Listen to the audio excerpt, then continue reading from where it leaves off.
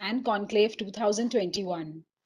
Today, before we begin, we express gratitude to all our sponsors and partners who have consistently guided us to bring together the best practices, convert successful partnerships. More about our sponsors as we go through the day. Be with us and hear about them, their exceptional work in the sanitation space. Now, over to the India Sanitation Coalition Chair, Ms. Naina Lal Kidwai, for her opening address. Thank you, Chaitali.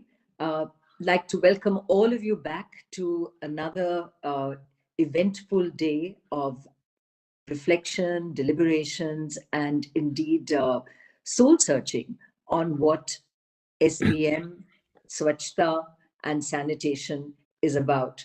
Uh, we had an action-packed day yesterday. We were very fortunate to have Shekhawat ji, our Minister Jal Shakti, with us. And he has made some very big announcements off our platform. He reflected on all the work that is happening from partners such as yourselves and lauded the activity that has happened in the sector through the partnerships with government. Uh, he talked about the way forward and intermixing sanitation and water, which of course are key going together.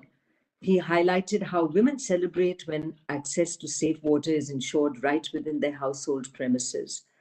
Uh, he talked about the importance of water quality testing and the fact Black women have been trained in the methods of water testing. So one of the big themes that we had on our panels yesterday was enhancing the role of women in delivery of public services, public goods like sanitation and water. And that is clearly where the government itself has begun to embark on engaging women in the delivery of sanitation and water. Uh, he discussed the impact of SBM on women and their lives in rural India. So, really picking up on the theme that we have been working on this year, which is looking at sanitation through a gender lens. He talked about the depleting water resources in the country and asked us at the India Sanitation Coalition and FICCI to help in supporting this action for ensuring sustainability of the sources of water. And he sought upscaling of what we are doing at the India Sanitation Coalition, especially around gender equity and equality and access to sanitation. So, all areas that we work in, and all of which we need to do more as we go forward. We had Minister Kaushal Kishorji, Minister of State Jal Shakti, and he highlighted the urban mission milestones in terms of both individual household toilets through his role in urban sanitation and public and community toilets. The Google mapping of public toilets. He highlighted the components of phase 2 of the mission, which, other than the behavior change aspects, also has 100% waste collection and solid and liquid waste management. Again, themes which we have been very engaged in at the India Sanitation Coalition. And he reiterated the commitment of the urban ministry to ensure that all cities of India would be made ODF++ by 2024. And it is this work in treatment that has been critical to the way we at the India Sanitation Coalition with our partners have continued to work.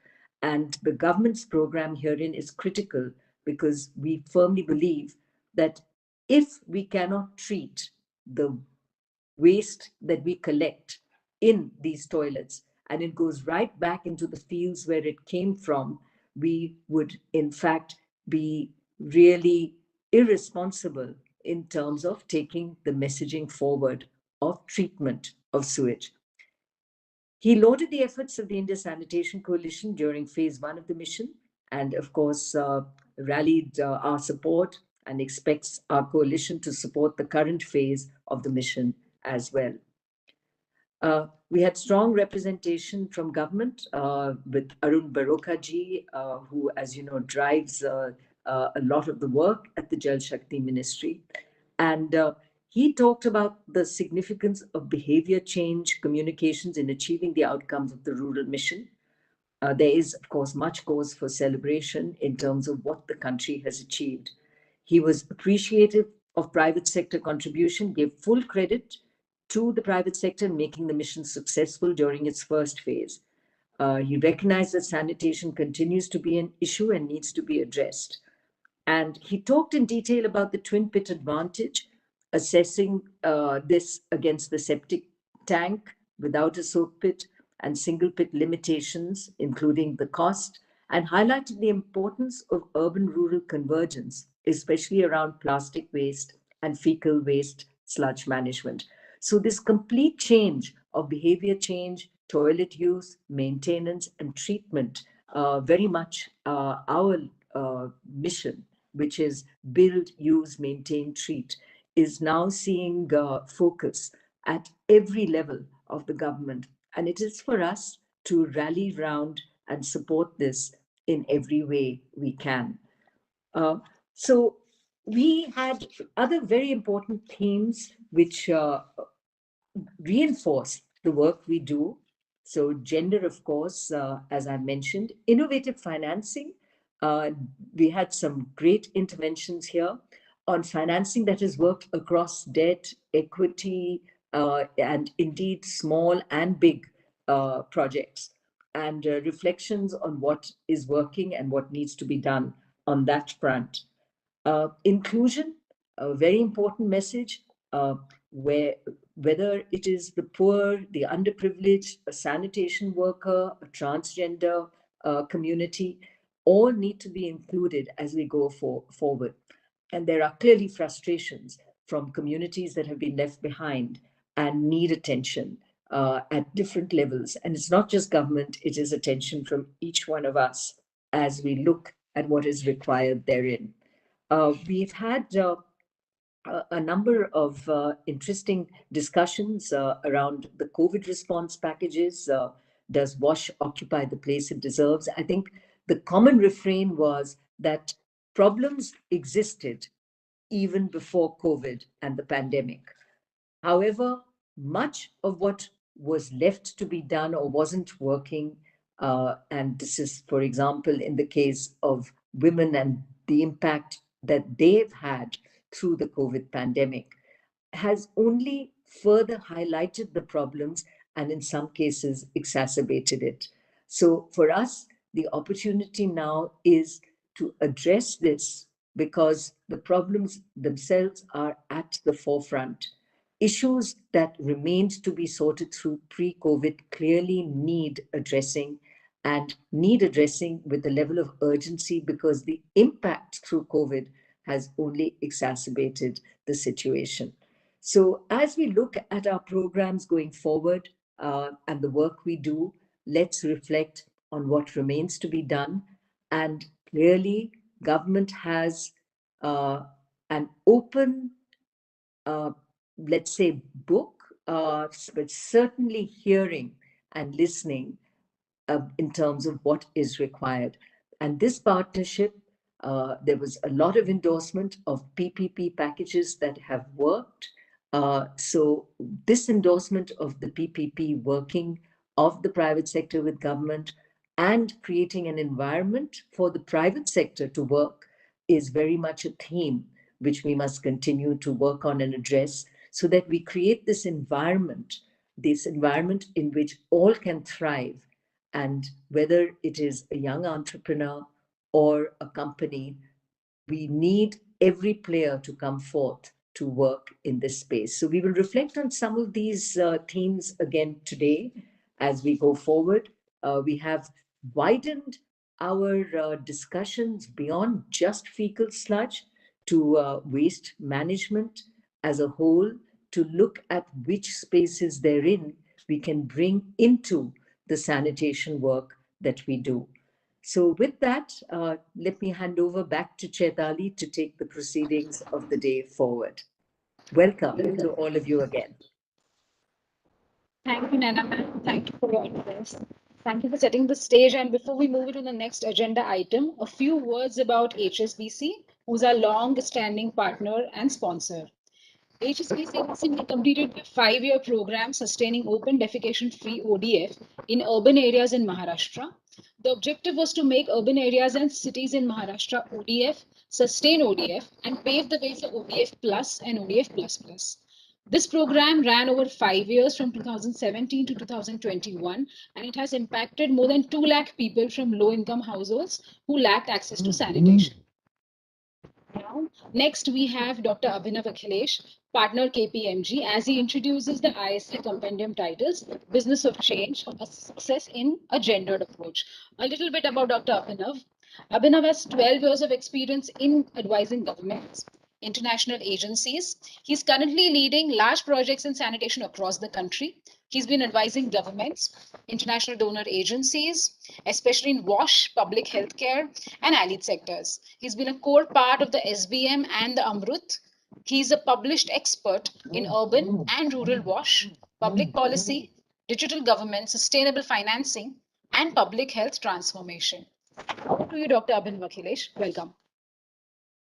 Thanks so much, Etali. And to start, I want to place on record my sincere appreciation for the fantastic work that the coalition and its partners do. And to Nana ma'am, especially to you, to have provided leadership to the coalition and this sector as a whole. And I do remember when you started, there were not a lot of people talking about this sector in the country to where we are. A lot of it is owed to people such as you. So I really want to place my appreciation for everybody who does this type of work. This compendium, which we have brought together with ISC, and I want to thank Natasha and her team for giving us this opportunity to collaborate, is essentially an attempt to bring forward cases, instances where a gendered approach to WASH has been successful. There have been good outcomes, and it also demonstrates that it's not just for the sake of being gender responsive that we should take up gender responsive WASH, but it just makes much better business sense, much better sustainability sense, makes much more sense from a community perspective, etc.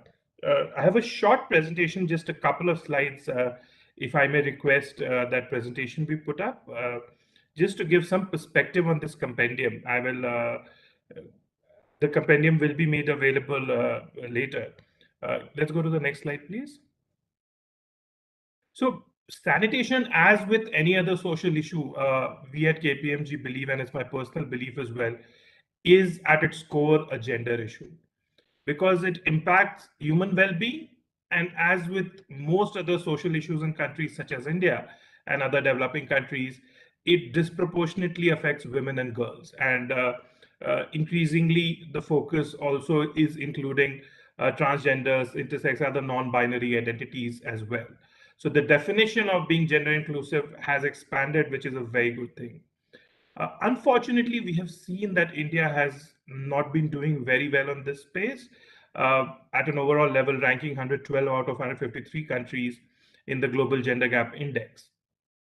But in terms of sanitation, what has happened, if you see on the right side, there are some numbers which are mostly from pre-SBM studies, latest is 2016, which was just the early stage of SBM, that a huge number of girls were dropping out of school. Women were giving a disproportionate amount of their time in terms of losing it due to poor sanitation, lack of access to sanitation. What is hearty to note, a lot of this has changed. Obviously, there's a long way to go, but through strong policies, both in urban and rural space, we have seen a lot of change happening. We have seen especially things such as toilets in school, seeing toilets at homes, giving access to women. And it's very interesting to note that the discussion and the narrative has significantly shifted from just providing access to sanitation facilities to now providing agency to women and empowering them as to how women should be leading this whole agenda from the forefront. Can we go next? Thanks.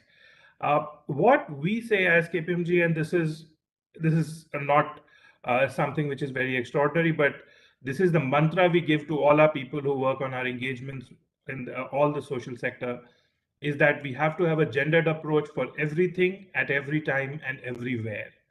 And therefore, this applies to sanitation as well. If you see infrastructure issues, we have had women-led efforts deliver inclusive program design in the slums of Mumbai and Pune.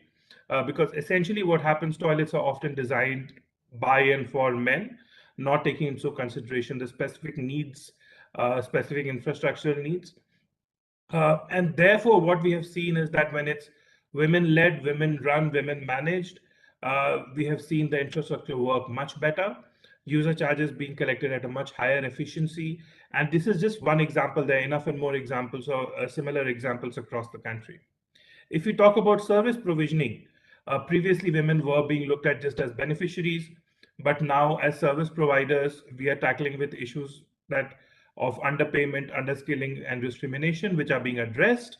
A good example is the Rani Mistris of Jharkhand. So traditionally, the masons were called Raj Mistris because it was traditionally seen as a man's job. But with this whole initiative, the narrative is shifting. We are seeing women being involved in service provisioning. There are good examples of the Swachh self-help group in Pune as well, where women waste pickers have come together to provide a service to the community, which is at a very high quality, very well designed, and it is financially extremely sustainable as well. If we talk about solid waste management, I would be remiss to mention the Swachhta Didis of Ambikapur. It's a story all of us are familiar with, how they have really turned around the city of Ambikapur from just another hamlet in Chhattisgarh to a town and city which everybody talks about, not just at the national level, but at the international level as well.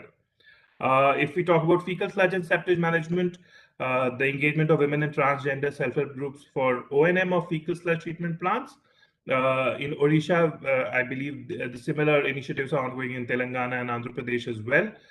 So that is very heartening to note that this is essentially leading to agency for women. And I believe even yesterday, a few of such entrepreneurs and self-help group leaders were felicitated at this platform. So my hats off to all of them.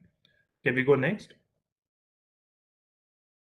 Just want to bring forward four of the many case studies that are there in the compendium. I will not drain these, but it is interesting to note how across the value chain, across the spectrum, there are interventions which are for women, by women, led by women, run by women.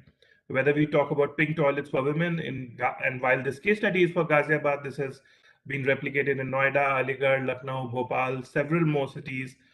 And what we have seen is that in areas, especially I can speak about Noida because that's my hometown as well, we have seen, and colloquial evidence suggests that in the marketplaces and the areas where these facilities have been provided, we are seeing higher participation by women in those commercial activities which happen in those areas.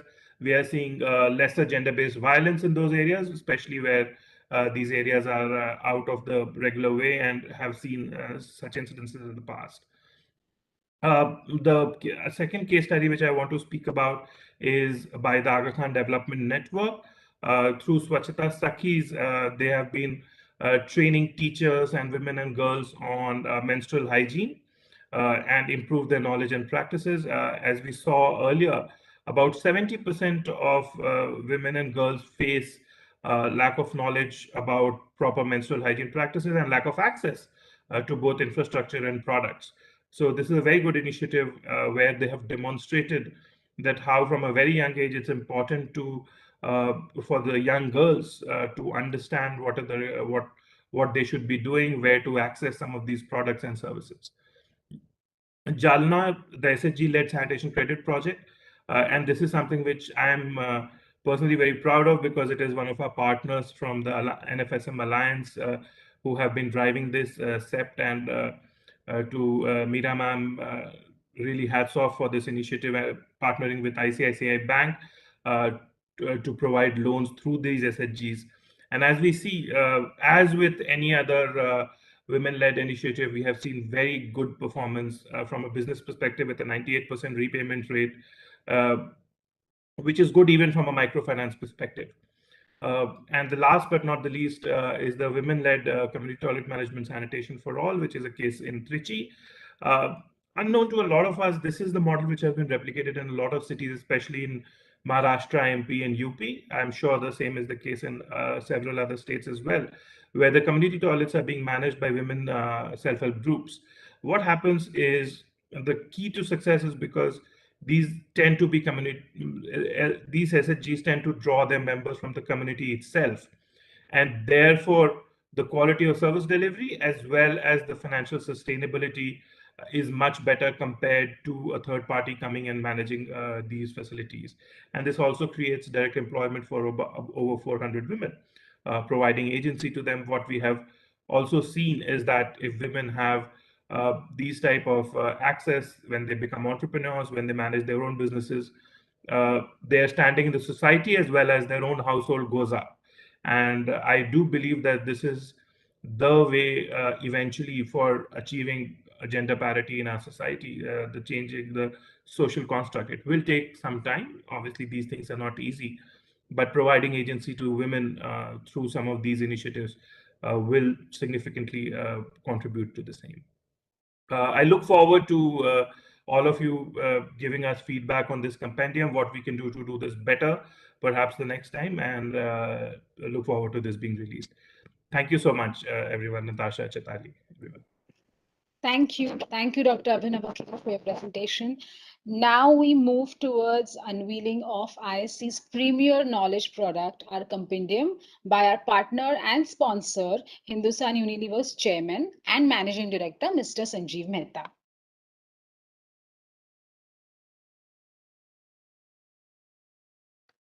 Is it taking a moment? Hello, everyone. My greetings to you. I'm absolutely delighted to be a part of the 5th edition of the India Sanitation Conclave and FICCI Sanitation Awards. I would have loved to be with you in person, but due to some prior commitment, I'm sending this message. The India Sanitation Coalition is a powerful and relevant platform set up by FICCI under the leadership of the late Rashid Kidwai and my dear friend Naina Lal Kidwai. Both of them steered the journey of the Sanitation Coalition passionately and have taken it to new heights. Today, several organizations, both Indian and international, look up to the India Sanitation Coalition for their partnership, involvement, and guidance on various aspects of hygiene and sanitation that are so important for our country. Some of the challenges that confront humanity today are too big for any of us to solve individually. In such a scenario, you need to look at the long-term interest of not just the organization, but also the world. At Hindustan Unilever, we believe in the long-term compounding model or the multi-stakeholder model.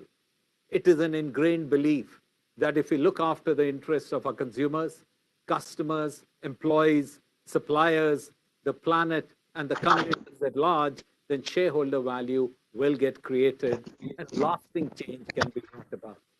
It's inspiring that the India Sanitation Coalition too shares a similar vision, a multi-stakeholder platform that brings together the government, private sector, financial institutions, society, media, etc., to drive sustainable sanitation. The importance of gender in water, sanitation, and hygiene, typically referred to as WASH, has long been recognized. However, most of the discussions are focused on women just as beneficiaries or users, and the role of women as sanitation professionals has largely been ignored. In 2016, an International Water Association study identified women as key WASH clients, and it was realized that a more gender diverse workforce was needed to respond to them. In fact, we have seen how women can act as a catalyst. Their involvement in economic, social, and hygiene-related issues can have a multiplier effect. Take, for example, Hindustan Unilever Shakti Ammas.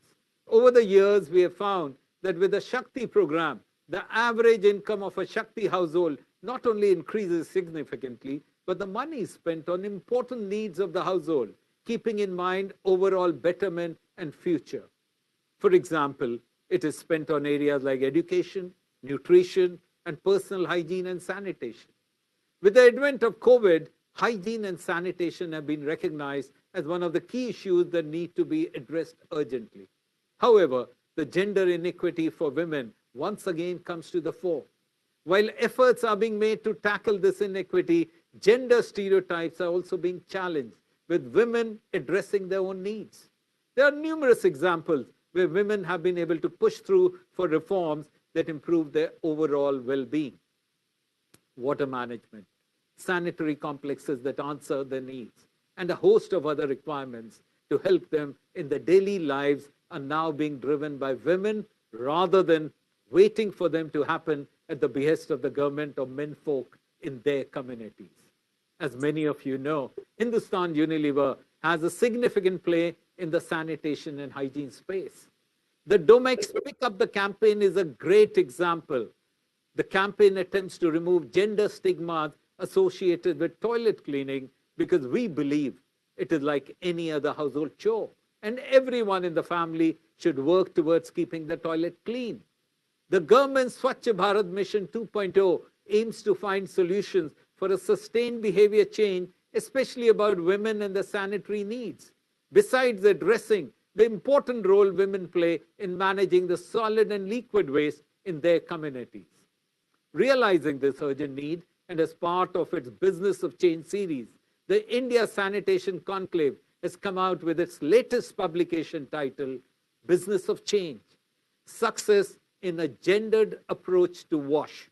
The book highlights success stories in the sanitation space where there have been impressive gender outcomes aligned with the objective of the Swachhata mission. Though he's no longer with us, I'm sure this publication has the blessings of Rashid Kidwai, who, along with Naina, founded the India Sanitation Conclave. Ladies and gentlemen, I'm happy to release the book, which would be a ready reckoner for everyone working towards achieving the WASH goals of India without the equity around gender being compromised. Thank you very much. Take care. God bless.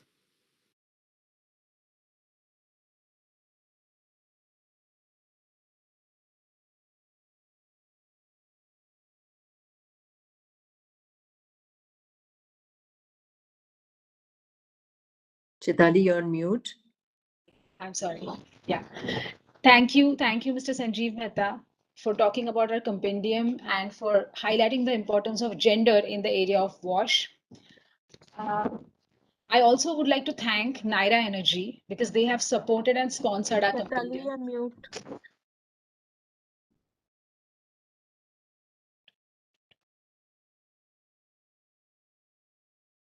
Hello, am I audible now? Audible, Chaitali, yeah. Now I am audible? Yes, yes. Yeah, thank you. Yeah, so this is third time I'm thanking Mr. Sanjeev Mehta, right, for unveiling our compendium and for taking a gendered, highlighting the importance of gender in the area of WASH. And I like to thank Naira Energy because they have sponsored and supported our compendium for this year. So 2 lines about what they have done in the sanitation space this year. Naira Energy has built 500 hand washing stations across schools, Anganwadis, and health facilities in Jamnagar and Devbhoomi Dwarka. They have also conducted capacity building across SBM health and education. And they have started plastic waste management wards in 7 wards along with Jamnagar Municipal Corporation. So this takes us into our next panel discussion, the first panel discussion of the day, the title being Making India's Cities Zero Waste, Tackling Municipal Solid Waste Management. And I'm glad to see most of my speakers here. I'm quickly going to introduce each one of them. We have Mr. Sandeep Patel, who's the co-founder and CEO of Lepra Resources Management Private Limited. He's an entrepreneur with a decade of experience in the waste management and recycling sector and leads India's largest dry waste management company. He has been awarded CII's 3R Excellence in Managing Plastic Waste 2020 and the Forbes Social Entrepreneur of the Year Award 2019 and Garbage Guru Safai Giri Awards 2019. Welcome, Mr. Sandeep. Next, we have Mr. Deepak Agarwal, the Executive Director of Indo Enviro Integrated Solutions Limited. Mr. Agarwal was a Central Civil Services Officer and served the Government of India under various capacities for more than 2 decades before opting for voluntary retirement to join the private sector. Mr. Agarwal is the Vice President of the Waste Management Association of India. Welcome, Mr. Deepak Agarwal. Next, we have Ms. Momita Chakraborty. She's the head Geocycle Asia and India. She managed the market development activities for both Ambuja and ACC in her role as Business Development Manager till 2012. She holds an MBA in Environmental Management from the Tata Energy Resource Institute University. Welcome, Momita. And the last speaker we have is Dr. Anurag Garg. He is a professor in Environment Science and Engineering Department at IIT Bombay. He's completed his BE Engineering from IIT Roorkee and is now a visiting professor in School of Water, Energy, Environment at Cranfield University, UK. Welcome our speakers. And now I'd like to welcome our moderator for the day.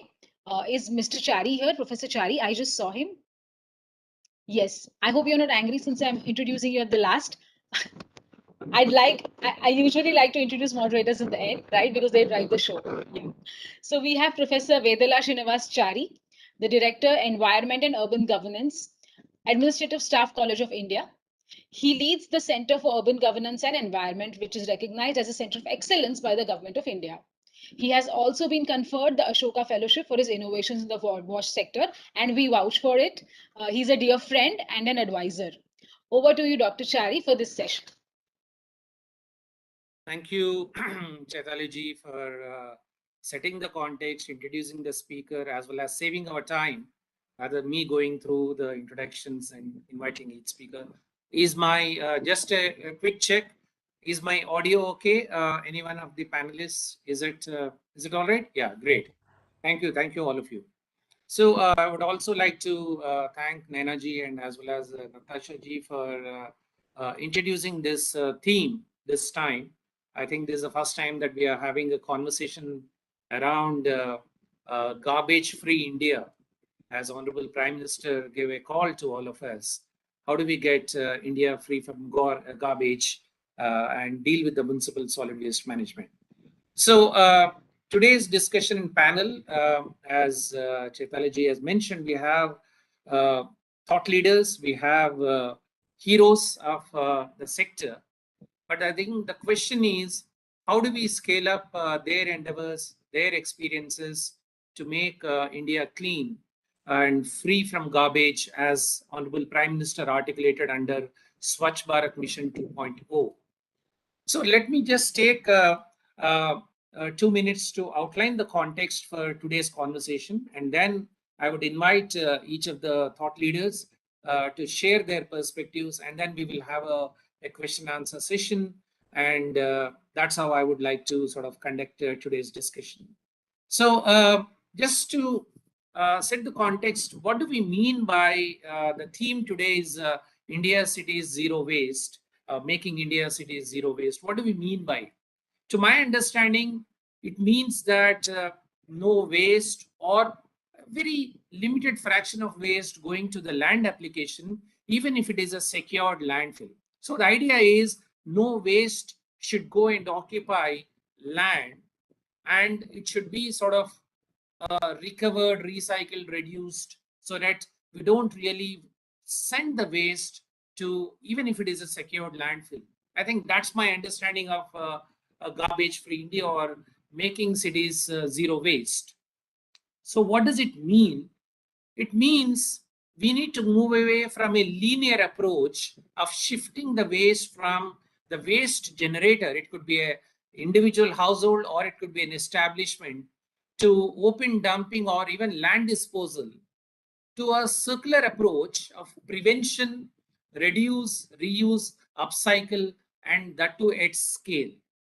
It's not just an NGO-led or an isolated good practices, but it means we need to really bring this change at scale. This narrative, what I'm discussing, may sound a little more academic, that let us not send any waste to the land, but it was an academic conversation 10 years back, but it's no longer true. In fact, it's no longer an academic paper or a publication of zero waste going to the land. Actually, today it's happening. Now, the best part about this is that I would say year of 2021 is a historic year for India. Number one, the reason is that Honorable Prime Minister has launched SBM 2.0 on 1st of October 2021 and very clearly outlined a vision of making urban areas free from garbage by 2026. Now, probably in my understanding, no country perhaps has set a very clear and focused agenda for MSW, municipal solid waste, and that too led by Honorable PM. And I mean, countries speak about it, but coming from at the helm of affairs, and that too with a very clear, focused intervention, and most importantly, earmarking resources for this. I think 2.5 times more resources than SBM, 1.4 crores as an outlay, is I think is a very interesting turning point or a tipping point as far as MSW is concerned. And I would say 2021 is a landmark year. Now, SBM 2.0 talks about not only creating systems for new waste or a fresh waste, but it also speaks about remediation of the dump sites to the extent of 15,000 acres of land, cleaning up this 15,000 acres of land, removing 16 crore tons of waste. So it is not just talking about dealing with the waste generated as we speak, but also dealing with the legacy waste. I think this is a very, very interesting policy thrust supported by resources.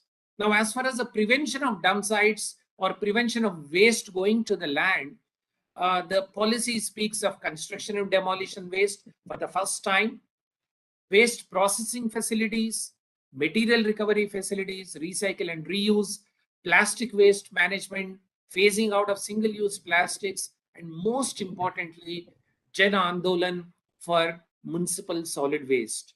We had this phase of 5 to 6 years of Jan Andolan for open defecation free urban India. Now we're going to have Jan Andolan for garbage free cities and waste not going to lands. At a practice level, this is at the policy level and fiscal support for making this change. At a practice level, as I said, it's no longer academic conversations. We have thought leaders, leading examples to fix the problem of waste management, and we would be discussing with them today. 4 of them, we're going to have these thought leaders explaining to us how to fix these problems and how these problems are fixed at different geographies. Now, the need of the hour is not about the problem fixers, not just about the policy, but I think the need of the hour is a strategy, human capacity, and political alignment at the local level, and most importantly, at the citizen engagement. Now, in this whole journey, time is essence. We have to understand as a country and as its stakeholders that we have about 9.5 years to meet the SDGs. It's not a long time we are speaking about. We just have about 9.5 years to meet these targets. And as SBM 2.0, we are talking about 5.5 years to meet the targets. So there is a sense of urgency. The incremental approach of taking projects one after the other will not work. It's not good enough. I think we need a non-linear, we need an exponential approach, and we need new solutions, new technologies, and new business models, and new ways of financing it, particularly public-private partnership. Why not we speak of HAM model in municipal solid waste management? Why only in wastewater? So I think we need to think of new ways of financing, and I think we need a brand new attitude at the state and the municipal level to support innovative approaches. I think that's the need of the hour. It's not just about leading practices. The leading practitioners are already there, but how do we take these leading practitioners and practices at scale? What is the strategy, and how do we take it to states? How do we take it to local governments? I think is a need of the hour. And I repeat, we just have limited time. The conventional incremental approach of releasing a tender one after the other, one city after the other city, is not going to work. The whole idea of L1 model is not going to work. In fact, just last week, Ministry of Finance has released saying that we should go for QCBS systems and we need not follow L1 model. So there is a complete change in attitude at the national level. How do we take this at the state and local level, and how do we share these experiences and trickle down much faster is what is discussion today. Now, today we are going to have a storytelling by the leading practitioners, but I would also be taking the question, how do we take these stories at scale? I am obsessed about scale all the time, so I'm going to nudge and push the practitioners that ठीक है इंदौर हो गया, ठीक है अहमदाबाद हो गया, ठीक है हैदराबाद हो गया, but how do we take it to scale? And that's a question I'm going to ask, and I would like to have this conversation recorded in the form of a proceedings, in the form of a note going to different state governments, so that I think the message should go loud and clear to all the state and local governments. So with this, I would start by welcoming Sandeep ji for giving, I know that you are a star performer, you are a hero of the waste management sector, but I think if you can just tell us what was the journey like, what are you doing right now, and what is your thought process of scaling up, your experience as to meet the goal of garbage-free India. Over to you, Sandeep ji. Mute. Thank you, Professor Chari. And it scares me because I'm not used to being a hero in any form in any way. But it's just the team and the work we have been doing all these years. And I think the struggles make you survive, and then once you survive, you become a person who to go to and ask what not to do. So I think I'm the guy in the sector who knows what not to do and has been doing something on an ongoing basis. And we have built something which basically might solve the problem which we have in hand. So we started almost more than a decade ago when nobody was really talking about waste. I understand we have 7 minutes, so I'll try to keep that in mind, Professor. So in Azadi Ka Amrit Mahotsav, and even before that, our PM Shri Modi ji, he mentioned about ensuring that waste management is really taken care of.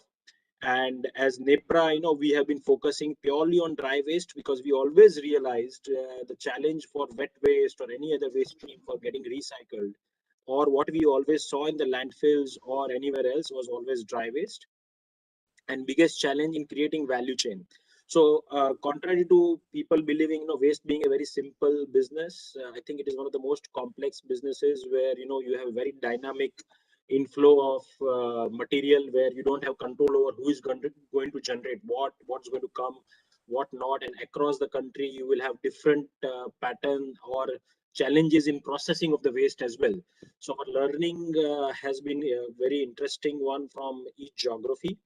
But as NEPRA, we are essentially a tech-driven company building value chain and improving efficiency, keeping all the stakeholder in mind. So it's either the waste pickers, it's the waste generators, municipal corporations, even the compliance requirement for most of the industrial or corporates or businesses under plastic waste or EPR, etc. We are one of the largest players and supporters for providing that kind of compliance and ecosystem. So essentially, we try to bring efficiency and eliminate inefficiency by using tech and create infrastructure to support it. We have built technological platform from end to end for a lot of applications, including EPR, waste management, and process management, and also with respect to segregation. So I'll keep that. But what really it boils down to is creating a circular economy. Historically, circular economy was more about getting the plastic back into the value chain or paper back into value chain. Now the demand and the external factors are really driving the demand for high grade materials. So the plastic waste and the EPR rules which have come in, the draft ones, would push the packaging users to shift to almost 30-35% recycled content. And those kind of push will definitely require huge investments into high grade processing of plastics, etc., and also segregation. So our journey started in 2006 to 10. If you see the irony of this, both the photographs here, on one side we have a huge amount of people across the country surviving from the waste recovery. And on the other side, there's a dump where there's a photograph of Mr. Khan, Khushbu aisi jo diwana bana de. So actually, it's the smell which makes all the entrepreneurs in waste, divanas or heroes in this space, that we love that smell and we continue to pursue the opportunity. The sector, needs a lot of infrastructure creation. This is our journey where we started doing on the ground, training people, making them understand, building our own learning frameworks. There was no interest from the sector in 2013, 11, and 12, where I was trying to raise money, build a business, and out of 60, 70 VCs, 16 had told no me to me for any kind of investment or support to build the business. And I raised 3 crores, and within 4 months, it went into ashes. It was a experience which has taught us many lessons about how to really manage the value chain, what to do, what not to do. But I think it was lucky that we happened, and when we were small, this happened, because our practices and benchmarks were completely evolved post this experience, which is a learning, and it should be replicated across most of the municipal facilities or sites where we see potential fire risks. We shifted to a little bit mechanized facility, from where we use the same learning again to build facilities in Ahmedabad and Indore, which are large facilities handling 100 tons, 300 tons, facilities across the country, recovering a substantial quantity of recyclate.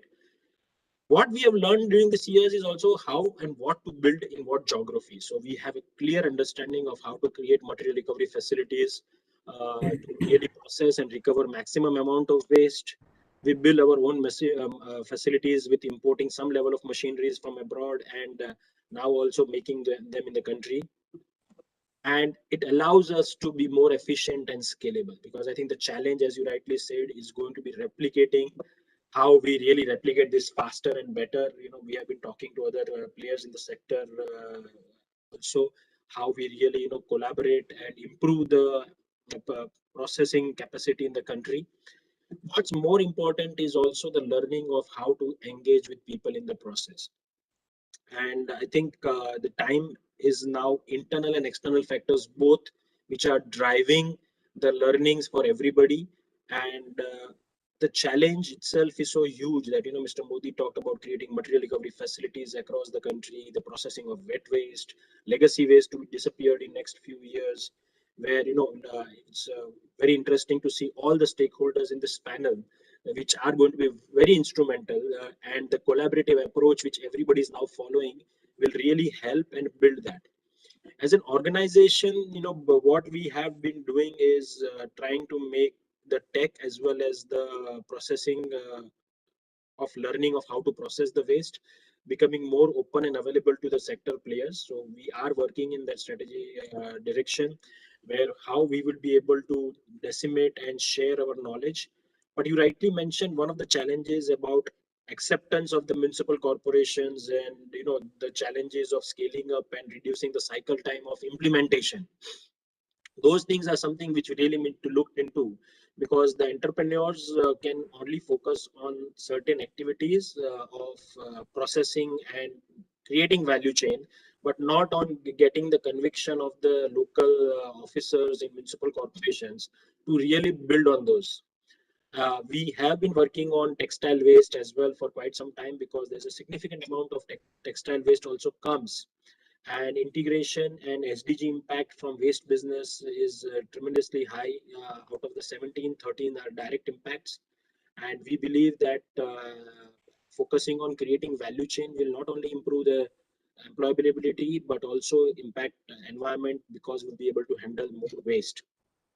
We work with a lot of education centers as well in the Gujarat, where we support education for waste picker children, and that allows us to ensure that the next generation is also well say trained to do upskilling of their roles in a but much better way. And we have seen the ladies who have been working with this almost a decade now, from the day we started their work with our business.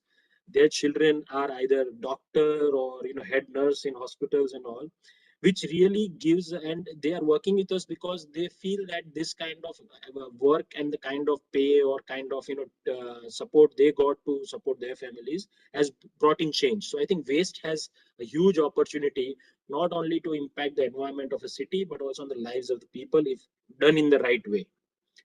I would stop there because thank you. Thank you, Sandeep. Just for the benefit of audience, not everybody may be an expert in municipal solid waste management, and let us not take them this understanding as granted.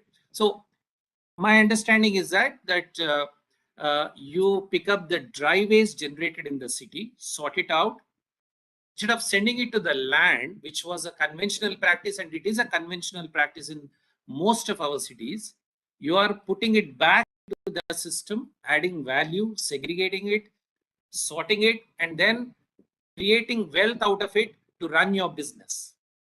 Yes, so our business model is quite independent of municipal revenues as far as if it is dry waste which is made available.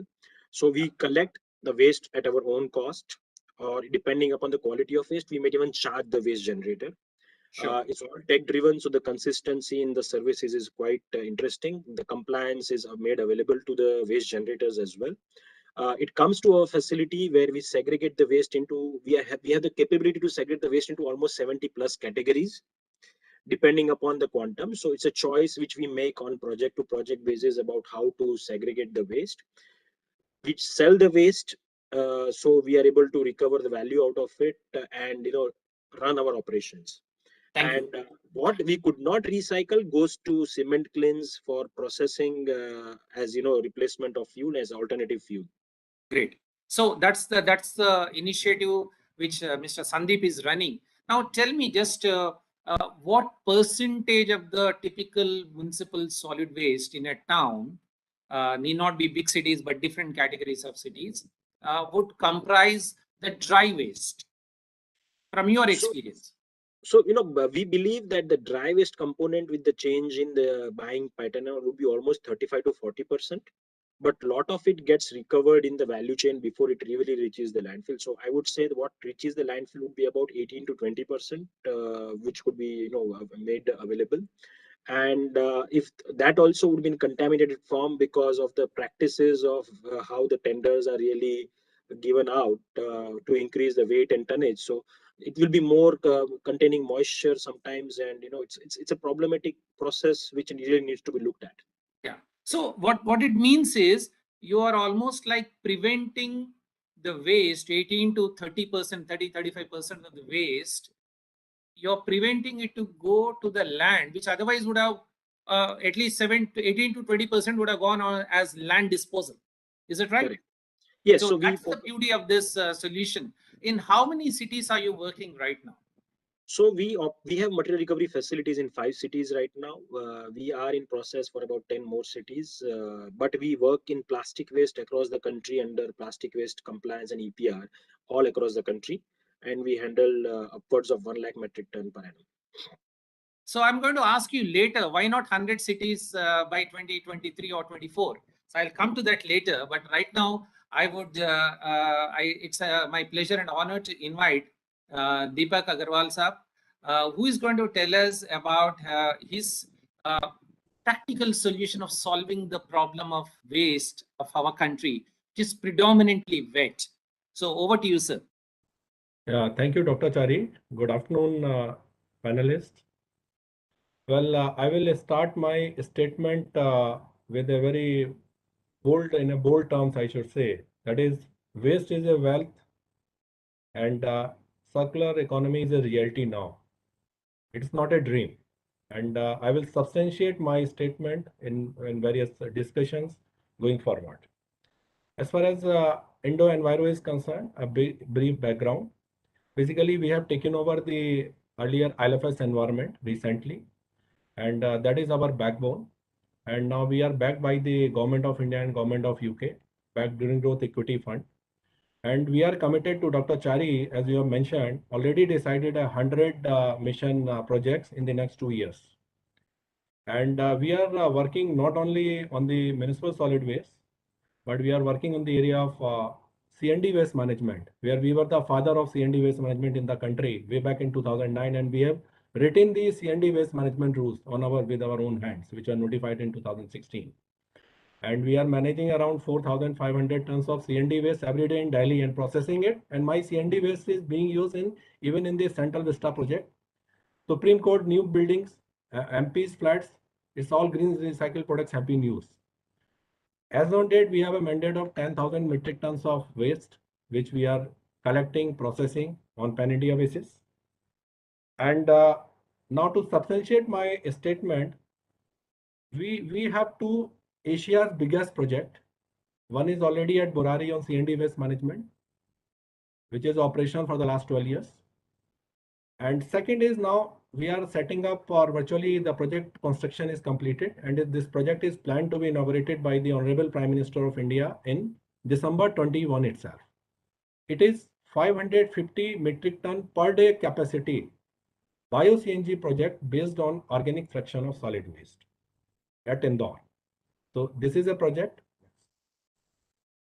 where Indore Municipal Corporation will give us a segregated fraction of organic waste, that is the Gila Kachra. They will deliver at our doorstep. And this project is on a very high traction from the day one. The Bhumi Pujan was done last year, but again there was a COVID. And then it was followed by a visit by the Honorable Minister MOPNG, and then the Secretary UD DS Mishra Shah also visited. Because this is going to be the game changer for the whole country, where there is no support from the government in terms of any capital grant. There is no processing fee per ton, and the project is commercially viable and scalable, and which will pave the way as a flagship project, as a torchbearer project, as a light source project for the whole country to multiply to 100 projects dream going forward. Few highlights of the project. We will be generating around 18,000 kgs of bio-CNG per day. 15 acres of land is there, and the capital cost we are infusing to the tune of 150 crores. Concession period is 20 years, and it is on dear boot model. The beauty of this project is this is going to be the first project where the technology is a improvised technology based on a German technology, but improvised to Indian conditions, where we may expect some inerts or any impurities in the waste. And in this project, again from the carbon credit perspective or circularity perspective or carbon neutral perspective, 50% of the bio-CNG will be used by the Indore Municipal Corporation to run their own buses. So the typical example is a circularity. The waste intake is there. We produce the bio-CNG, and again the bio-CNG is being used to run the city bus service. 600 buses will run on this bio-CNG produced by the plant. And it is based on a semi-dry mesophilic process. Same type of setup we have already started work at Bhopal itself, and many ULBs we are going to start the work. Next. This is a miniature model which we have put up in Amrit Mahotsav at Lucknow also. And the plant really looks like this. Next month, I will invite everyone to visit this plant in the month of December after the inauguration by the Honorable PM. USP of the project is the problem generally why the projects have failed in past based on the biomethanation is the segregation, or how you really prepare the food for the bacteria to digest and produce the bio-CNG. So here we have used a unique model of hammer-mill segregation, which is going to be the game changer, and nowhere such improvised technology meeting the Indian requirements have been used, and it's a completely automatic plant. The project will mitigate 125,000 tons of CO2 every year. You can understand the impact of an environment, and the impact will have a rainforest spread over 50,000 acres. So this is the impact of the project. current pictures of the project. Few more pictures. And you see here the digesters, which are the biggest digesters of the country. They are 22 meters high and 18-meter dia, the size of the digesters. So this is from my side. And Dr. Cherry, about your questions, we can take it separately or we can discuss on commercial viability, scalability. That's up to you how to move it forward. Thank you, sir. Thank you. This is a real, I would say, a beauty in my own way, because if I understand you right, and again, for the benefit of our audience on this panel who are listening to this, Indore Corporation will give you the wet waste, and you would process this waste into bio-CNG, and 50% of the waste would be used for running the buses of the Indore Corporation moving in the Indore city, and the balance will be used for commercial applications as a CNG, as a substitute for LPG. Is that the summary of your project? And it is financed by, it is a design financed also by your firm. Am I right? Yeah, only I think misunderstanding is there. Indore Municipal Corporation will use on payment basis. On payment basis, of course. Yeah, that's all. So basically, for the gas that they for the gas. But Absolutely. There is no tipping fee involved. There's no tipping fee. On reverse, we are paying a royalty to the Indore Municipal Corporation. Fantastic. So if I can assume that if you and Mr. Sandeep, if you go together in a same car, you can fix the problem of the dry waste as well as the wet waste and make the city clean. And it's absolutely doable. And that's what the message I'm getting. And Dr. Chari, it is a coincidence. Sandeep plant and my plant is adjacent. Absolutely, absolutely. So I think we are just in the process of discovering that car which will carry us along. Yes. The car will be on bio-CNG, for your information. And I tell you, another USP of this project is I can use any feed which is organic in nature.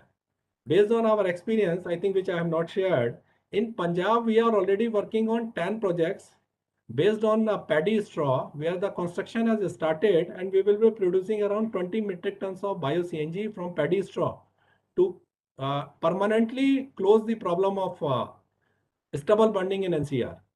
Fantastic. So we have a plan to set up some 20 odd projects in Punjab and Haryana on paddy straw, press mud. We have already started the work. Yeah. On ground. So sir, Deepak sir, ये बताइए कि can this be scaled down? Not every city is a million plus. Can we take it to a class 1 city? What is the minimum viable scale that you would like to offer to cities? Yeah, as far as the project economic viability is concerned, I need minimum 200 tons of segregated waste. That's all. I don't require anything except the land, which is as per the MSW rules, ULB has to provide. I will invest. I will sell the gas in the market. I think it's great. I mean, you have used the word segregated waste. I'll come to this issue of segregation, which is a big challenge in most of the cities. And that's where Honorable PM is also talking about Jan Andolan, not just for ODF, but also Jan Andolan for garbage-free cities. I mean, rightly so. We will discuss this issue of behavior change communication and replicating the segregation story, which is coming from Ambikapur, Indore, and a couple of other places. We will take your idea also on that. I would now move to the third speaker. I mean, we need to understand that whether it is what Mr. Sandeep has mentioned or Deepak Saab has mentioned, there is always some residue. It's not that no system is perfect. There is always a reject. That reject is often nasty. It is not commercially viable. And that's where I think we need someone like Ms. Chakravarti to come and fix the problem. There is a beautiful synergy that is emerging in this panel. Now, Mamita ji, over to you. How do you fit into this whole scheme? Now, this car has only 2 members. Now, where is the space for third person? Is there any need for a third person such as you in the driving seat to fix the problem of Indian garbage problem of cities? Over to you. Thank you, Dr. Cherry. And I think very rightly mentioned, and I think the sequencing was also very apt. I think where we come into play is to ensure that these two, gentlemen are seated and the car continuously runs, because, we take away the kind of the combustible fraction of the municipal waste and we use that into our cement kiln. We have the capability to process it as alternative fuel. So I would like to just share some slides to, give a little bit insight into the technology that we practice and how does this whole thing fit into the ecosystem that we just spoke about. Mamita ji, you need to speak a little louder if it is Sure. okay with you. Sure. Absolutely. Is it better now? Yeah, this is better. Thank you. Okay. And yeah. So just to give a background, this is a dedicated, let's say, a waste facility built by Geocycle, which is basically a dedicated waste management brand of Wholesome. And in India, we operate under the aegis of Ambuja and ACC. Of course, Ms. Nainalal Kidwai is our honorable board member to Wholesome, and she's a member of the Health and Safety and Sustainability Committee. And so therefore, with such thought leaders, this initiative as a cement industry is, of course, very pioneering and also a step towards, building a zero waste future, as the theme of the event also is. So, just to come to a background, I think this is known to the audience. I will not spend much time.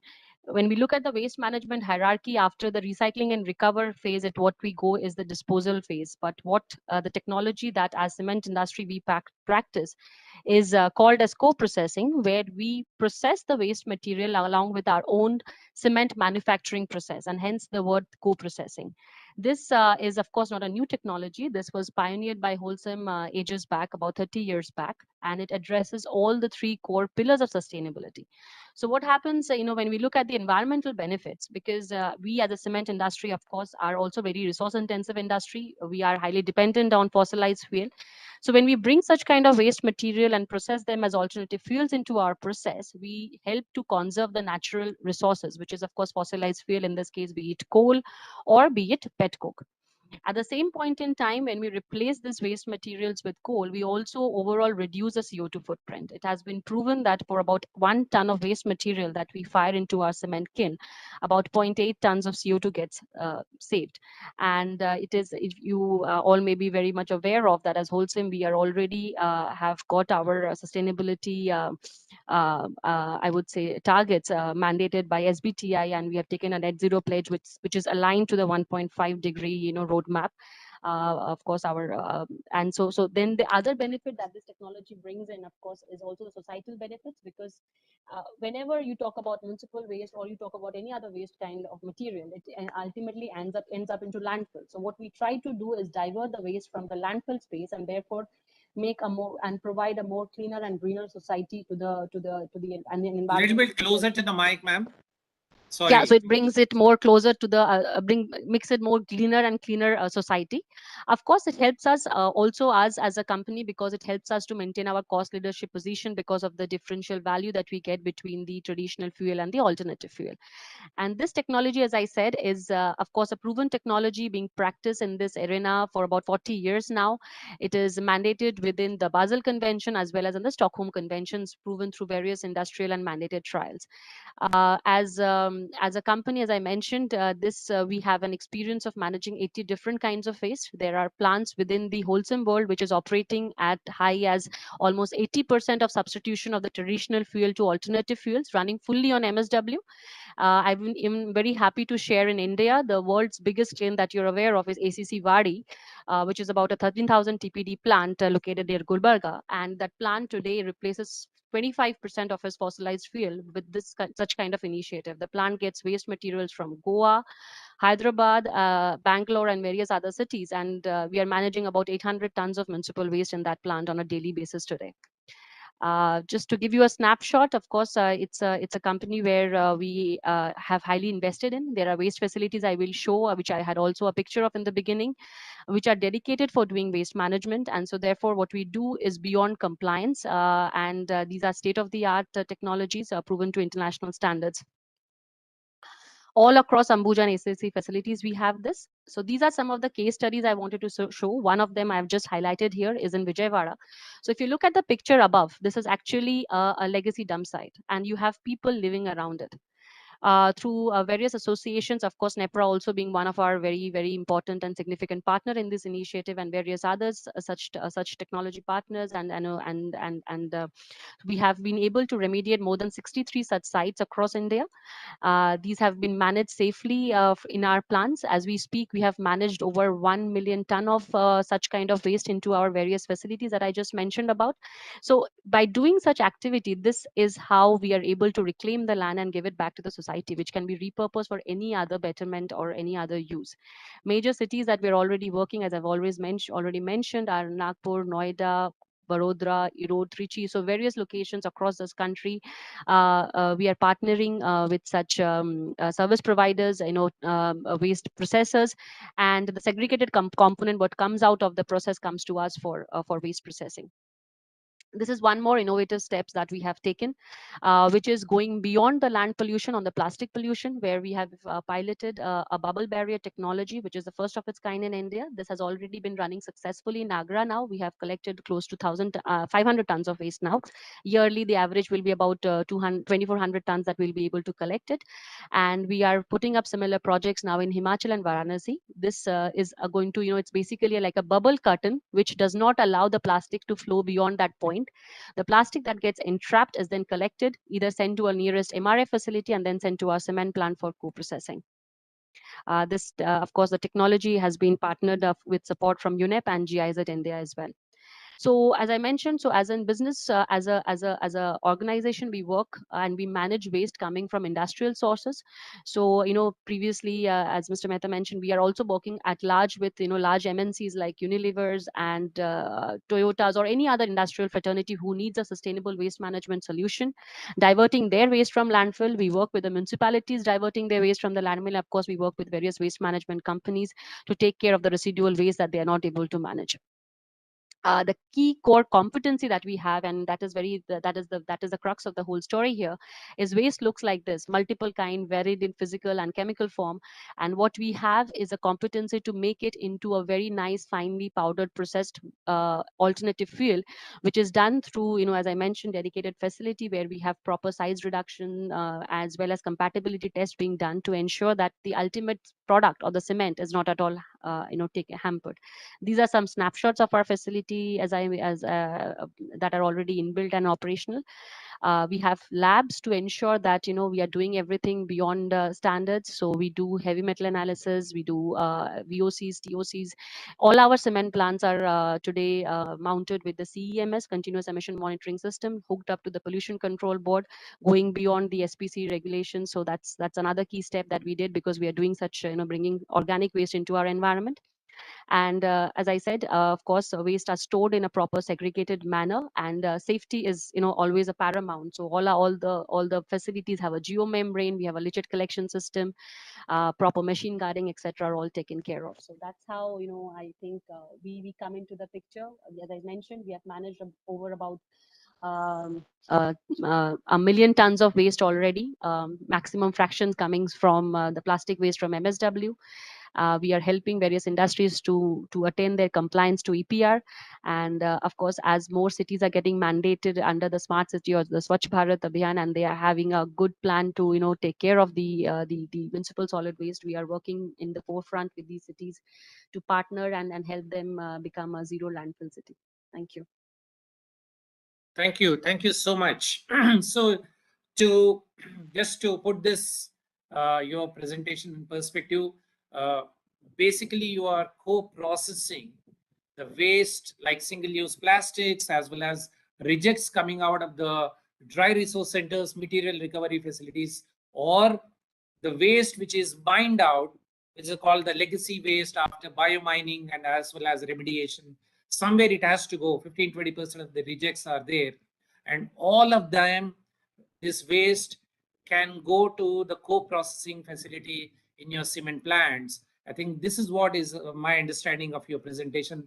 This fits in beautifully, and you should be in the driving next to the driver's seat, because the nasty stuff is going to you, in fact, which cannot be easily commercially managed or which cannot be easily recovered. I think that waste is handled by you, thanks to you. Thank you very much. Can I ask you one or two questions? Sure. You would have done this mapping of your facilities and the big cities and the small towns, the class 1 cities. If just looking at your own cement industries, how many towns can be covered within a geography of say 200-300 kilometers or 100 kilometers zone? What's the story like? So you already rightly mentioned, Dr. Chari, that within a radius of about 200 kilometers, any city that falls through this, any cement plant has a capability to manage it. The good part is the cement plants you would see India also are more like has a clustered approach. So we have certain clusters of cement plant around that city, and they could always be mapped to the nearest city location. And I think today that kind of maturity has already come into the system, where in most cases the municipality understand the various roles of these key players that is there. So let's say when we talk about Baroda, our nearest plant is Ambuja Nagar, where we take this waste material. When it comes to Noida, we take it to our plant in Rabri Awas or the new facility that we are building up in Marwa Mundwa. So that's how the synergy is built in. Today, of course, within that 200-kilometer radius, many projects have not started coming up because they were not aware about we being having the capability of accepting the waste. And that is what we are doing with such partners like NEPRA or maybe Zigma or Ramki, where we are working with them to go together as a waste processor and ultimately an intaker of the waste material, that these are the cities that yes, we can build in a model for your city and drive it for a more like a zero waste future. So we are now working with cities like Ajmer, Jodhpur, which are more local to our plants, and building an ecosystem So, there. Mamita ji, how many towns, if I have you done this mapping, how many towns fall within your catchment? Approximately, some numbers. So approximately, if I look at it on a pan-India level, we can service about more than 120, more than Fantastic. 120 for sure cities, or 63, as I said. We are already managing. Beyond that is a question of those cities coming up with those projects, and that's what we are trying to drive today. Yes. Okay, and with this addition of this waste, you are substituting part of your conventional fuel requirement. Can I assume that? Yes, of course. Yes, it does help. Once it's So, in processed, a way, yes. we are contributing, this trio is contributing to the climate change agenda as well as bringing energy security, as Deepak ji or you are actually contributing to the climate change agenda, which we have signed up to. Honorable Prime Minister has given a commitment on our behalf of the country. I think these are the stories which fits into this whole climate change agenda as well as bringing energy security to our country. I think this is a fascinating. I will come back to you with more questions. Sure. Definitely, you are part of this car, and there's no way you can't be sitting outside. I think we need to go together. Now we need a smart driver to take all of these things together, and we need an innovator who can carry and keep nudging all the partners together. We also need innovators to inform the cities for better segregation, new technologies, and I think there is no better person than an academician, Dr. Anurag, who is actually working very closely in this space of innovations, coming up with new solutions, as well as building human capital to drive all this, both at the municipal level and as well as at the private sector level. So, Dr. Anurag, tell us about your story. What has been your efforts are, and what are the challenges? Yeah, so good afternoon, everyone. So first of all, I would like to say thanks to the organizers, Professor Cheri, and also all the panelists for sharing this thing, and for organizers for inviting me and getting a chance to interact with with all the persons who are working who are doing a great work on the field actually, right? So that is a so thanks to all, and thanks for sharing your experiences.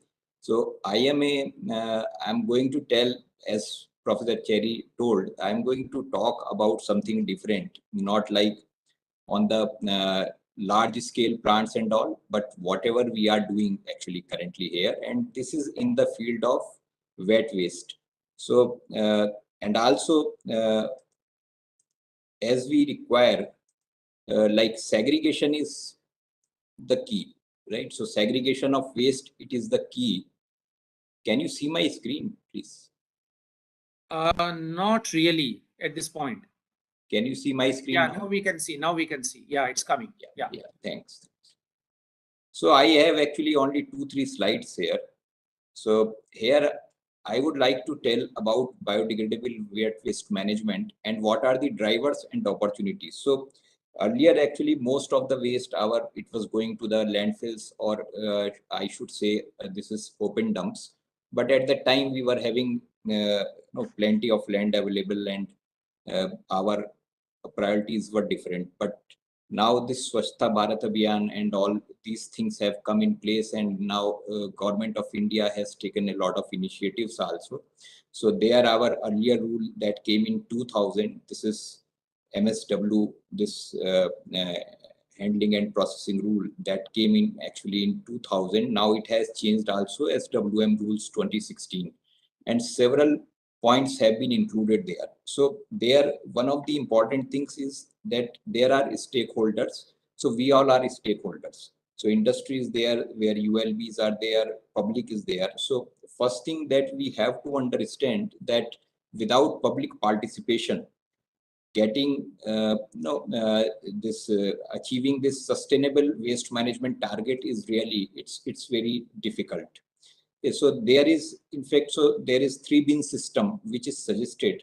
That is, the waste should be segregated into 3 bins. So the first bin is, in fact, about the this wet waste. The second one is the dry waste, and the third one is domestic household hazardous waste. So we are more focusing on wet waste. The reason for this is it is a major fraction of our municipal solid waste, and it comprises, I think everyone will be agree with this. So this is almost 40 to 60%, but still one more thing that we need to understand, waste is heterogeneous in nature, and actually we cannot fit the same solution for all places. So basically we need to have a basket of solutions where in fact we can pick, we can see that which kind of technologies, as well as what is the market available at a particular location to achieve success actually at a particular location, right? So therefore, in fact, we have to think about new technologies also in addition to our conventional processes. So for wet waste, we go for composting and anaerobic digestion. So now, and composting, it is very well known processes, right? So but it's still, unfortunately, like at several places we face a lot of problems. So that problems mainly, if we look at this waste composition, it has in fact it may have dry waste, it may have some hazardous waste also, that is domestic household hazardous waste. So that will have impact on the overall process. And how do we actually perform the composting process? So technical know-how is also important. So if the person is not aware with this biological processes, because these biological processes are generally very sensitive, and in case if we are unable to understand the behavior of microbes, then the system fails. And this is wet waste. Wet waste generally, this is putrescible in nature, and it causes odor. And that is the another very big challenge to deal with such kind of waste. In dry waste, there are issues. Dry waste also, it can be heterogeneous, so you have to have this MRFs and all. But dry waste has different properties, and it can degrade very fast, and then it can create a odor nuisance, and public opposition may be very high.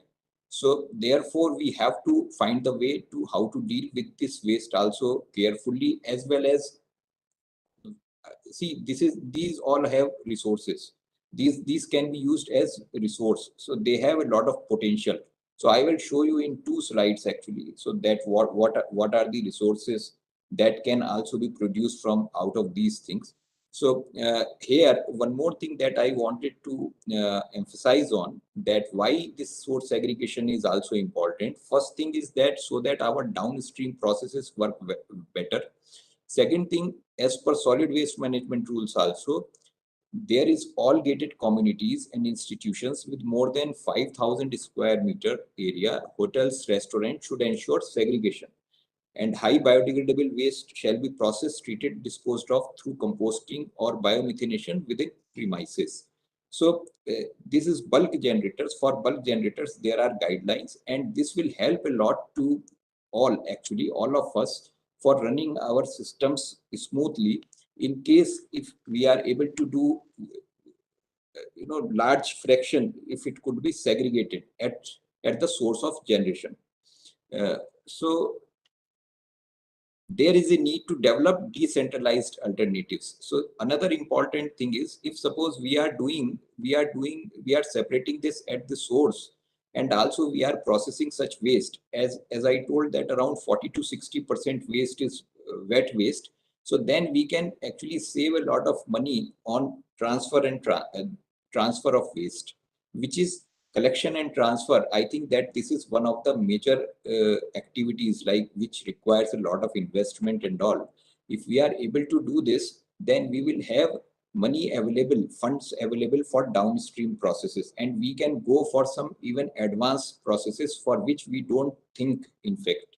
So in the view of this, there is a need to develop efficient decentralized alternatives in addition to centralized facilities, which will promote resource recovery from wet waste. So also I mentioned that there is a need for trained manpower and public participation. Without public participation and trained manpower, we can run this facility for some time, but long run, actually, it is very difficult. There are several places where there were very nice systems were there, but due to sustainability issues, they are facing actually problems in running their systems properly. So first is decentralized drum composting system. So there are actually, we have several systems available. I am sure that all of you are aware with them. So, but still we have to understand that how easy can these be operated.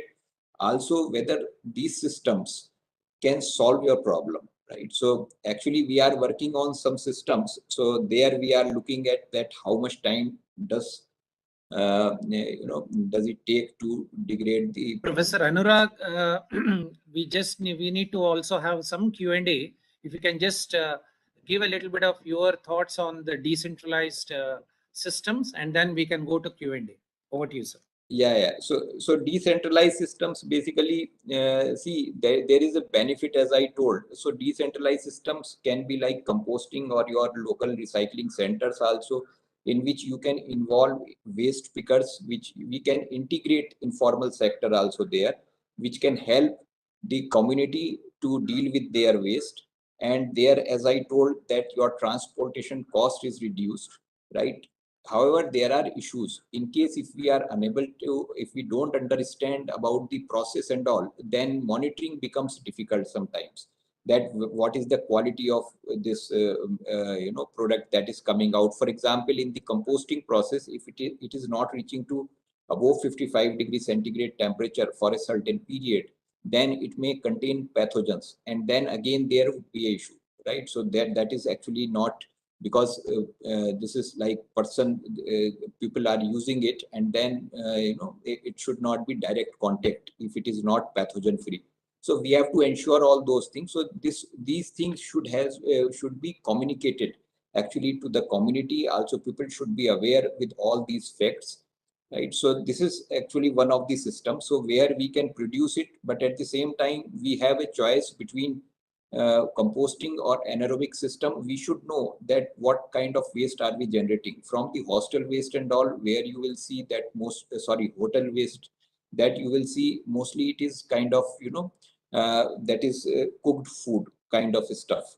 And then actually your biomethanation processes may be more useful, because in composting process then you have to add more yard waste and all. So this is one of the things we have to choose also, which decentralized system will work better. For this, again, you have to understand the waste material which is produced. Now, this is something that I want to highlight. Actually, this is one of the processes on which we are currently working, and this provides an opportunity to improve resource recovery from wet waste. So this is actually the food waste, which is cooked waste. That is, in fact, first it is treated hydrothermally for a brief period, so 30 minutes to 1 hour, and then actually we can separate out two phases. So one is solid phase. This is hydrochar that you can see. It is kind of very homogeneous kind of material. Has a very high calorific value also, almost see 26 to 30 that we could find there, and wastewater that is generated which has high energy potential again. So you can easily produce biogas there, and there is plenty of options available for the resource recovery. So there, this hydrochar, we have tested it for two applications. In fact, for the third one, adsorbent, you have to do some more treatment, but as a soil amendment as well as a co-fuel. As you can see there, that it is having very high calorific value, even much higher than our Indian coal. If you see, Indian coal has around 20, 25, 21 megajoule per kg of this thing. And for RDF, in fact, I think that there are some issues with RDF also. Their quality, like calorific value, is quite is quite lower and all. So that is so this can be as one alternative. However, this is at development stage, and we are actually collaborating for this particular project with one of the universities in UK, that is Leeds University. So in summary, I would like to tell that we have to actually find out good solutions for decentralized processing, as well as we need to develop new technologies. Like 14-15 years back, we were not thinking about energy recovery processes like incineration and all, but nowadays several municipalities are going for incineration systems also for their waste. Okay, and we should also actually do some awareness this programs and all. So that is, with these words, I would like to stop here. Thank you so much, Professor Anurag, because just to, you made a very interesting perspective, just to put it in the context. You're making a case, for example, if there is a restaurant, a 5-star hotel, or even a normal restaurant, why should they send the waste 30 kilometers away to a processing facility?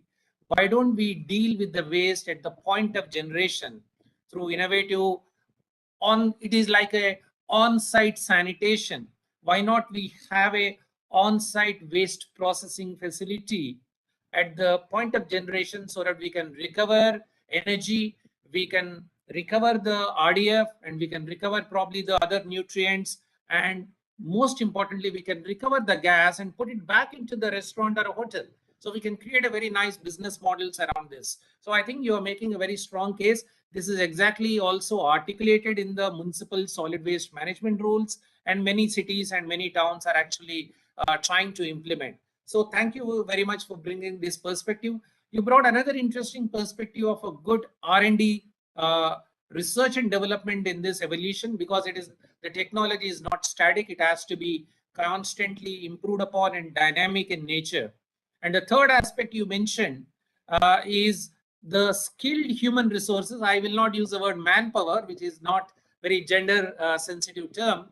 I would say we need to have skilled human resources, human capital, to drive this sanitation agenda. Now, just want to ask you, do you have specialized courses in the area of municipal solid waste management, so that this human capital will support Mr. Sandeep, Deepak Saab, and even Mamita ji? Do you have such specialized courses? Because So, as we expand, we need large number of qualified professionals, skilled professionals, and these are going to be the green jobs. So what are your thoughts, quick thoughts? Yeah, so actually that is one of the major issues. So there is a lack of this skilled, again this human this thing. So there, in fact, in our this thing, we have this undergrad course also and PG course. So we have actually at least 3 courses on municipal solid waste management and all. So where we also have this practical this thing, and also we used to take all our students to the sites.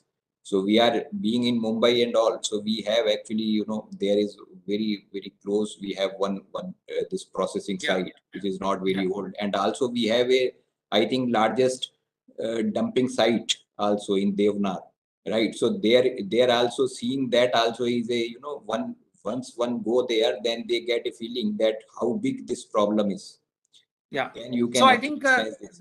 I think there is a while this has been done at your institute, I think we need to strengthen this industry and educational institution Yeah. interface so So that we keep the capacities upfront available as Mr. Deepak and Sandeep and Mamita ji makes this scaling up strategies. I think we have a very important role to play.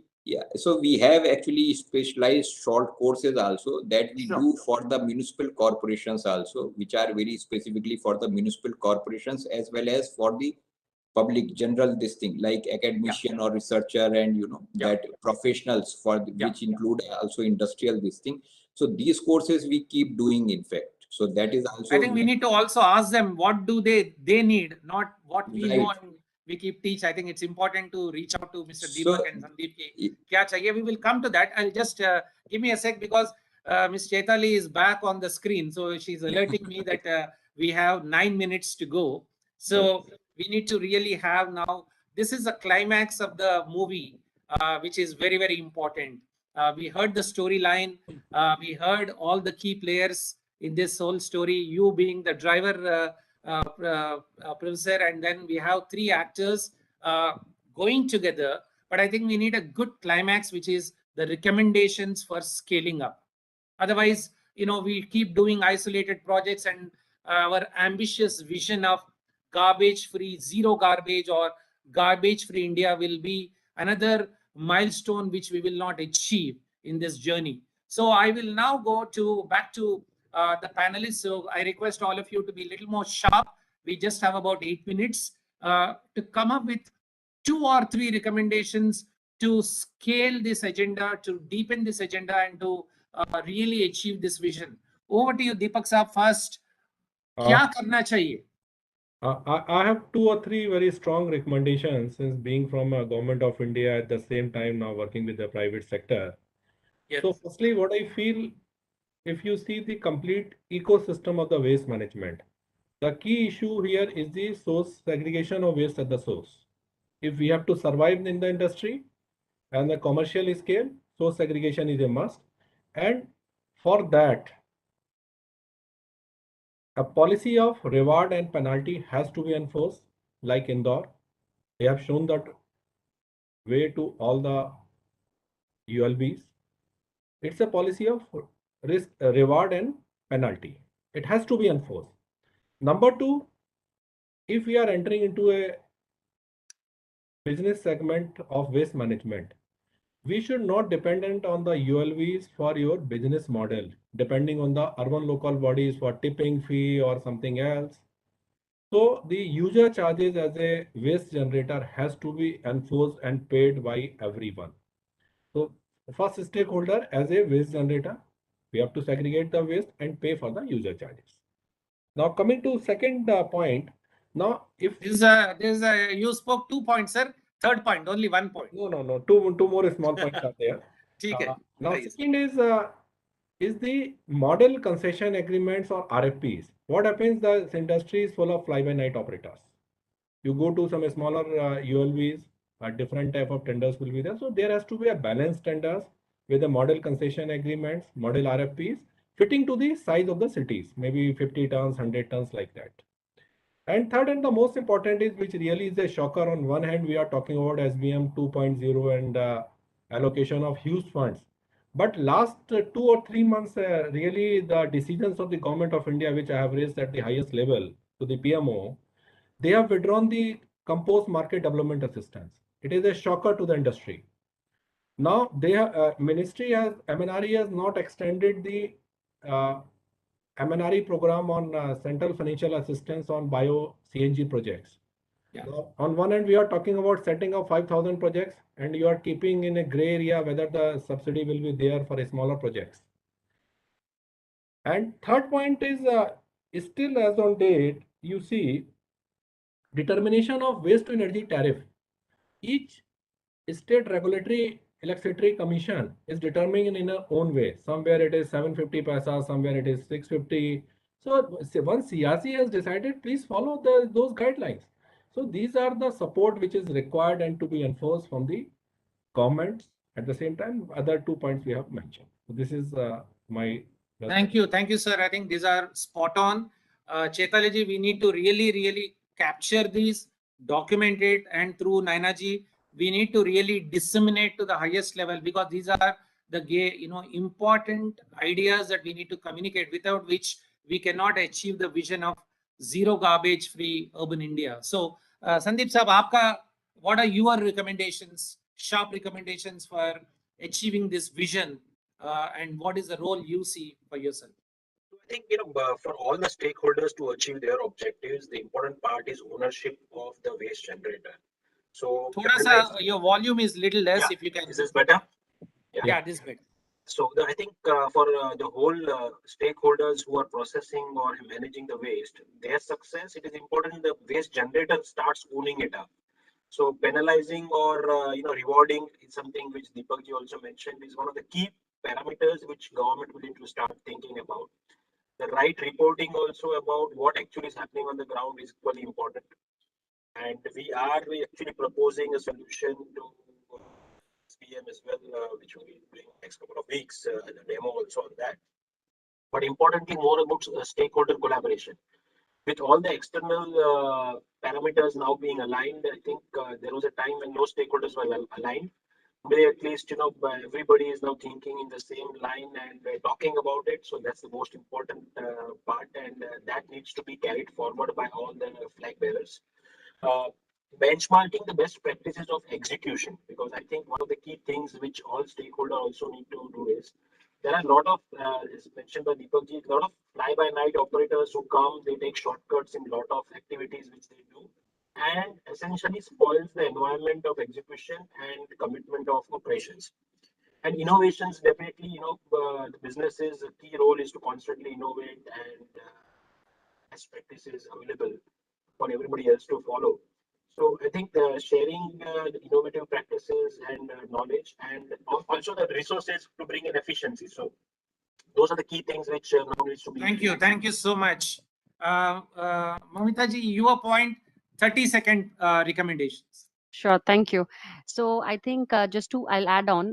Basically, what I feel is a due diligence to the operator selection. I mean, it's all building on the point is much needed today, because otherwise, what happens is the loop is not closed, and so therefore they set up a facility which doesn't adhere to the quantum requirement of the city's need. So a due diligence on the capacity and the capability of the operator, that's one key factor that needs to be there.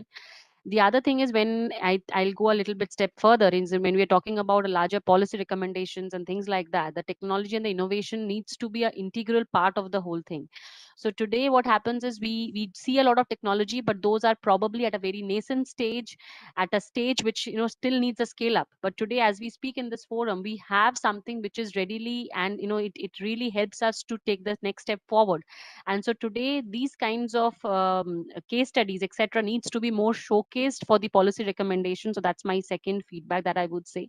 And the third and the most important thing is, as much as the ownership of the operator of the facility or the waste generator, or however we call it, the ULB needs to understand that they have an equal amount of a mandate to manage their city and make it garbage free. And for that, they need to do the adequate amount of budgeting, rather than going by this quotation that comes by the fly by night operators. So that kind of capacity building needs to come to the ULBs today, to the commissioners, to understand that yes, it has a cost and that needs to be budgeted so that it flows in the right direction.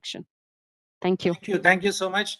Professor Anurag, you have 30 seconds, so that I will be left with another 30 seconds. Yeah. So thank you, Professor. So actually, I will actually say in very few words. So first thing is, we should follow polluter pays principle, as others have also said the same thing. The second thing, we should have awareness programs, and actually, like in metro cities, we have some societies which are doing very well for managing their waste at decentralized facilities. Some are unable to do that. We should actually, ULB should facilitate their meetings and all, so that there is a knowledge sharing also that happens at some this thing. The third one is, we can also think about this common treatment facilities also, because in some places, like it is possible, like 5-star hotel or some other places also, they may not be able to have the system because of some financial constraints and all. But if it is if the scale goes up, and then there are 2-3 this kind of units they go together, then probably that may be a win-win situation for everyone. And this is also as per our solid waste management rules, it is also there that there should be some facility should be created on regional basis, because so I think that I will stop here. So thank you. Thank you. So I think this has been a very inspiring and fascinating conversation for me. So now that I see Ms. Natasha on the screen, so ma'am, your vision of Indian cities discharging zero waste and sending it to the dumping areas is feasible. The actors are on this panel, and we need multiple actors so that we can replicate. I think the message is we need to celebrate success, not just crib about failures all the time. I think there is a need to be showcasing of these success stories, which you've been doing anyway. But in the next edition of ISC, I would say we need to bring out another, like the way you brought out a gendered approach to sanitation. We need to bring out a leading practice and celebrate the success of making India clean. As Honorable Prime Minister said, garbage-free India can be done. It is doable, and your theme and vision is realizable.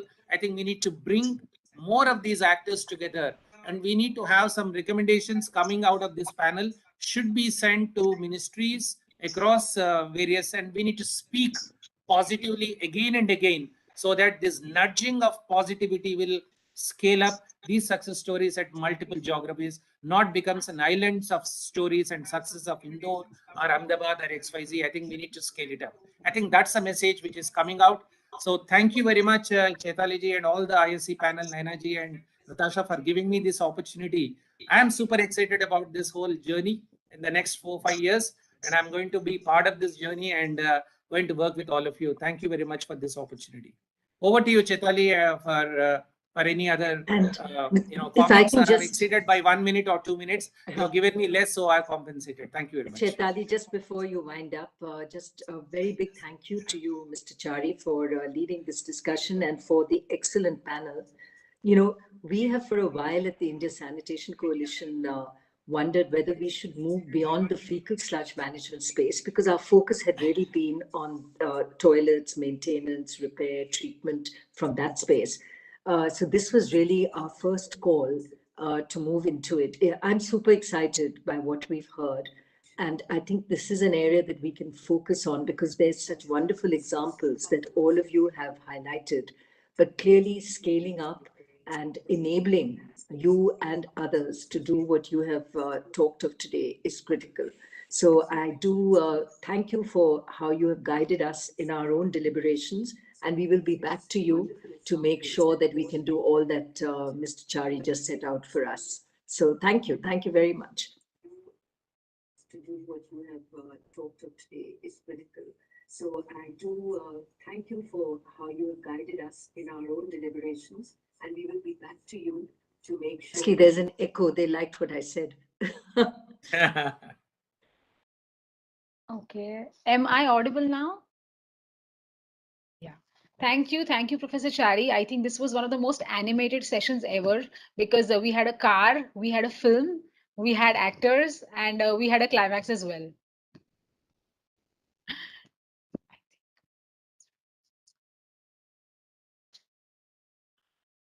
Natasha ma'am, I think you're on mute. I think you were saying something. Should I continue? And we had a climax as well. Chaitali, continue. Okay, yes, ma'am. Yeah, so great. Thank you, all the panelists. All of you all came up with such fantastic presentations. And I think this was the space where we married academics with actual work that happens on ground, right? So I'll be reaching out to all of you, and we're really excited for this document that we want to build up in the space of solid waste that we'll be bringing out soon. And again, we will move to our sponsors now.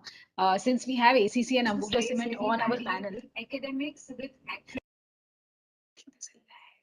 I think someone is unmuted with both the session on, I think, on 2 laptops, which is why we are having the echo. If you could just switch it off.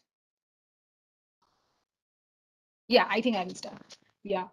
So coming back, we've been discussing our sponsors' exceptional work in the sanitation space. And since we have Momita here, I'll be talking a little about what ACC and Ambuja has done, right? Because they're sponsors this year as well. So the ACC Trust by 2020, through their various community development projects, has reached more than 2.26 lakh lives, right?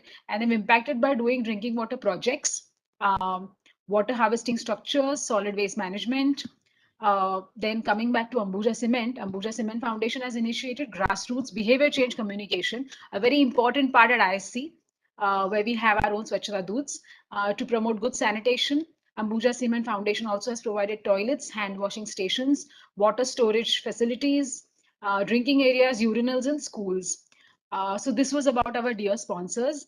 And I think this was a fantastic session. Before the session, I knew that we make food to eat, but in this session, I found out that we also make food for the bacteria. So thank you. Thank you for the knowledge. Yeah. And I look forward to getting back to all of you. Yeah. Thank you. Thank you, panelists. Thank you, Mr. Deepak, Thank you. Dr. Anurag, Professor Chari, Mr. Sandeep Patel, and Ms. Momita. Thank you. Thank you very much. Yeah. Thank you very much. Thanks. Now we move to the next piece. So, dear audience, let's welcome our guest of honor, Honorable Minister Shri Hardeep Singh Puri. He's the Minister of Housing and Urban Affairs, Government of India, and Minister of Petroleum and Natural Gas. He'll be addressing the ISC 5th edition India Sanitation Conclave, Day 2. I am pleased to participate in this, the 5th edition of the ISC FICCI Sanitation Awards and the India Sanitation Conclave. The India Sanitation Conclave is an important platform for dissemination and discourse on some of the most important subjects in the sanitation space. I am certain that representatives from the government, industry, and academia will have learned a great deal from the discussions in this forum. This is a great time to be practitioners in the sanitation space. Under the visionary leadership of our Honorable Prime Minister, Shri Narendra Modi ji, who has championed India's drive to Swachhata, there has been a drastic transformation in urban India. Through the philosophy of Antyodaya se Sarvodaya, we have empowered the urban poor, provided dignity to millions of women, girls, and the specially abled. When the Swachh Bharat Mission Urban was launched in 2014 with the vision of achieving a clean India by the 150th birth anniversary of Mahatma Gandhi ji, nobody could imagine such a large-scale transformation. Not only did we construct over 62 lakh toilets for households in urban areas to achieve this mammoth feat, we also brought about holistic behavioral change in our citizens towards Swachhata. In a mere 7 years, we have increased the solid waste processing capacity from 18% to 70%. Over 97% wards in the country have 100% door-to-door collection of solid waste, whereas 86% of the wards have 100% source segregation of waste. From an ODF India, we are now targeting to become a garbage-free India under the Swachh Bharat Mission Urban 2.0, which was launched by the Honorable Prime Minister on 1st October 2021. SBM U 2.0 will provide the impetus to city governments to comprehensively plan measures for sludge management, wastewater treatment, source segregation of garbage, reduction in single-use plastics, and management of construction and demolition waste, and bioremediation of dump sites.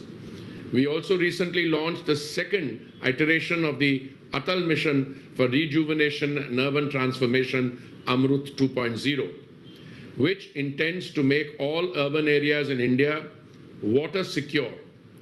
We are expanding its coverage from 500 cities to all statutory towns in India. It will provide 100% coverage of water supply to all households in all ULBs through 2.68 crore tap connections and 100% coverage of sewerage and septage in 500 cities through 2.64 crore sewer connections. Both these missions will be supported by strong governance mechanisms such as reform-oriented funding, independent third-party verification, and real-time mission monitoring through geotagged dashboards. The private sector will have a key role to play in achieving the objectives of these missions. Private sector participation will not only be critical for financing, but also for developing low-cost technologies, new business models, and innovative monitoring mechanisms to meet the growing demand for solid and liquid waste management. I believe the India Sanitation Coalition has a valuable role to play by bringing together corporate partners, entrepreneurs, and financing institutions to promote scalable solutions for the sanitation economy. I also want to take this opportunity to congratulate the winners of the India Sanitation Coalition FICCI Sanitation Awards 2021. I wish good luck to the India Sanitation Coalition and hope to strengthen our partnership with industry through your forum. I thank you very much.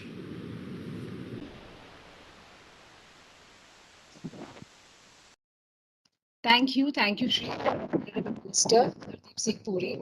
I think he rightly touched on JJM aspects which were covered yesterday in the gender session, as we said that the problems of wash access that typically women face have existed throughout, but COVID only amplified them. And with the success of SBM and with the success of JJM now, this is going to have a huge reflection. So thank you, sir. Next, now I am thrilled and honored to privileged to have an illustrious set of experts now from the communications background. These are stakeholders from government, academia, civil society, and hardcore communications. As we go into the next panel discussion, the idea is to get a glimpse of experiences that these practitioners and leaders have had and what we can leverage as a collective understanding as we move ahead into a nation which has now put sanitation and water-led policies and schemes on the top. So now, first, I welcome Shri Akshay Raut, Director General, Swachh Bharat Mission. Shri Akshay Raut is associated with two historic achievements in recent times: the sustained increase in voters' registration and turnout in Indian elections, and fulfillment of SBM, both globally, and celebrated examples of behavior change. He's a leader in communication, social mobilization, public participation, institution building, academic and capacity development. Welcome, Shri Akshay Raut. Next, we welcome Dr. Rama Baru, a professor at the Center of Social Medicine and Community Health, Jawaharlal Nehru University. She has taught Masters in Public Health, MPhil and PhD programs in the center for 25 years. Her research focus is on social determinants of health, health policy, international health, privatization of health services, and inequities in health. She's published extensively in journals and contributed to several edited volumes. Next, we have Ms. Meghna Malhotra, who's the Deputy Director of the Urban Management Center. UMC is something that India Sanitation Coalition closely works with. She's an expert on the design and operation of human-centric infrastructure. Meghna is currently leading UMC's partnership with the government of Odisha to implement the Garima scheme program and ensure safety and dignity for sanitation workers. She's a visiting faculty at CEPT University. Since 2000, she has been managing city-to-city partnership programs between India and global cities to facilitate peer learning and collaboration. The fourth panelist that we have is Mr. Jitendra Dabas, India COO and CSO, McCann Group Worldwide. Welcome, Mr. Jitendra. Named one of the 50 most influential people in advertising and media industry in India by the ET Brand Equity 2019, Jitendra Dabas is one of the foremost advertising and marketing strategy expert in the subcontinent. Over the last few years, Jitendra has worked extensively on behavior change communication in the area of hygiene with the Gates Foundation, MOHFW, as well as brands like Dettol and Harpic, again, IC partners. He's also thought leader in his article, in his views have been featured in leading in publications like the Times of India, the Financial Express, the Hindu, Economic Times, and CNBC. And this session is going to be moderated by Anisha Singh of the BBC Media Action Team. Welcome, Anisha. Welcome all speakers. Over to you. Thank you.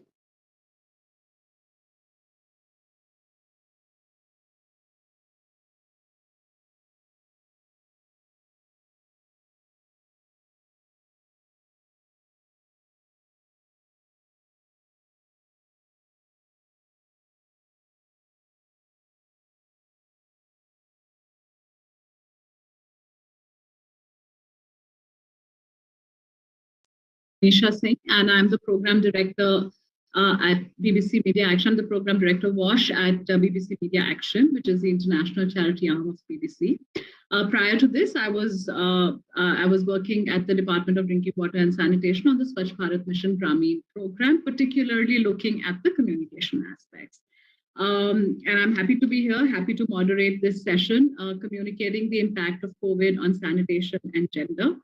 I have an eminent panel with me who I'm privileged and very excited to have this conversation with, and I'll introduce them shortly. But just to set the context, as we emerge out of COVID and, we're still on tenterhooks whether the third wave is going to happen or not, this conclave comes at, I think, just the right opportune time. It is time to reflect on what overtook us suddenly, what stopped us, all of us in our sanitation, sort of, so to say, brass tacks, how we cope, how we are emerging, etc. To me, there's always a dichotomy of sorts between COVID and WASH sort of communication. Should we consider COVID as just pure emergency, pure pandemic, pure responsive communication? And just a pure public health issue, or we link it with sanitation? Are there some tentacles that are already linking it with sanitation, because sanitation is also sort of a public health issue? So happy to be here, happy to be moderating this session. So Akshay sir, first straight up to you. When one thinks of sanitation communication and then one thinks of COVID, so two things together, what are the first few thoughts that come to mind, from a sanitation communication perspective? Well, thanks, Anisha, and thanks, India Sanitation Coalition, for giving me this opportunity to place some of my views and be part of the conclave, and also delighted to be among the co-panelists here. Yeah, answering your question, Anisha, I think we had certain things which converged and certain things which diverged. I am looking at the whole COVID period communication in that context, the specifics of WASH communication, right? What converged and what diverged? Just let me tell briefly my understanding of it. First thing is that the WASH, of course, the Swachh Bharat mission had brought WASH to the center stage of Indian policy and program. Everyone was involved, and you have been a part of it. Many of us have been. So that was moving at its own pace, and it had generated its own traction countrywide, right? But here we had something which is almost like a Holocaust, right? So this stopped everything. It is not only the WASH communication, it is the communication on other fronts of life, if you call it, society, governance, whatever communication was going, everything become now omnidimensional. Everything had to direct it towards COVID. If it was not happening, in fact, it is awkward and it's possibly wrong. So to that extent, the WASH communication lost its focus, and it had to be, the energy of it had to be plowed into something else. We had setbacks in WASH communication by anyone who was doing it to some extent, because halt for a moment, let the COVID go first, let lives be saved. That was the argument, and that was reality. So this was the divergence actually. How it converged is that for the first time in the troika of WASH, water, sanitation, and hygiene becomes super relevant, and sanitation and water not irrelevant to COVID, right? But hygiene was extremely super relevant. Hygiene of the nature which we did not understand earlier, like the mask hygiene, for example. Hand wash, definitely. In fact, sometimes one feels a bit of guilt that in the Swachh Bharat mission period, because of the singular focus almost on toilets, to some extent, the hand washing aspects were neglected, if I am quote unquote, if I am allowed to say so. So this brought a scenario in which hand washing becomes so extremely important. So that part, so the hygiene came to the top instead of WSH, H came first. So hygiene aspect become something in circulation, something that is the need of the hour. and something that converged with overall goals of communication of COVID, right? So we had a lot of, like we had, these are called the Prince communication. We had masking, social distancing, and hand washing. These were the three. And there are certain things which got connected, but these were the basic three. Out of this basic three, one clearly came under wash, and the other two were not disconnected. So in a way, without talking about Swachh Bharat Mission, without talking about certain other wash programs like Jal Jeevan Mission or etc., or whatever the international organizations were doing, corporates were doing, it got connected through a COVID connectivity. So we had that type of convergence happening. So I would estimate that during this period, wash, for people who understand it, you don't have to level it, and then the communication is for a certain theme, for a certain idea, for certain essentialities that must go across to people. We don't have to really level it as wash communication or something that you and I do, but others would not. They got some essential messages which were very much related to the components of wash were conveyed because of this COVID times. I think I'll stop here. Maybe I'll come back later. So I think that's very interesting. How you mentioned that, wash as we knew it was turned on its head. Hygiene became sort of the more important, and so far hygiene was abstract. In the wash communication space as we knew it, hygiene was abstract. It was sanitation, just toilet building, toilet usage, etc., which was the focus, so to say. So that I think is a very sort of interesting way to put it, that it was turned on its head.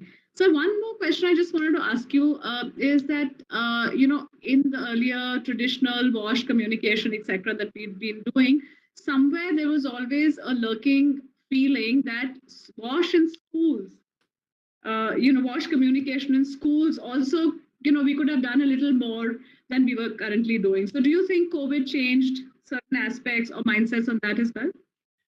Again, here, because I am to some extent associated with school wash these days as well, quite closely, school wash. I am finding two situations. There is a situation of silence when there was no stakeholder on the geography. The schools were closed 1.5 years. Students were at home.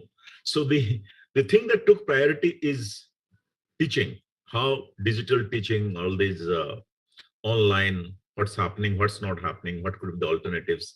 In fact, at that time, wash is not important. How to keep children in some bit of learning, that was the most important thing. So that was the situation in which wash-related communication was silent, because other things were very primary. Save the children, save children's parents, save the teachers, and also keep learning ongoing in some way. So I don't think wash was greatly in focus at that time. But now, for the last about, say, 6 months, roughly, or 3-4 months in pointedly, with the reopening of schools happening, and fortunately, school reopening is happening at a good speed. It has almost now become pan-India, and almost most of the classes, and in some manner.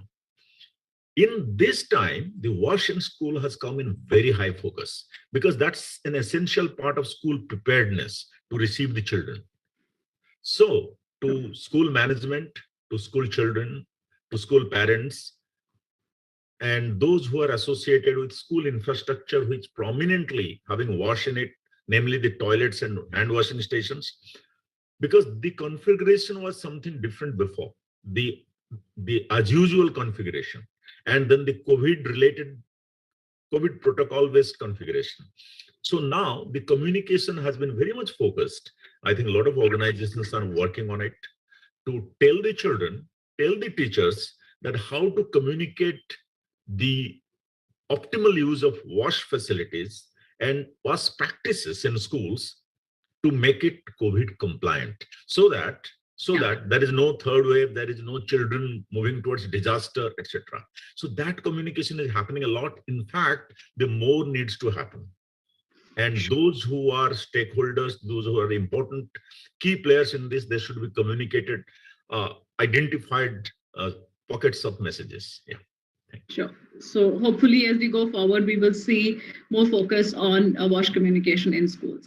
Meghna, coming to you, since we are talking about what aspects of WASH sort of came into prominence, one other very well in focus, but ignored on the sidelines continued to be sanitation worker safety, as far as communication was concerned, as far as, talking actively and vociferously about it was concerned, while some of us were making those efforts, but it was still on the sidelines. So do you think there has been a change in that sphere, in that, perception of how sanitation worker safety communication needs to be done?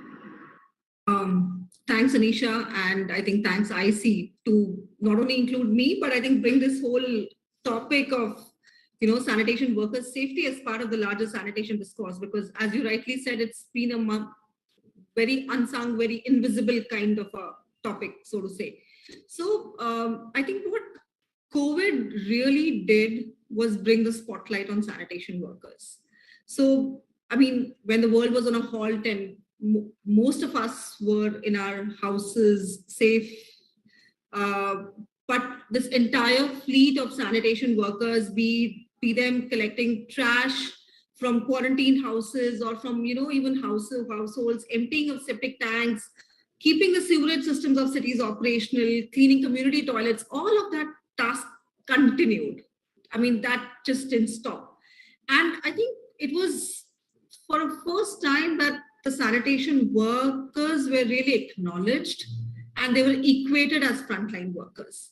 We saw the media coming out and talking about them as being as important as the medical fraternity or even the police, right? So I think that kind of a positive kind of a real communication when it comes to really acknowledging their work was really very important, because we know that sanitation workers and their families, I mean, it's a very intergenerational kind of work.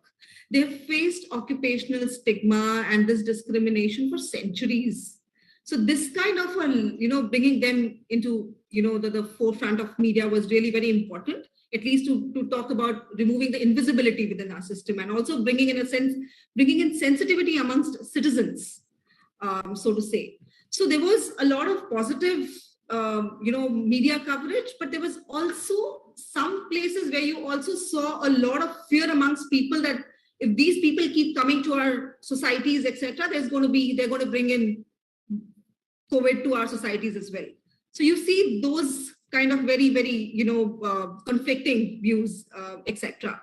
So I think that is something that happened. We also saw a huge focus on provision of PPEs. And I think that's not only for sanitation workers, but across the medical fraternity, everyone. But for sanitation workers, I think it became very important because you hardly saw workers being given the right kind of PPEs. So what COVID really brought in was that you need to have a proper set of PPEs, and it doesn't just mean a mask, but according to your job roles, you need to have a specific PPE. I think that is something that it really brought out. Also, I think we did a rapid assessment of around 100 sanitation workers right immediately after the first lockdown happened in August 2020. And this was about 100 sanitation workers across 18 cities, 9 states, trying to understand what is it that sanitation workers have. Do they really understand the kind of risks they are facing? And they did know about, at least they knew about the kind of risks and hazards that they were facing, but they still didn't know about their entitlements. They did not still know of, at a minimum, what they need to get as PPs, as minimum as social or financial entitlements, what kind of insurances that they need to receive. So I think that is something was something which was very concerning. Also, I think given the sanitation workers cohort, Anisha, what really happens is that we have a majority of the workforce is informal. So even if you need to reach out to them, so you have a set of workers which are working with urban local bodies, parastatals, and that's something that's still easier to reach out to, right? But the whole contractor-driven workforce, it's very difficult to reach out to them. We've also heard from cities that a lot of this workforce went back to their native villages, etc. So there was a lot of temporary workforce which was also brought in. So how do you reach out to them? What kind of media, what kind of communication really works? And I think I'll talk later as well, but I think what really worked was this whole interpersonal communication through existing channels. So hold that thought, Meghna. We'll come, like you said, we'll come to that, in a little while. And just to add to what you've said, Meghna, even at BBC Media Action, when we're working with MAUA, we created a sanitation worker safety communication intervention titled Suraksha Nahi To Safai Nahi, which focuses on all that you were just saying, which is, you have a right to say no. If your sort of licensed operator is not giving you the proper PPE, etc. And also to tell the licensed operators and the onlooking public that it is actually this kind of hazardous cleaning is actually punishable by law. So we did that kind of communication. Akshay sir, I think wants to come in. Yes, Akshay sir, please.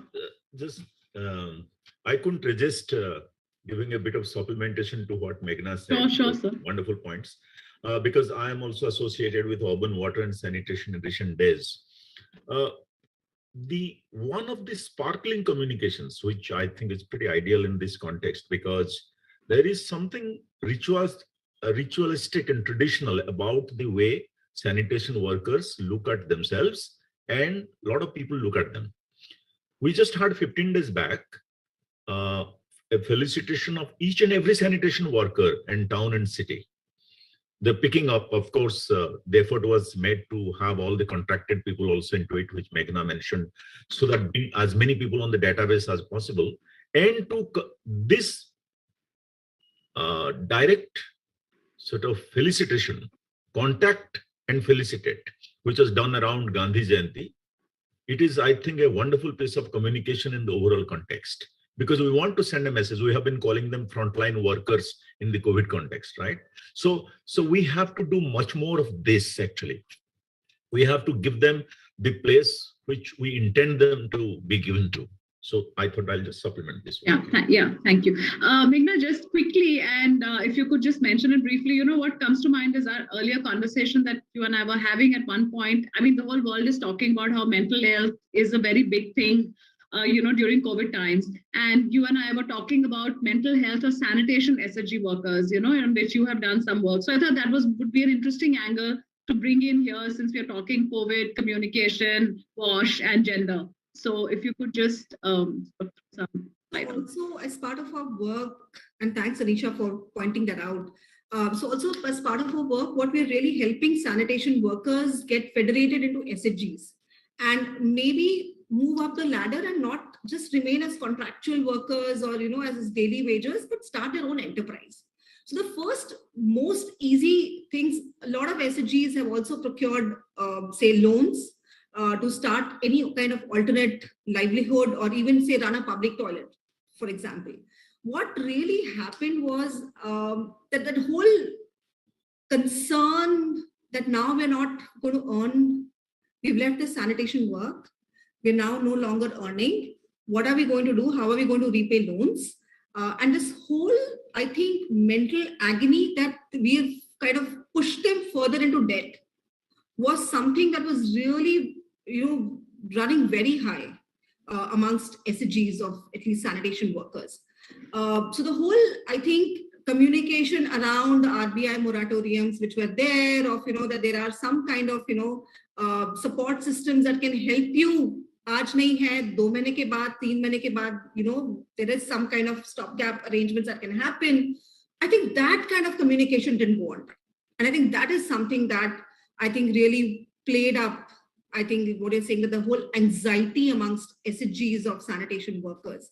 And then this is not only around sanitation workers, but I think overall across SHGs, I think that's what we're seeing in urban context. Of women SHGs also have taken up loans. Yeah, no, so I think that's very interesting, at least to me, I never thought of it like that. Or, I mean, not always sanitation workers, PPE, safety, this whole mental health issues, and especially SHG women. I think it's a very interesting, important point which has come out, and we could maybe obviously take back as a learning and see what can be done.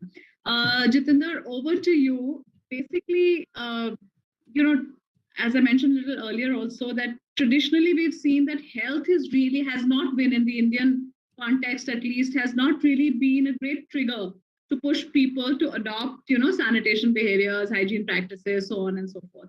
But some studies that were done, some barometer studies, etc., done during COVID times seem to suggest that maybe that needle is shifting. Maybe now health, is becoming an important enough trigger to sit up, for people to sit up and notice. Now, in your sort of experience, understanding as a consumer insight person, as having a ear to the ground, what would you opine? Thanks, Anisha. Thanks for inviting me to this panel. So I'll come from the whole thing of hygiene and health. So, we work across at one level, in the private sector with brands which are trying to promote health hygiene, hand hygiene, like Dettol and all. And the other hand, we've been trying to work with, behavior change on purely community hygiene. The biggest challenge for us from a communication perspective always has been, health and hygiene are not necessarily always connected in people's head. Health is necessary, hygiene is a good to do. So, the difference between the classic challenge between a must do and a good, good to do and must do, health and hygiene kind of have always remained like that. And the effort has been to join the two. I think what COVID did at a very rapid pace, I almost call it a crash course in connecting dots between a health and hygiene. The fact that everybody was washing their hands, everybody was trying to keep, and even from a hygiene perspective, from a personal hygiene to a home hygiene to a community hygiene, the whole, what I call it, the concentric circles that COVID told us about, you keep protected yourself and then your house and your community, hygiene behaviors is something that happened in a very accelerated pace. That's one thing that has happened. And I think, from whatever research that what we did and we were speaking to consumers, I think fear, as we know, is always what I call is a driving behavior, driving factor behind behavior change. Often, I mean, it's not that we are often trying to do that, saying it's not that communication is trying to create fear, but the fact is fear works, because when I'm worried about my health, I think they couldn't have been more, fear in front of your face than COVID. So I think that's changed and has had an impact on. So for us, from developing campaigns when we're trying to get people to wash the hands correctly, how to do this thing, how much soap to use and all that, the first part where we said, okay, if you don't wash your hands, this will happen to you, or this could happen to you, we didn't have to spend time on that. All you needed to spend them is, this is the best way to keep yourself clean, this is how to wash your hands. Why you need to do that? I think that was, that connection between hygiene which led to better health has gotten established far more strongly, during COVID than ever before. Yeah, so Jitinder, just to sort of take that conversation a little forward and to take it to commercial brands, have you seen, again, like you and I were having that conversation that, earlier brands like Dettol, etc., were trying very hard to establish this link, etc., but, not much happened. So are they also seeing a movement or a shift? Yes, as far as massive shift. So if you whether you look at Dettol or Lifebuoy, all the brands which are trying to do that, the sole excess of trying to push hand hygiene was diarrhea. The fact is it prevents diarrhea, and therefore the whole thing was about hands and something will go to your mouth, and therefore that it was almost we're trying to do, complete that logic tree, and then trying to make it into reminding them of good behaviors. There has been clear uptake and shift in terms of the number of times people are washing their hands every single day across SECs. There's been a massive jump on that, and we are all hoping that it stays like that, because it does improve the quality of hygiene. Not just that, even from a perspective of some other brands as well, of home hygiene, for example, the home hygiene and community hygiene, the fact that people are trying to keep the infection out of their house, and therefore whatever it takes, people are taking those steps, whether to keep the house clean or taking off whatever gloves or stuff like that. So the training in good behavior from hygiene has also happened at a rapid pace, when you look at Yeah, so I think this is like a great segue to bring Rama in. Basically, when we were doing the FSM communication, one said, okay, you could do FSM communication, you can get the populations to change their behavior, but if the supply side infrastructure is not available, then what? If you don't have a safe, fecal sludge disposal mechanisms in place, then what? Similarly, here, Jitendra, you may tell people to wash hands and people will wash hands, but then there is this huge population who does not have either the distribution to reach them or the monetary capacity to actually buy those products, right? So this is where Dr. Rama Baru, if you would like to come in, and I think you've done that, you've had that experience during the COVID times in terms of how just communication is not enough. It needs to be matched by supply side services, infrastructure, etc. And especially when women, where women are concerned. So Dr. Rama Baru, over to you for your remarks, please. Thank you very much, Anisha, for having me on this panel. And I'll just try and sort of join the dots of my earlier speakers. I think it is true that, as Jitendra said, that the link between hygiene and health was exemplified in the times of COVID. It was also done so because of uncertainty of science. It's interesting that science itself didn't have certainties. It quite didn't know what the virus was going to behave like. And therefore the focus on individual behavioral change, what is called the behavioral change communication in public health, sort of took precedence. And it was almost as if, social and behavioral scientists were sought after to, partner with communication experts to see how can we influence behavioral change. Having said that, and I think the three concentric circles that Jitendra talked about was very important: the home, the community, and the society at large. And I want to bring this whole question of gender into the home, because I think the home became the nucleus for COVID control, in a sense. So you had the lockdown. It essentially meant that everybody stayed at home, people lost jobs, whatever. But that played out in terms of even this question that you asked me, of the quantum of water that was required to keep a household going. And I think the whole question of gender inequality in the household got really accentuated during this period. And you are absolutely right. The whole supply side of the story put enormous stress. Meghna talked about anxiety and stress. And I want to add another idea into this whole equation, which is actually violence. And there have been some studies which show you the intra-household dynamics, the stresses of that intra-household dynamics played out in very many different ways. So, having people who were unemployed, worried about the uncertainty that COVID brought for the economic relations was very, very critical. But what it also did, and there is, in fact, I looked for some material before this panel discussion to actually see that the collection of water itself became a huge problem. That is, if you look at the data of the 76th round of the NSSO, only 21.4% households have piped drinking water. We are talking about both availability and quality to an extent. And in rural, it's 11.3, and in urban, it's 40.9. So what we are seeing is, irrespective of whether it is, of course, it's worse in the rural than in the urban. So you're having women, and this is where the whole gender story comes. Who collects water is very well known, and it is girls and women who go out to collect water.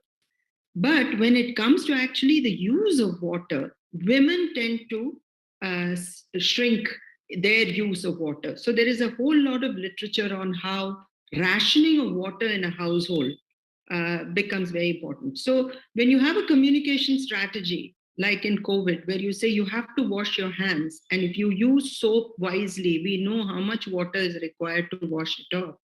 You find that men got precedence over women, and also that the men exercise their wish to wash or not to wash also. In fact, there's a very interesting piece in the New York Times which says that women were more compliant with the COVID messaging of washing your hands than men were.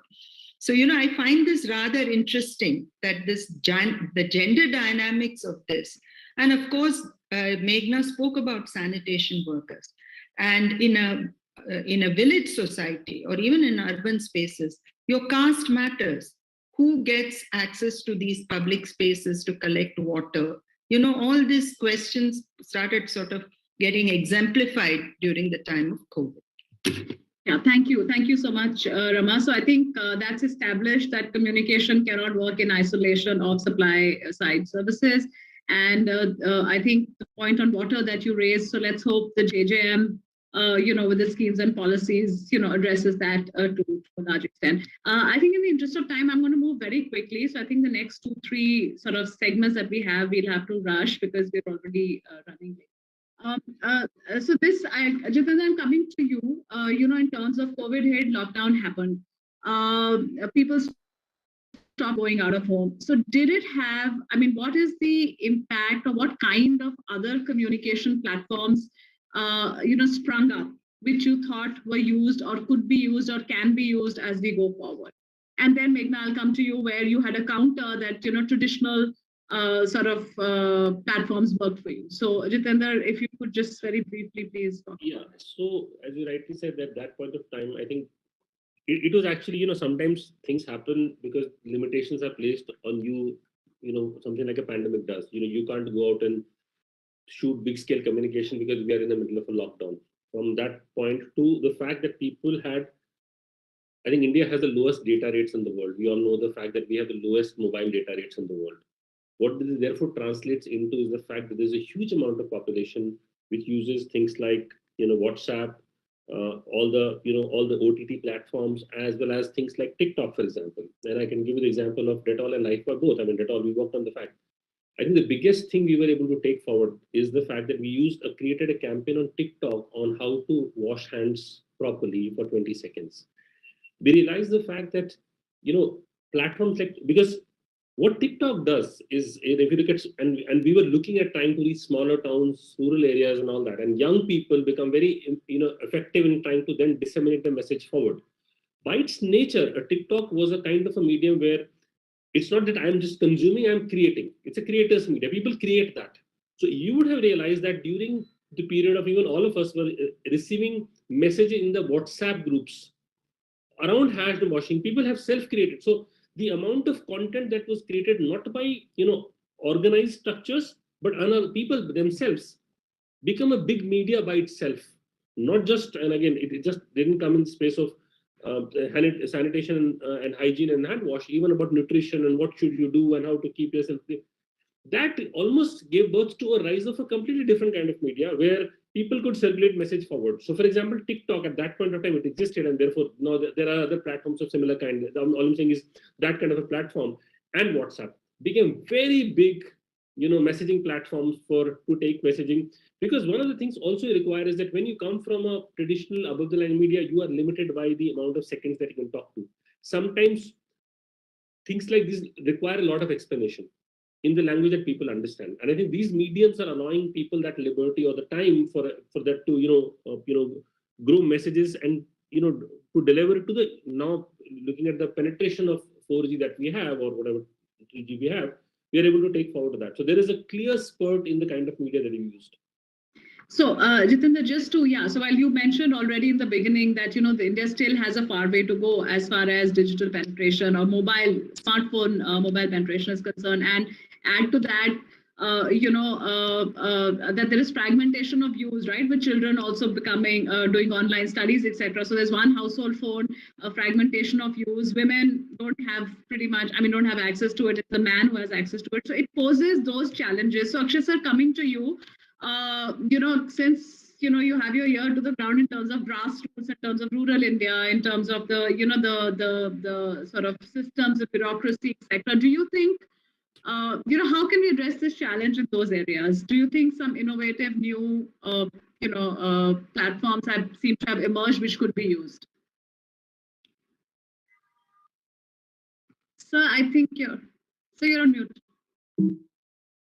Yeah, sorry for that. There are so many concerns in this particular conclave. the subject that you have taken up, that I don't think we have much time to address. Absolutely. For example, what is the core communication requirement and core issue during COVID times? Health, as was saying, and to save life. That's one. I think that became, and that almost like an emergency measure it was banking less on communication, more on enforcement. But you have brought it to the side of WASH, which is the subject of today. Now, as Professor Rama was talking about, we have dimensions like livelihood, we have dimensions like gender, and we have also dimensions like learning loss in schools. These were, I mean, what are we addressing in this communication? We can't possibly, in a short span of time, and without having sufficient data with us, we can't, they may be interrelated, but so the exceptional focus was on saving life.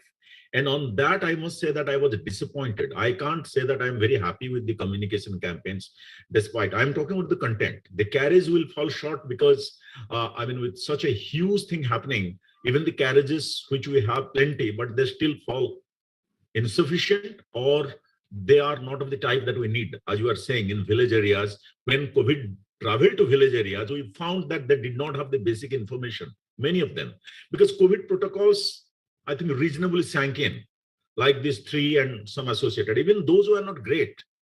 And so far as the preventive measures are concerned, treatment was concerned, it was a chaos, I would say, because every commentator became a doctor and every doctor was a commentator, was a journalist on the television. So people, ordinary people, everyone is not, even those who are digitally savvy, I won't say that they got the best, and the sanitization of information in these situations, emergency situation, war, crisis, requires a good sanitization of information. Who needs what information urgently, it should be landed up on his floor or her floor. I think that was very key. It was not happening greatly. For example, now coming back to the rural scene, I would like the panchayat people, those who interact with them, or those who are based in villages, they like Asha worker, Anganwadi worker, panchayat leaders particularly, who have the confidence of the people, or maybe the village school teacher, they should have the core communication with them. And in a very difficult situation when everyone is masked and interpersonal contacts are not encouraged, they should find a way to tell people what they need. 1, 2, 3 things, not 20 things coming on all types of television channels. And not even, they are not suitable for the level of knowledge and literacy that people already had.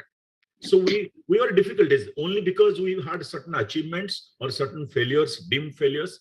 We cannot give a grading to communication on the basis of that. I think the communication in the whole 1.5 period, critical period, perhaps something more could have been done and better could have been done. So Rama, just connecting you with that, because I know we also had conversations on this whole misinformation, disinformation piece, and earlier during the session you mentioned how there was no science backing communication, right? So there was so much of, and like Akshar said, everybody became a doctor, everybody knew what had to be said, etc. So if you could just briefly give your remarks on that from the experience that you've had, and how that has had probably an impact on sanitation, or even going forward. Those are things to bear in mind as we go forward for sanitation communication. I think what he said just now is absolutely critical. I think we were flooded with misinformation, disinformation, and probably very little confused information. And I think this having many platforms itself to me is problematic, because you had all kinds of people giving you very, very bizarre advices. And, this kind of a problem really, I really felt confused people a great deal. And I can talk about even the urban middle class educated households. Let's not go to any other. They were doing irrational practices, and even this not allowing your sanitation worker, maintaining distance, everything got very exaggerated.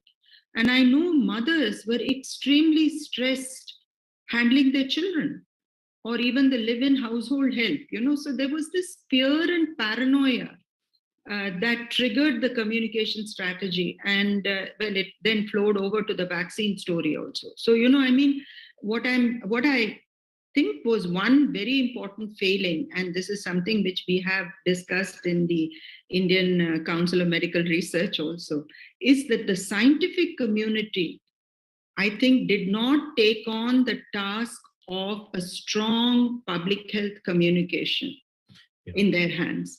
And that is very, very critical in the case of a pandemic. It is not, you know, it is not something like any other disease, right? So this is life-threatening. And in that fear was fueled by misinformation. And I think this was the greatest, I think it's a very important learning in hindsight of how do you manage communication.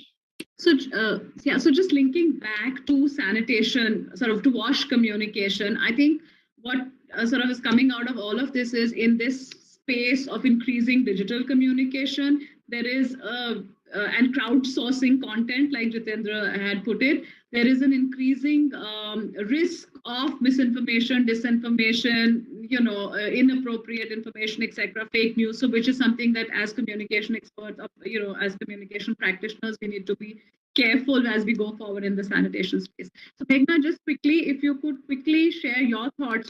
I'm clubbing two aspects together. One is the platforms aspect, where, you know, you said how you went into, say, working spaces or working areas of sanitation workers to communicate with them.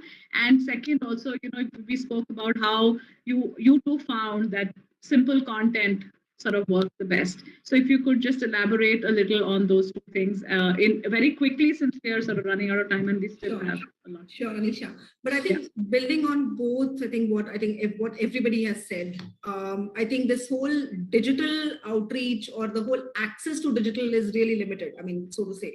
And I'm against slicing it to sanitation workers.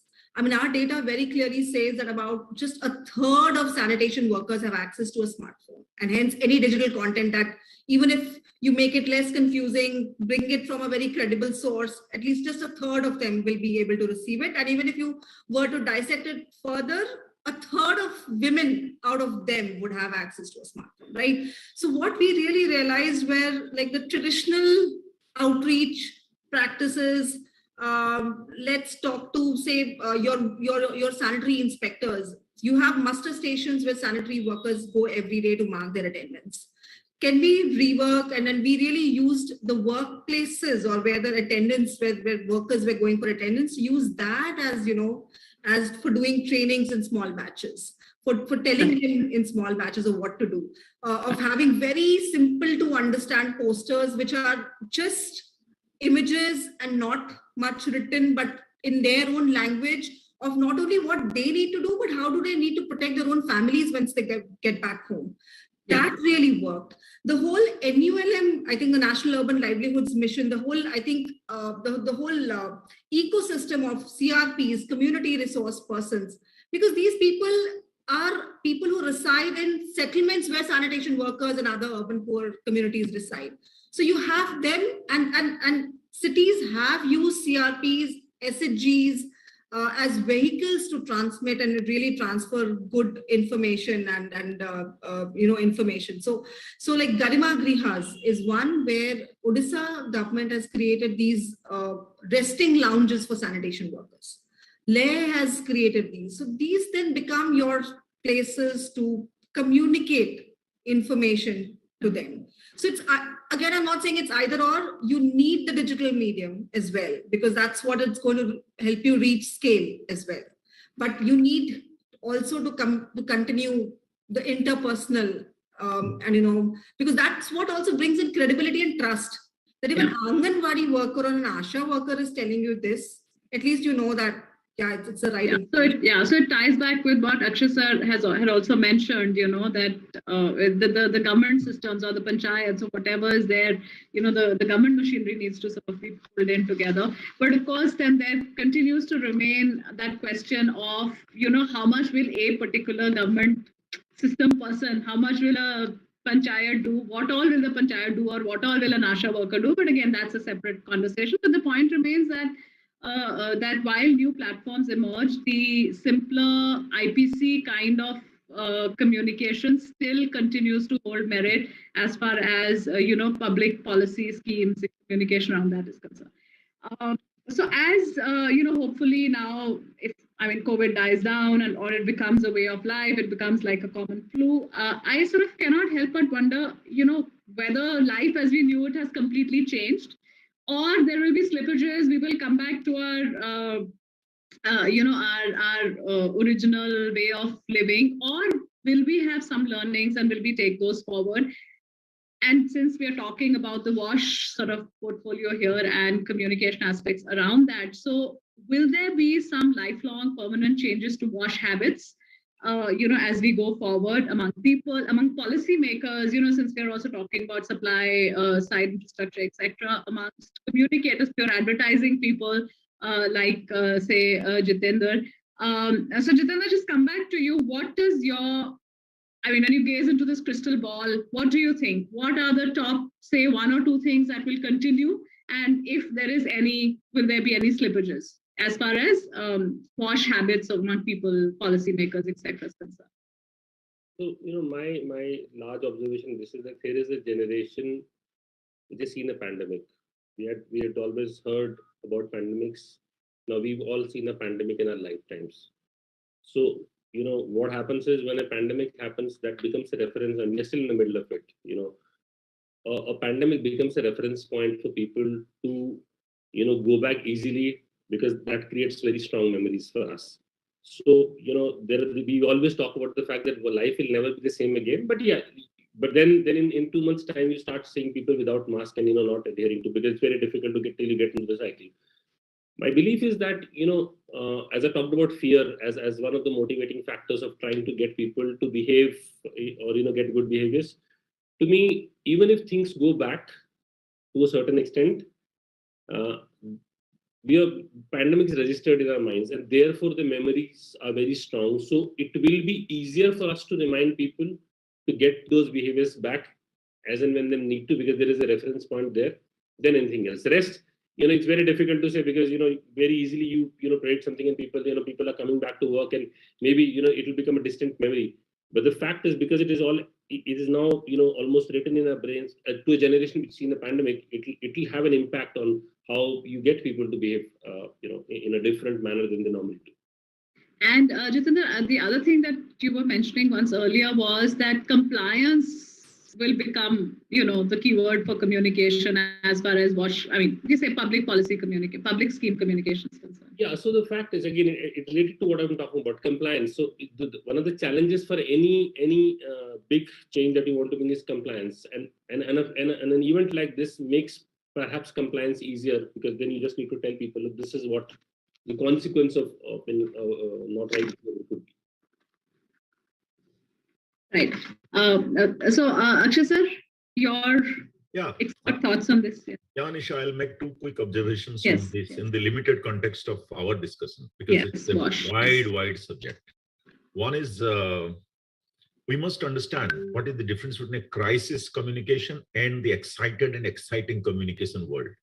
So we must clearly know that this was a crisis, and maybe we may have crisis in future. We must know what to tell whom in what sanitized corridor and how urgently. And perhaps this would mean that the line between enforcement and education will get blurred. I think both have to be mixed in urgent situations. That's point number one. Point number two is that the WASH and WASH communication have been gainers, have had collateral benefits out of this overall situation, though it is not now documented and it is not realized as it has been. So the WASH sector should not lose. In fact, they should make more out of this capital that has been earned, and should lay claim to this heritage of communication which has come out of COVID, and then take it forward. Thank you. Meghna, what would you think? I think I'm just going to go back to the whole conversation around PPEs. And I think we have a huge traction that has been built. The Safai Mitra Suraksha Challenge has done that, but in very few cities. And as Jitendra ji also said, that we are very I mean, even us, we're kind of losing our masks, right? So I think that traction of ensuring PPEs to all sanitation workers according to their job roles cannot be lost. We have to really build that up, and again related the financial allocations, etc. And I think we've come up with our calculations show that a set of PPEs for a sanitation worker doesn't cost more than 1 cup of chai per day, right? And that's those kind of budgetary allocations, and the whole enforcement around ensuring that each sanitation worker uses those PPEs has to be really prime out there. So that's critical. So I think, so again, what I hear you reiterating is what we've learned, don't stop back. And you're obviously talking in terms of sanitation worker context. Let's see how to take this forward. Dr. Rama, your remarks on this, please. I think this is a great opportunity for creative public policy. And I think, in a sense, it can bring various, the communication angle to speak to the structural. And, they're speaking in silos, probably, or operating in silos, but it's a great opportunity for the various missions for drinking water, for sanitation. And also because we are signed up to the SDG goals, we are concerned about gender inequality. So, is it possible for a platform to be created whereby the communication experts as well as the public policy, there's a convergence would be my plea. And I think what Meghna said is absolutely essential, that the budgetary allocations for these, it is a period for creative public policy. And I think maybe this is a opportune panel to plea for that. And I would think that would be the way forward. Thank you. And I just want to sort of add one more thing, since this is communication, that is for communication at large, not just WASH specifically, is the way we create content. We are so far before COVID, everything was open. We were doing live shoots. There were real life shoots happening. Films were being made, etc., etc. And production houses, you had to go sit physically on editing tables and do all of that. And teams were required. But now COVID happened, work from home happened. Production houses started. I had the need to find a way to do things differently. You could not go and do live shoots. You had to maybe get into animation. I remember we did a hand washing film which was based on the Marvel style, animation. So, I think that I just want to leave that thought as well. Because this is a lot over, civil society, policy, structure, budgets, all of that. But I think from a communication perspective, what COVID has also done is shown us new ways of working, in the communication space, which we were not, which we never knew existed, which till before COVID we would have said will not happen. So I think that is something as we go forward, we'll need to also, it'll help to bear that in mind and, when we are creating content.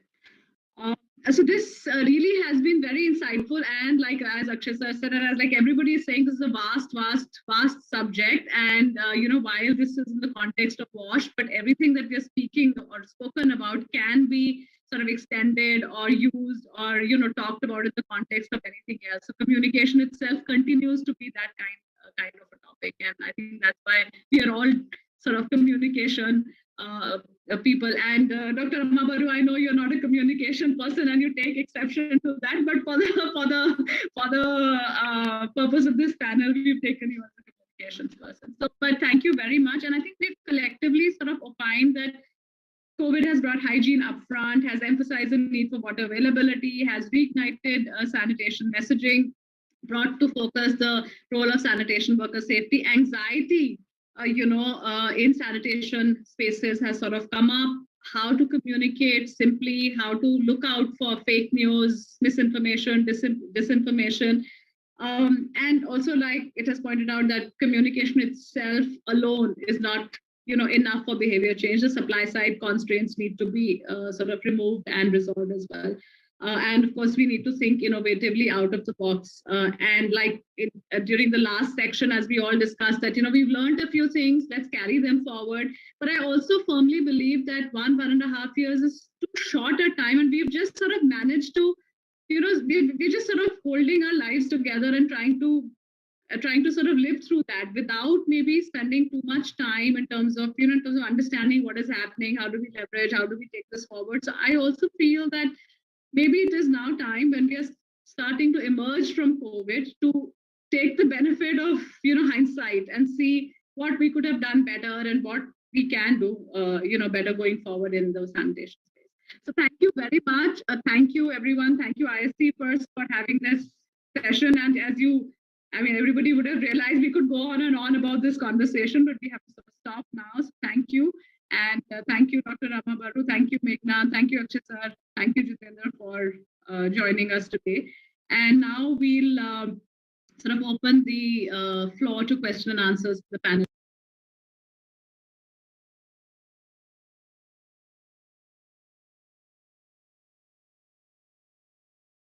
Yeah, I think all the panelists are here, and I have a few questions actually that I'm able to see on my other sort of window that I've opened, and I'm Akshay sir, Rama ma'am, I can see you. Am I audible? Yeah, okay. So yes, yes, Anisha, you are. Okay, thank you.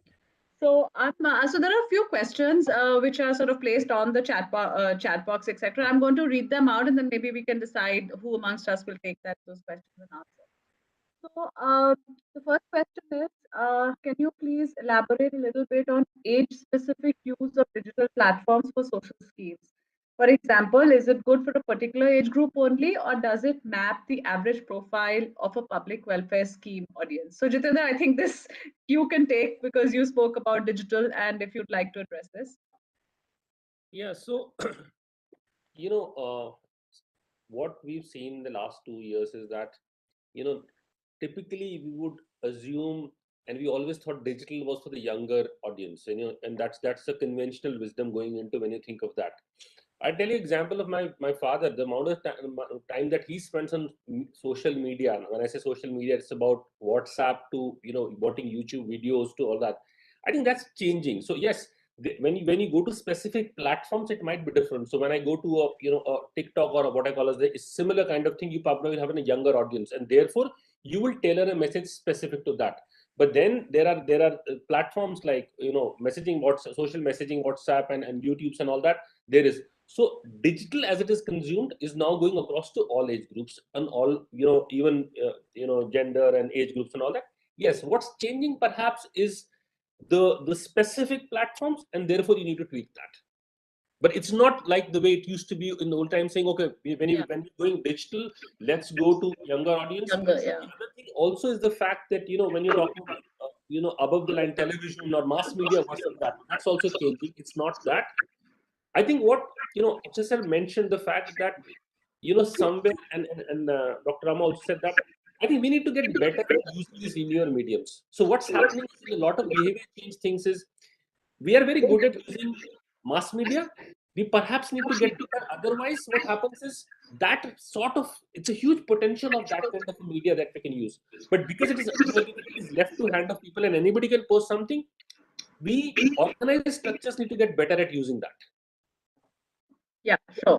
So I think that, and I think the COVID has sort of, because there's been so much of increased use of digital, and like you said, across various age groups, it has made us realize that what we earlier knew about digital, audience profile, sort of we need to revisit that, right? Yeah. Thanks.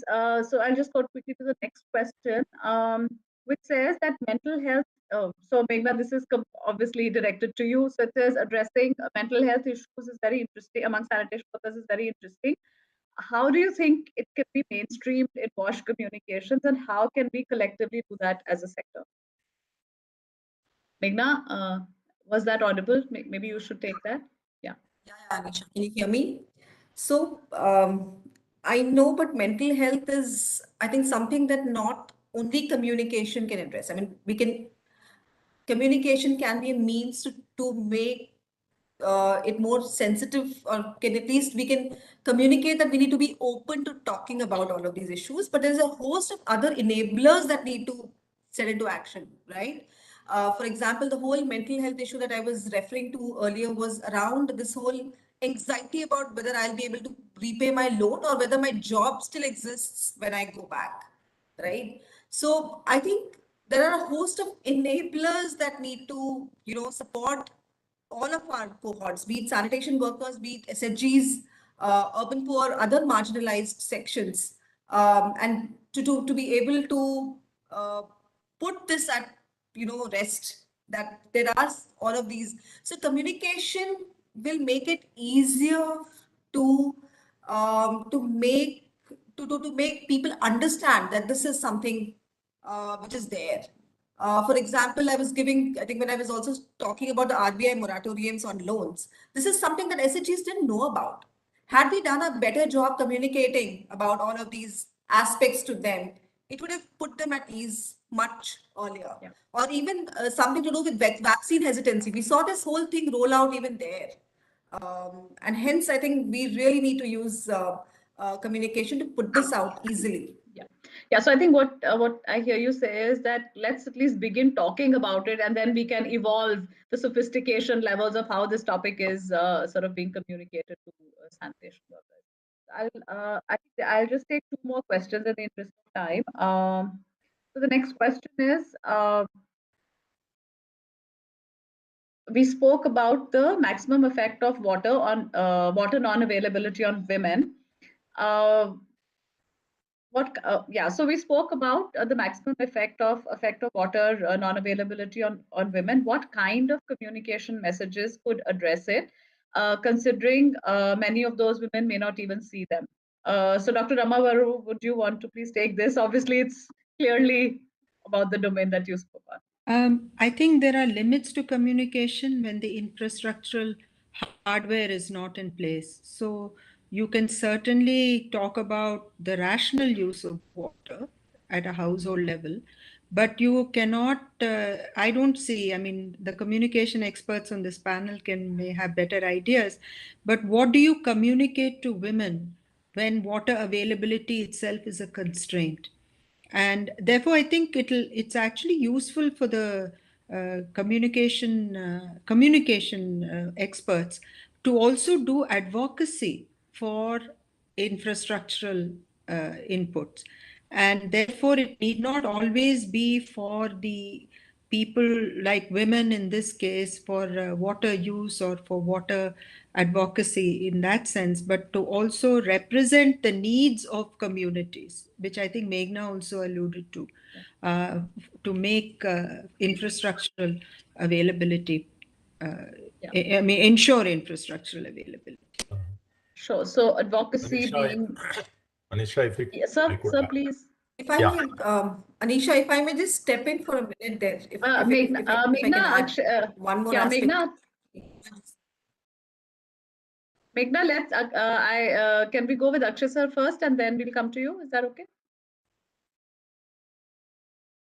Am I audible? Yeah. No, I was just supplementing because Professor Rama put it on the side of communication experts, if we are. So, yeah, and her emphasis on the supplies on the water side is very well taken. I think that's pretty important.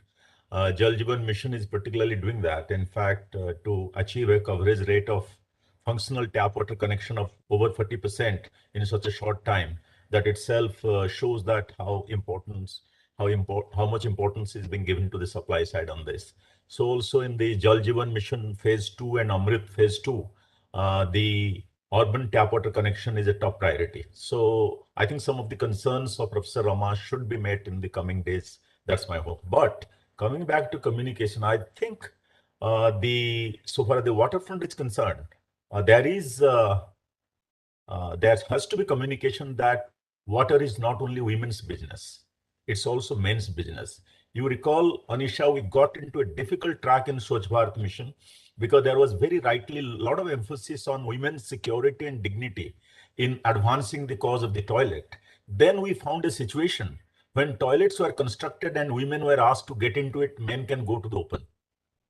That was terrible, actually. So we had to find campaigns so that the men have also to come back to toilets. It's not only the women's case, women's security and dignity. So we should not land up on on the water side on some communication like this, it has to be not only the girl child, not only the women in the house, it is also the men's business. Of course, it starts with, as Professor Rama said, conservation of water overall, and many ways of conserving water, not only even children must have it, schools, institutionally. One thing which I am finding missing in water communication and also in COVID, I'll just complete it in 30 seconds, is that it did not become everyone's business. We can't sort of depend on the government.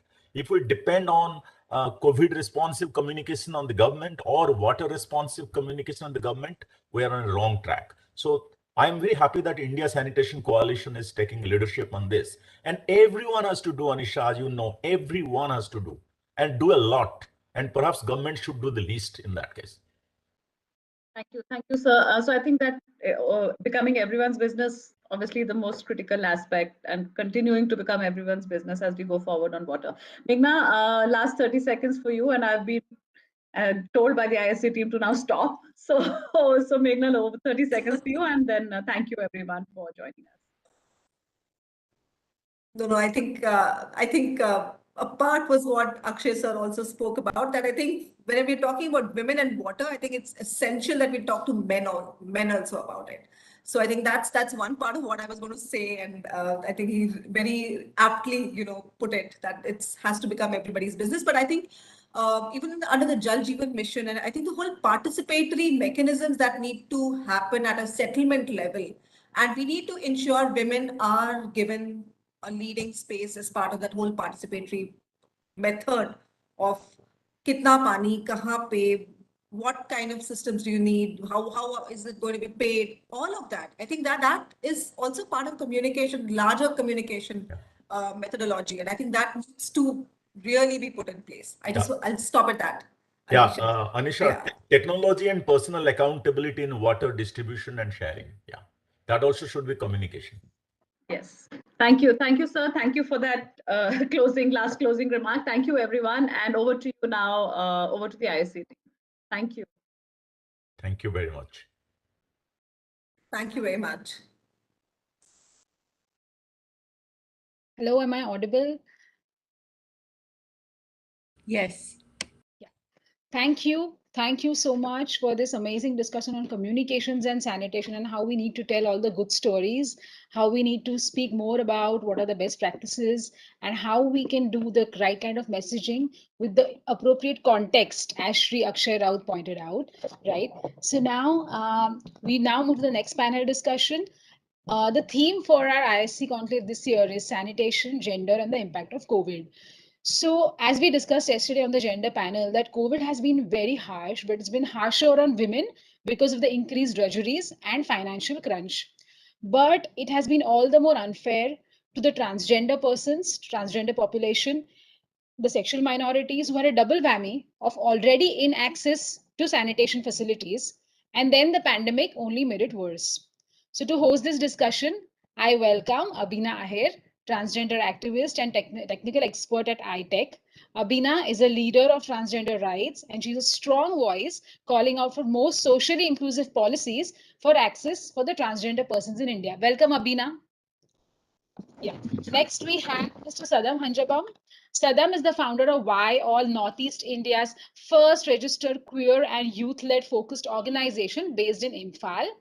Sadam has been awarded the Better India's COVID Warrior Award in 2020. Sadam, are you there? Yeah, hi. And we have our long-term partner, sponsor, guide, Mr. Ravi Bhatnagar from Reckitt. Ravi Bhatnagar leads the external affairs and partnerships at Reckitt, SOA. Before this time, he was leading the same function for the AMESA region at Reckitt. He's a qualified independent director, Institute of Directors. He sits on various commissions and committees at ASSOCHAM, UKIBC, CBI, FICCI ISC, among others. At Reckitt, he's a member of the Global Affairs and Sustainability Leadership Team. In recognition of Reckitt's exemplary work in social impact, he's in the WTO Hall of Fame and a recipient of the President of India Medal. Before joining Reckitt, Mr. Bhatnagar worked in challenging leadership positions in several organizations, including Clinton Health Access Initiative, DFID, and the World Bank. He's an alumni of the TISS Mumbai and a life founding member of Leaders Excellence, Howard Square. Welcome, Ravi. Over to you, Abina. Thank you. Thank you, Chaitali. Thank you so much for having me. And it's such a privilege to share this stage with two main important people. Of course, Mr. Saddam and Ravi, sir. Both of them have worked extensively in the past, but hosting this panel itself is I'm a bit nervous because the kind of work that they have done is quite inspirational to a lot of community members, and it has been really wonderful to have them in this particular kind of panel. I would like to start with Ravi sir. First question, sir. But before that, I just wanted to sort of give a context to the discussion that I've had yesterday also. And today we are going to start from that. Transgender community itself is a visibly invisible community, because right now, when we talk about WASH guidelines, when we talk about other initiatives also around sanitization, hygiene, and other related aspect, many times it has been seen from the binary lens. Whenever we talk about gender also, most of the time we talk about women and girls. But there have hardly been discussions around having a transgender people, part of that discussions, and providing services for such kind of a population. Ravi sir, you have been a torch bearer in working with the sexual minorities, especially with the transgender people, for several years. This is not the first time you have been supporting the transgender rights, but you have been providing that kind of a support for a longest period of time. And one of the things that we are talking constantly, Ravi sir, is about no one is left behind, right? That's the messaging that we are constantly talking about, and you have been also harping that on various initiatives. We recently also have a Banega Swachh Bharat campaign, and there was a lot of discussions. Where does this come from? I just wanted to know from your side is that what do you have to tell to these 1,000 other health initiatives which are non-inclusive to the transgender people? And when you decided to do something like that, what was your thought process? First of all, thank you, Abhinav, for asking me this question, and thank you, FICCI ISC. My special thanks to Chitali, Naina ma'am. I have been actively participating and learning from all of them, Abhinav. But what really inspires me is the Constitution of India and the preamble. So what inspires me from there? So our preamble says, "We the people of India." So it starts with "We the people of India." So if it is "We the people of India," then it means it should be all inclusive. It should be not leaving anyone behind. We should go to the last mile. We should have been working with the indigenous populations. We should be working with the LGBTQI plus awards.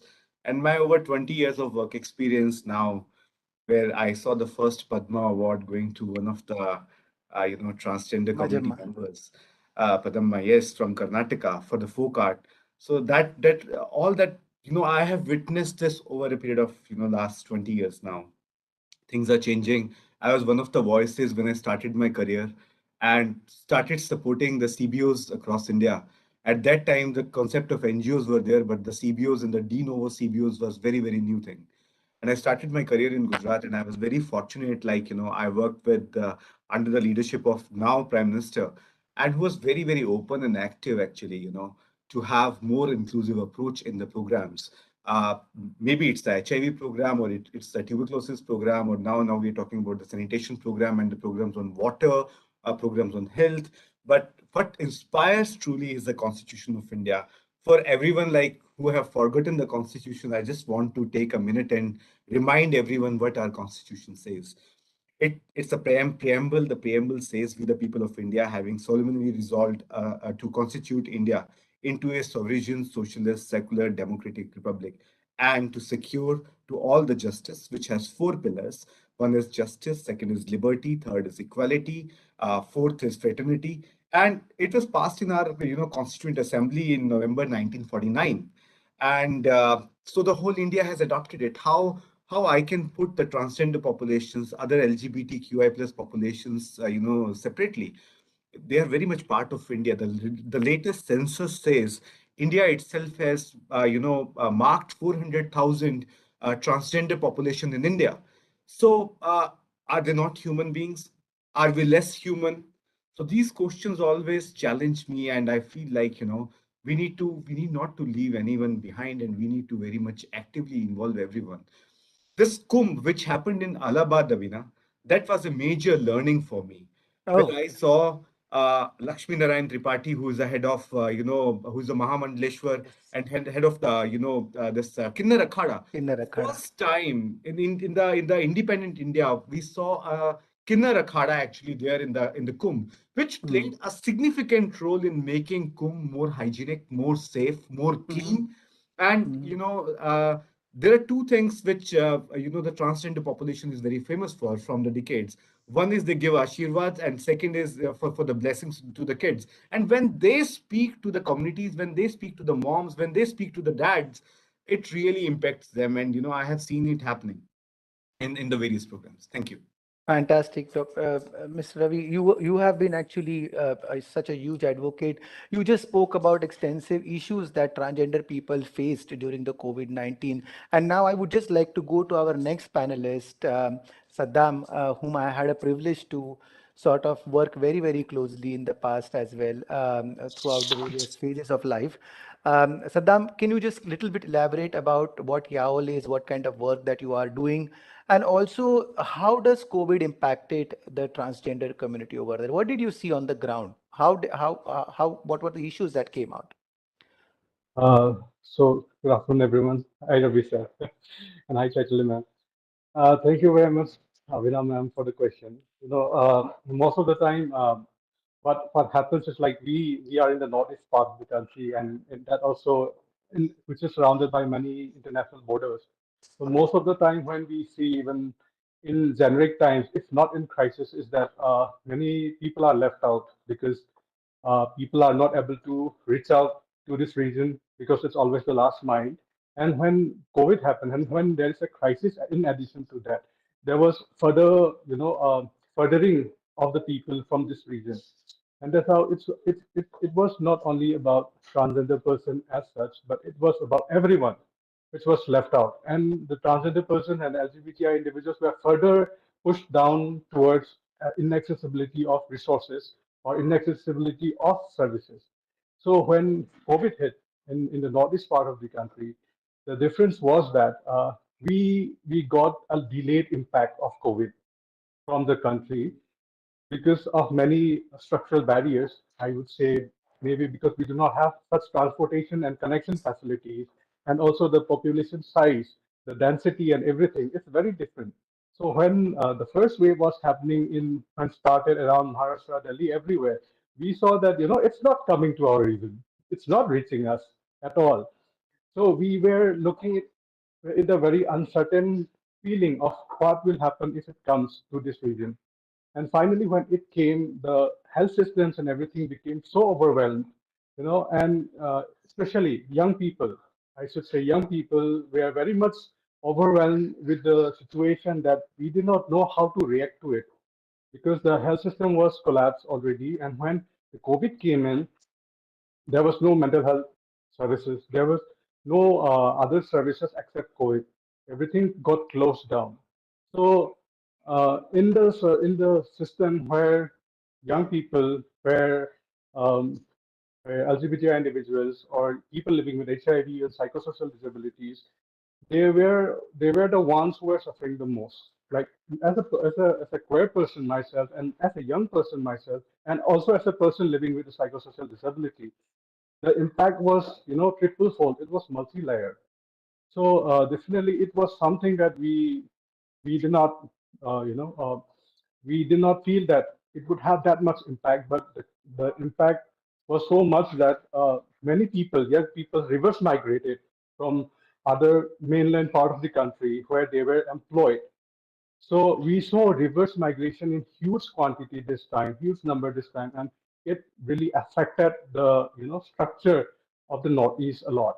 Yeah, thank you, Abhinandan. Thank you, Saddam. That is quite elaborately talked about. I think from your discussions, what I hear is that majority of the issues that happen during the COVID-19 and transgender people were happen on the five major categories. One is their lifestyle completely changed. It was taken back, and it was all upside down. The routine lives were changed. All of us routine lives was changed. But for transgender people who are really living in a precarious condition, it did create a lot of dent into their social structures.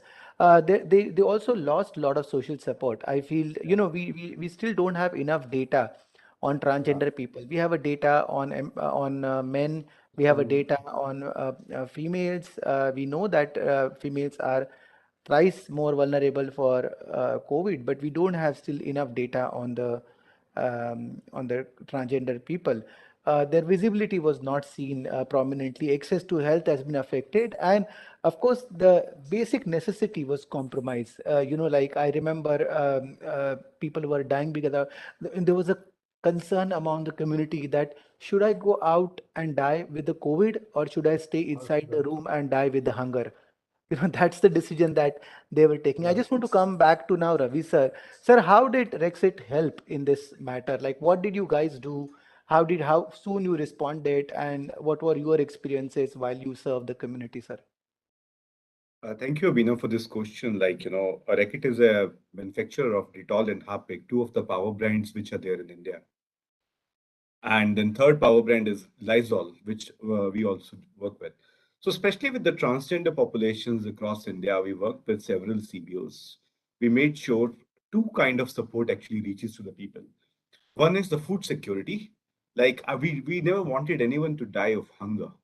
Second thing is making sure, to keep ourselves safe during the COVID days.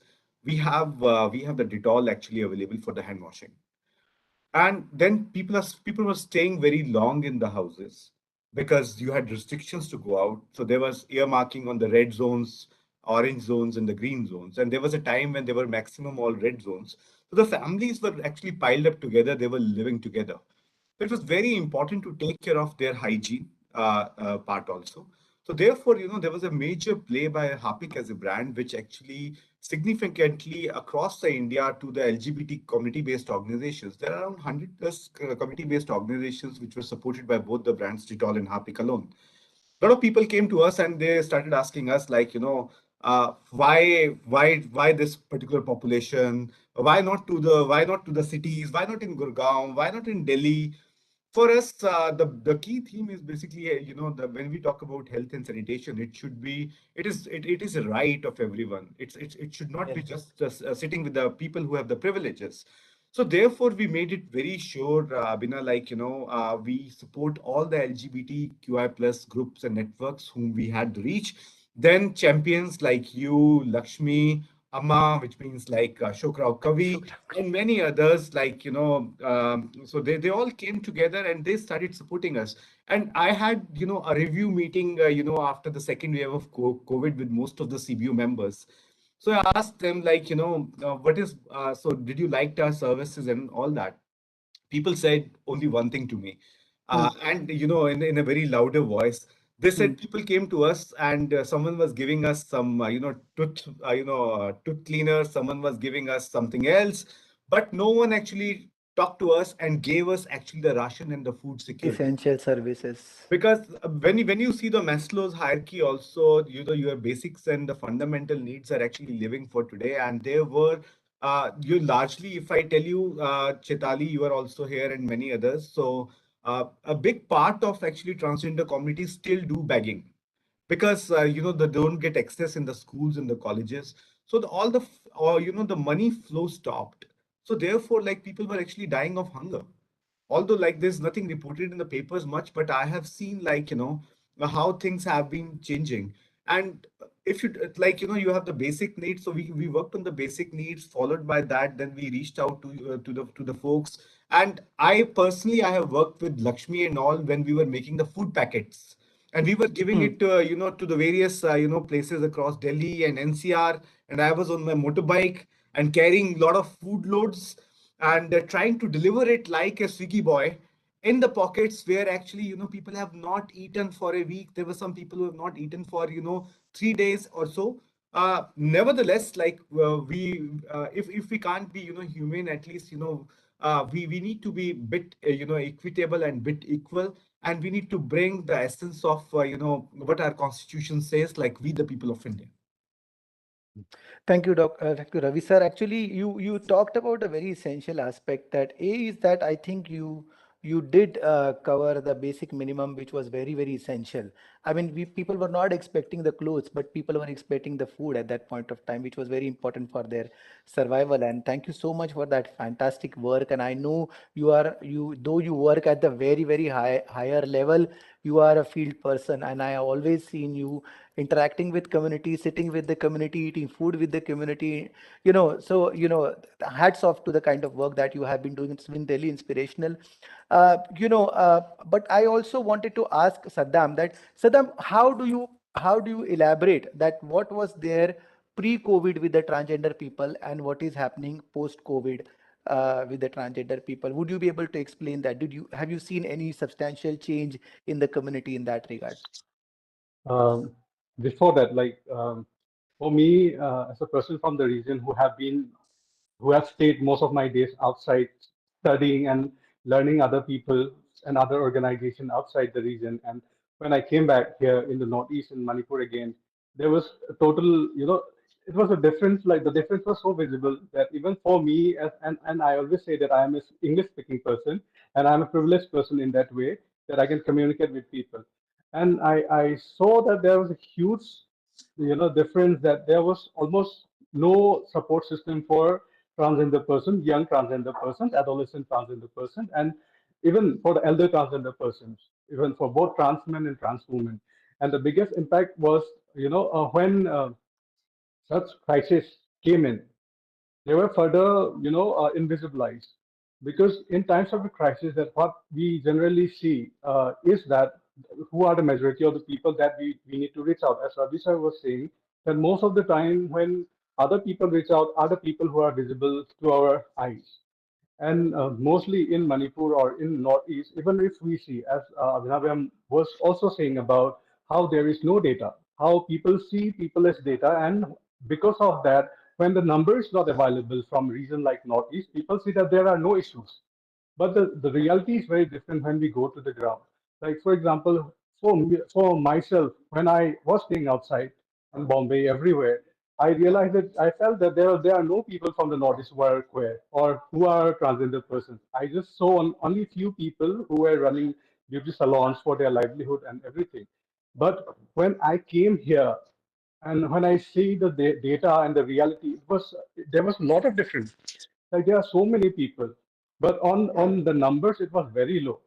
One thing is because most of the projects that have worked on this on HIV, but definitely there are, and those were worked on targeted interventions programs. So there was limited resources. That's how only few number of people was visible as data, but majority of the people who were not covered by the TIs, targeted interventions of NACO and all, they were left out from the book. So they were invisibilized. And out of that, many young people, like younger ones, they are further left out because they do not know whom to reach out. They don't have any support system. There was a generation gap. And for younger people like us and many people who are younger than me also, there's a huge gap of, what do you say, intergenerational. I always say this, that there's an intergenerational trauma living in this region that people generally do not acknowledge. Intergenerational trauma in the sense that whatever was seen by our parents, whatever was felt by our parents, they feared because of the issues that were prevailing in Northeast. So they never felt that LGBTI issues or about sex or gender, these issues are not important issues, but they were living with one mental health condition of this trauma, of post-traumatic stress disorder and many other things. And that's how they always felt that, talking about gender or sexuality or sanitation are not important. They always feel that how to survive, how to get food, how to get job was an important thing. And that's why many young people migrate outside this region. If you see in any city, Delhi, Bombay, Bangalore, any city, you will find people from Northeast working odd jobs, studying and doing so many things. But what actually was vacant in this region was that there was not much resources being pulled to this region, or though there were so not many resources even being put here in this region, that we are seeing that people are not coming out because we don't see any opportunity.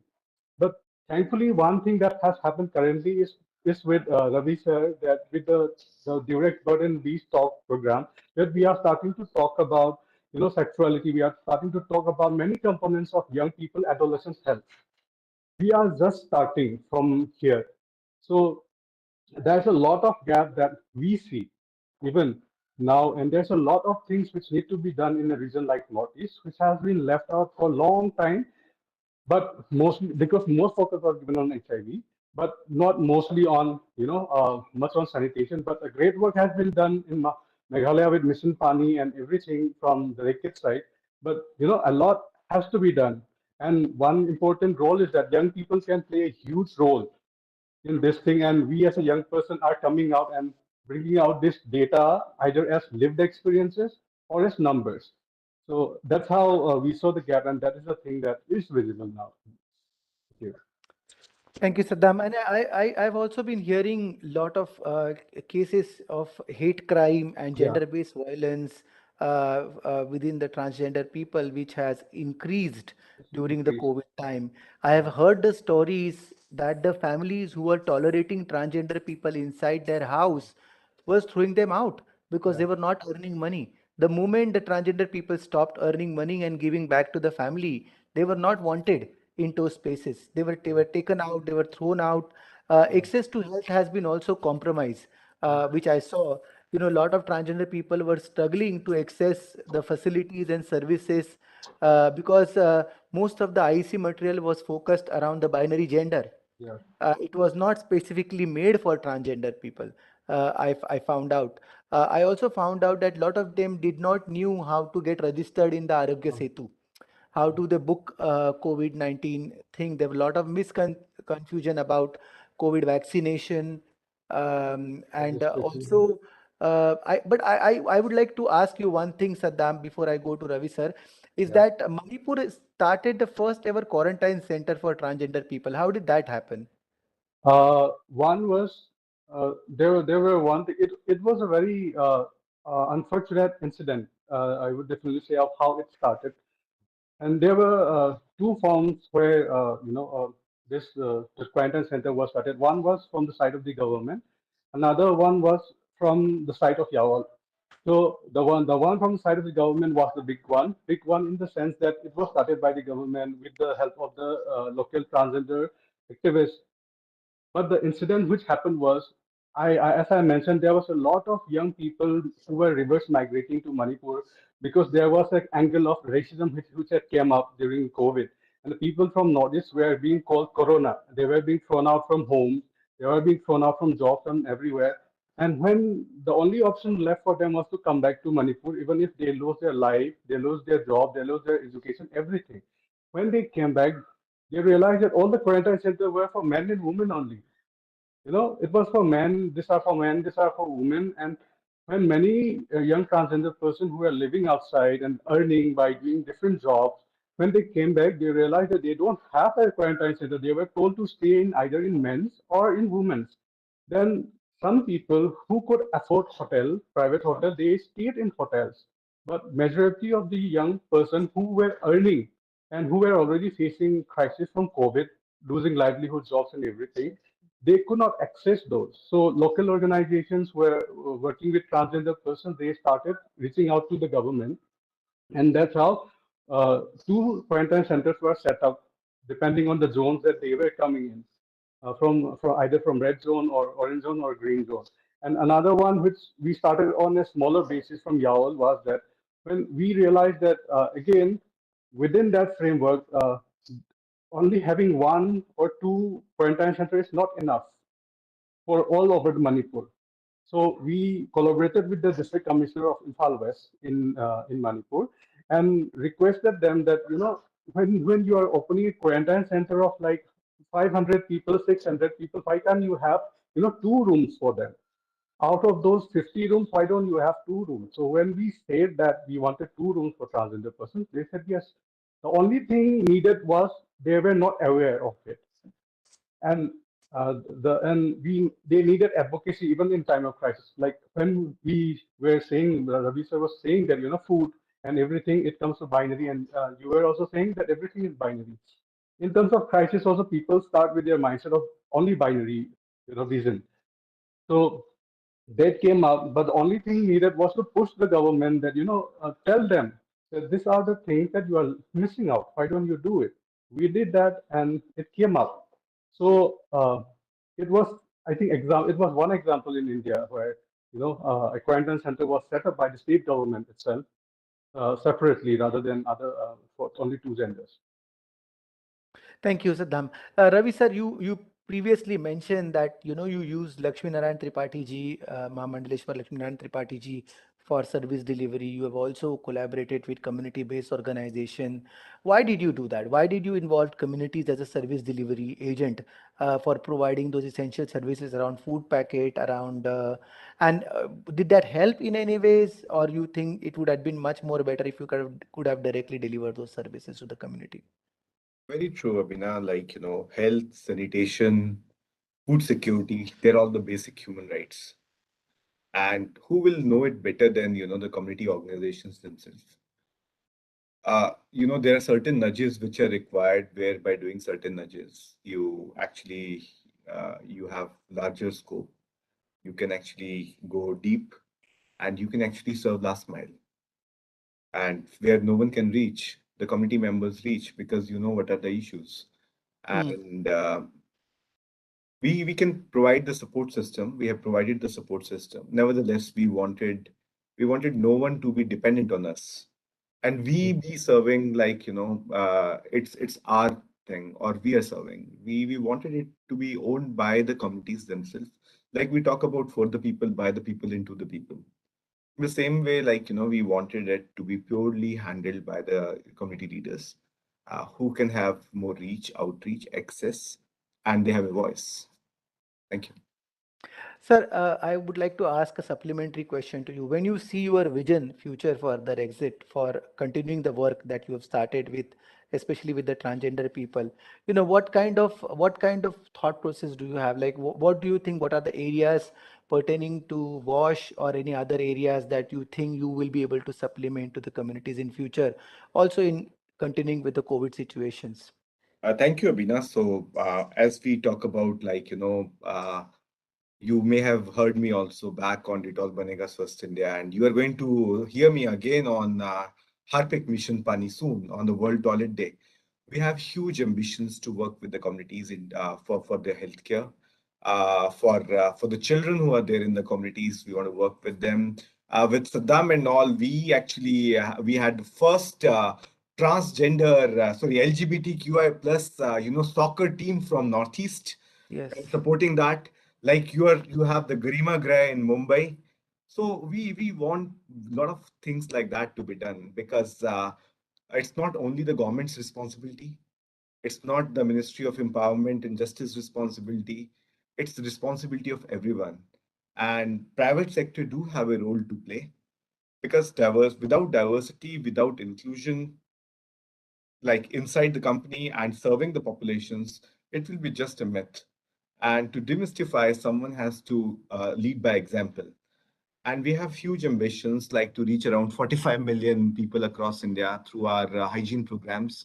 Then we have 6 World Toilet Colleges now in India in 6 different states.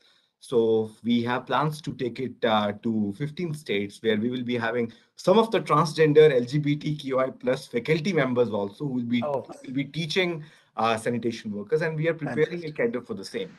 We want our Fantastic. programs to be more gender neutral, more inclusive, and it's not just for the sake of the tick box doing. Because what comes out is, like, our leadership is so strong, and they're very, very vocal about it, and they live this idea, and it's not just on the papers. Thank you. Thank you, Ravi sir. I think you always do a walk the talk. I have seen you working at the educational sector also, just making sure that is the youngsters are taught beyond just a good touch and bad touch about other along with the wash principles. There's so many things that are happening. Sir just mentioned, Saddam, about this amazing hockey team that you have, and I'm also excited. I was there for the match. Would you like to little bit elaborate why did you choose sports as a tool to talk about community mobilizations to the sports and using that as a tool to address the issues around COVID? Yeah, that happened by accident, but definitely because as I mentioned, like we live in a very vast country, and definitely the things that work in my region might not work in a different region. So when I was staying outside for my studies, and when I was in the community in Bombay, Maharashtra, looking at how people use different forms, like some people use pride walks, some people use different events for pride. But for a person like me who's totally different from a region where there are a lot of issues around social, cultural, and many diversities within the tribes and many indigenous people, we could not find a proper platform, common platform, which will bring all these people together, and not just only about their sexuality, but about bringing one thing together, which can bring everyone as humans together. And I felt football was one thing. When we speak about sports, when we speak about football in the country, the one thing that comes out is Northeast, Manipur, Assam, and this certain two, three, states and this region. So we wanted to do a pride initially in 2018, but it didn't happen. So when we realized that in Manipur there's this holy festival that happens every year for 5 days. It's one of the grandest festival in Manipur, and every locality has their own sports event. And people didn't realize that even in sports it was so binary. It was for men, women, boys, and girls. So many of the young people whom I know, from either they are young transgender persons or LGBTI individuals, they really wanted to, join in, but they were only kept out for, the night program where they would sing and dance, only for that component. But being in a state where the sports was something more than game, but it's more like an emotion. People really feel that they are losing out that space. So we thought that let's try it out. Let's pick up sports and see how people respond to it. And we did it in the center of Imphal. Huge crowd gathering, and football was played in the field, and a match was played between trans women and trans men, and everyone came in to look. And that moment also people realized, I also realized how this small thing like a football could change people's mindset. They forgot that these are transgender, these are men, these are women. They realize that this is a game. Let's play, let's see, let's cheer everyone. And that's when from that year on we have been doing pride even in the names of queer games, and this has been the fourth edition. And you were there personally to inaugurate this time along with the uh, this one, U.S. Consulate Yes, General consulate. from Kolkata. She came down to Manipur She came to there open to. it up, and now we are working with Ravi sir, and they are funding the team. So it was a very small initiative of how we started football and how it has reached. So definitely, it was more about passion, and it was about finding that thread of emotion which will connect to the people, and it helps. We Pride Works didn't help in Northeast, and this is why I always say that whenever there has to be a program of national importance, it should localize to the context of the people and also to the region, and that's how we are.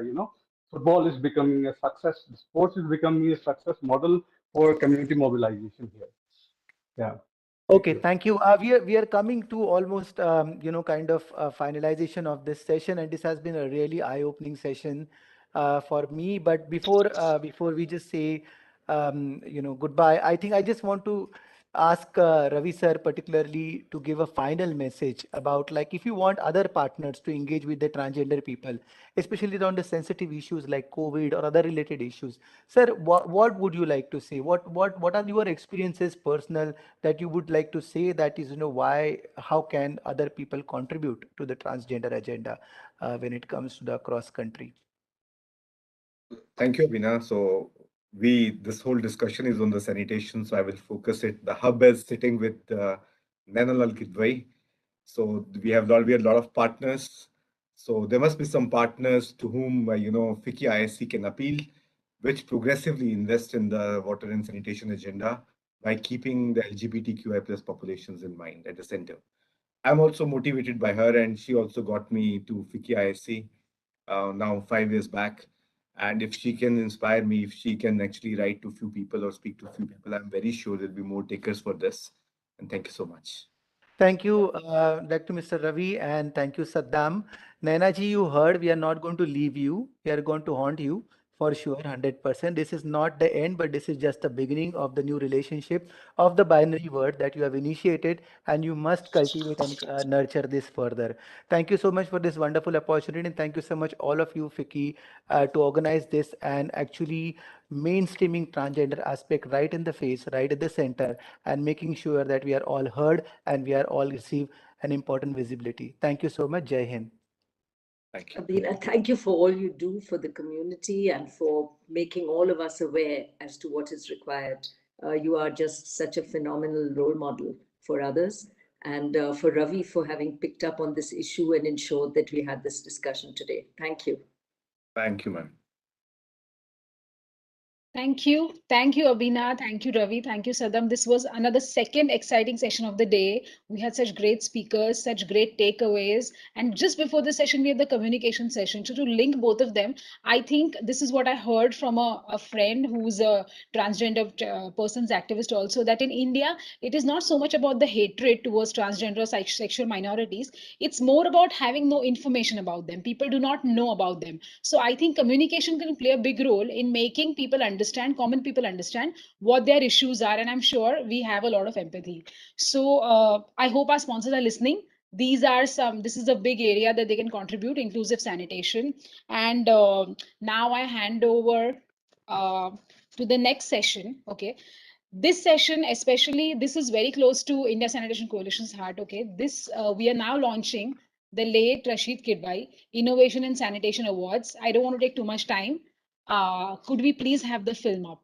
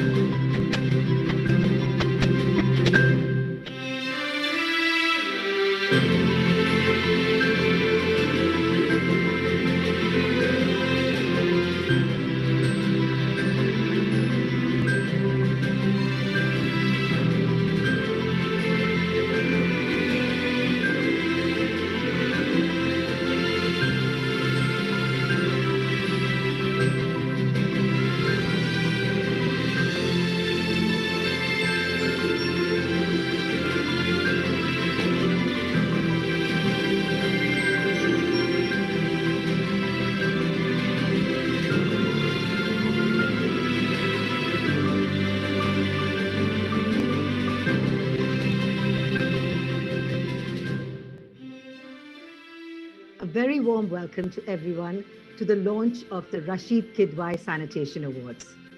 Often, through my reading and research, I'm pleasantly surprised to see several articles on startups involved in creating innovative solutions for the real water challenges that India faces today.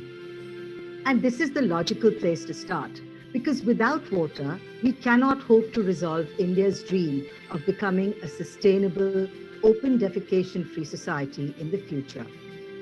However, there are several other areas of the water and sanitation value chain popularized under the acronym BUMT, or Build, Use, Maintain and Treat, which are in need of innovation, be it in building of home or communal toilets, which are sustainable over a longer period of time, or comprehensive treatment centers for both wastewater and fecal sludge, or even automating the scavenging process, which is currently being undertaken by humans for want of technology-driven solutions.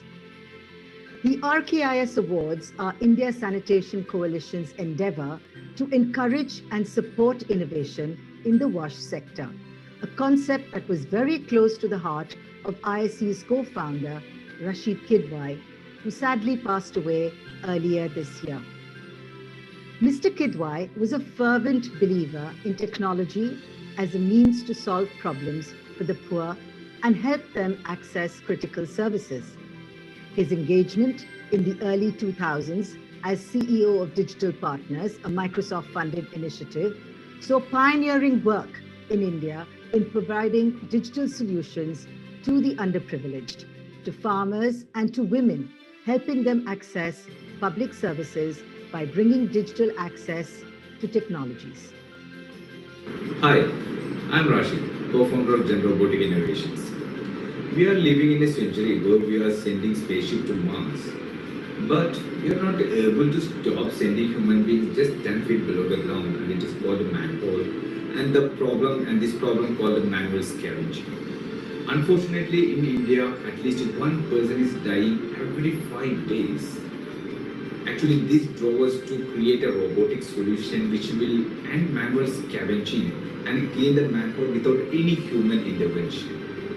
And I'm proud to say that the robot that we created called the Bandicoot is currently working across 14 states, and it is still scaling to all other states. While we are creating Bandicoot robot, we have majorly two missions.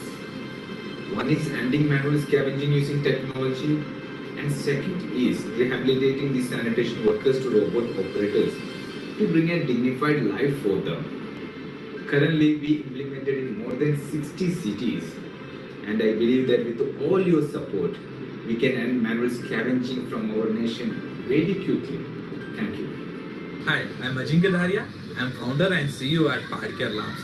In the sanitation industry, we can leverage the technology for betterment of public health and hygiene. Due to the high potential of social, economical, and environmental impact, we choose a problem like menstrual hygiene management that can empower women across the globe while taking care of environment. Thank you. Hello, I'm Namita Banka from Banka Bar Limited, Hyderabad.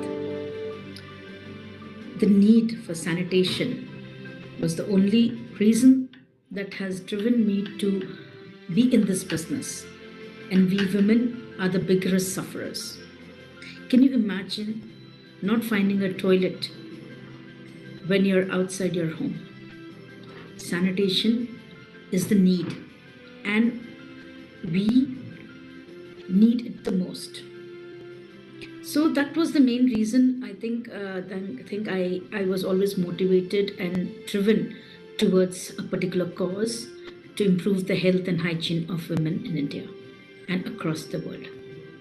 This was the reason to innovate and to bring about change in this whole industry across the world. Thank you.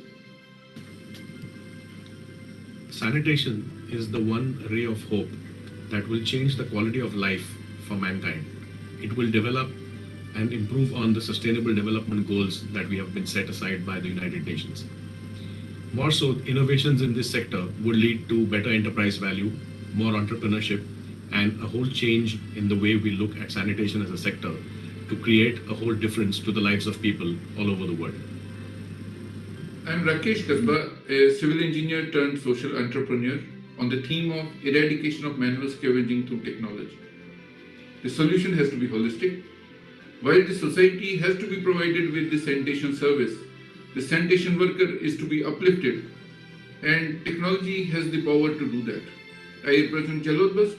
Here we build innovative, small, compact, and affordable machines which will take over the task of the sanitation worker while providing him with proper livelihoods, safety, and dignity. Thank you very much. So in closing, I would just like to say that Rashid was very keen to see new technologies and innovations in sanitation across products and services. Technology in products, technology in enabling services, and access to public goods were areas he worked in and believed in.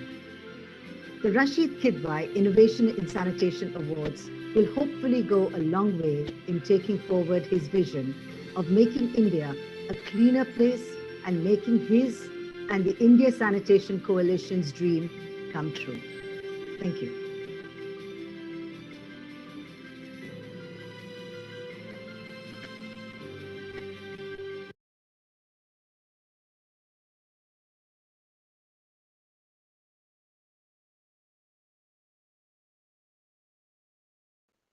Thank you. I think this film it touched all our hearts, and we all know which direction we are going into, especially technology and marrying that with sanitation. Now, next we have an address by Padma Shri, Dr. Mashelkar. Dali Padma Vibhushan. Sorry, I am sorry. Apologies. Doesn't matter. Shri is for lesser mortals like me. Thank you. Shall I begin or? Yeah, okay. Yes, sir, you may begin. Yeah, thank you. Thank you very much indeed. I feel very special to be part of this function today. Rashid Kidwai Innovation in Sanitation Awards. I think it's a great initiative. Why do I say it's a great initiative? First of all, it is named after a great man, Rashid Kidwai. Secondly, it is for a great cause, sanitation. Third, it goes for a great process that is a must, that is innovation. I always said, I in India must stand for innovation, not inhibition, not imitation. And fourth, it is being launched by a great organization with a great leader, that is India Sanitation Coalition and one and only Naina Kidwai. So it's great to be here. Rashid Bhai left us on 6th of June. It's exactly 157 days ago. But to all his friends, not just to his family, and he had millions of family members, you know, he's still there. He's watching us. You know, his amazing smile, his amazing insight, foresight, his commitment. I still remember Naina and I and him, we met together for the first time in Jaipur. And I remember my conversations with him, where particularly we talked about making technology work for the poor. And I remember the conversation that making high technology work for the rich, very easy. Making low technology work for the poor, very easy. Making high technology work for the poor is very difficult. And how do we do that? And that was a great cause. And of course, startups were close to his heart. I still remember his pioneering initiative, the Digital Partners, which was a not-for-profit initiative. So I believe this is a very, very, very special occasion, a great occasion, and a great initiative. The second point I want to make is that there is what is called as doing well and doing good. I was talking to some young people. And, I do it selfishly because I feel young when I talk to them. I get inspired by them. And I'm a traveling salesman for India systems, what India has achieved. And I was trying to sell Indian education. So I said, look at Satya Nadella. He became the CEO of Microsoft. Look at Sundar Pichai. He became the CEO of Google. So think about it. You can become Satya Nadella, you can become Sundar Pichai. They were young kids. All of them got up. These kids are very courageous, by the way. They mean what they say and they say what they mean. He said, sir, I don't think you get us right. I said, what? I thought I said something nice. No. He said, you know, your generation, your only aspiration was to go to US somehow. Second generation to go to US and get a job in Microsoft and like companies. The next generation, go to US, get a job in Microsoft and become a Satya Nadella, not our generation. We want to create our own Microsoft, our own Google over here. And that's wonderful. It's a great aspiration.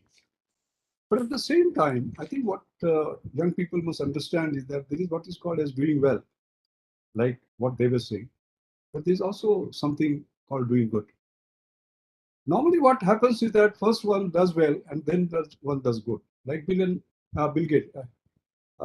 He did very well, and then he created Bill and Melinda Gates Foundation. That is doing well, and then doing good. I myself am a beneficiary of that. But for the scholarship of 60 rupees per month from Jorab Tata Scholarship, I would not be here. You would not have invited me here. So it was doing well and doing good through that trust. But also there is something called doing well by doing good. Doing good itself is a business. So when you get into something like sort of a sanitation, for example, you're doing a public good, but at the same time, you are doing well for yourself also. And I'm seeing this new generation myself. In my mother's name, I have this Anjani Mashelkar Inclusive Innovation Award. Inclusive innovation. There are two criteria that we use for that. First is, like what Rashid and I were discussing, making high technology work for the poor. They must do that. The second is, I'm not a great believer in best practice. Because when you say I'm doing best practice, I'm copying somebody's best practice. I want India to be leader. So we have to go for next practice. So we give awards for next practice, so as to say. So these are inclusive innovation awards. I'll just give you one example. This has nothing to do with sanitation, but I'm talking about the emergence of startups. And there have been 11 whom we have awarded in 11 years so far. Sorry, 13 that we have awarded. Each one of them, by the way, belongs to that category. Just as an example, this Rahul Rastogi, young boy of late 20s. His father had a challenge, heart, and in the middle of the night, he had to take him to the hospital for an ECG, several kilometers. He was an electronic wizard. He said, why don't I create something myself so that it becomes a portable ECG? Could be carried in a pocket. And that's what he did. This is what you can get, by the way. This is called Sanket. Okay. And the way it works is that you put your two thumbs here for 15 seconds. Here is a sensor. This is your heart. 15 seconds. 15 seconds. And if you have downloaded an app called Sanket, you can have this ECG. So now just imagine, there's an old woman in a village. She has heartache at night. She has to be put either in a bullock cart or a motorcycle or a jeep and taken to several kilometers. You don't have to do that. If she has connectivity, she can do this particular process. It's like using an advanced thermometer. And the best expert in Pune or Mumbai or Delhi can sort of actually get it. Cost 5 rupees per ECG. This is affordable excellence. This is making high technology work for the poor. This is true sort of inclusion. And believe me, we have these kinds of startups. Now, just now you heard about Bandicoot. Bandicoot in 2019 was an award winner. First, he got the our ISC FICCI award, and then he got the Inclusive Innovation Award. And you just now heard it as to how it is doing well and doing good. You had heard Ajinkya, for example. And therefore, this new lot who believes that you can do well and do good is what needs to be promoted. And what this Rashid Kidwai Innovation in Sanitation Award will do is precisely to promote that. There are a couple of other points I want to make. Startups are on the go today. There is no question about that. There is a big startup movement that has started. It was not that it started only now. I mean, Naina will remember our Kiran Muzumdar Shaw was in late 80s and she became a billionaire. She was a startup. And I remember I was on the TDICI board, by the way, started by Wagul. And I remember funding her, believing in her. She started with 10,000 rupees in a garage. So, however, it had not sort of exploded, expanded like what it is today. And there is a variety of reasons, the Prime Minister's initiative and so many things that are. But if you deep dive into it, you will find lots of them are in fintech, edtech. Now, after the COVID, edtech have just flowered. You see what's happened to Byju's of this world and Unacademies of this world. There are agri-tech startups that are coming. Health tech, there are a sort of number of them. But if you start Googling and say startups in sanitation, you will not find many. You can't count them like this. And one has to wonder as to why it is. People like Bandicoot were exception. They were not kind of rules. How do we make them rules? We require kind of scale. There is other part of the story also. If you see, for example, as you know, all of you know the definition of unicorn, billion-dollar market cap. But there are unicorns also who will become unicorns in 2 years. And there are minicorns also who will become unicorns in 4 years. Do you know the numbers? I have got the latest numbers in October.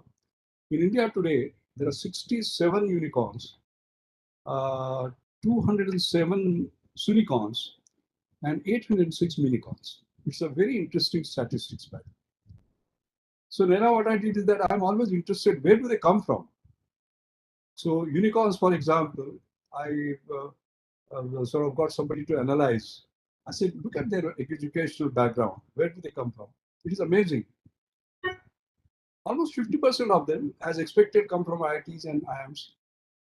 But if you look at the remaining, they come from all over, including there are dropouts, by the way, who become, they come from ordinary engineering colleges. What it means is that there is a big opportunity for the young people today, as a matter of fact, for doing well. And if it is coupled with doing good, I think we have the right environment in which we can basically grow. That is one point. The other point is, as far as the startups are concerned, they have great ideas, they have great technologies. But as we have been saying, we have to move from mind to marketplace, we have to move from ideas to impact. And therefore, further help for them, mentoring is very important.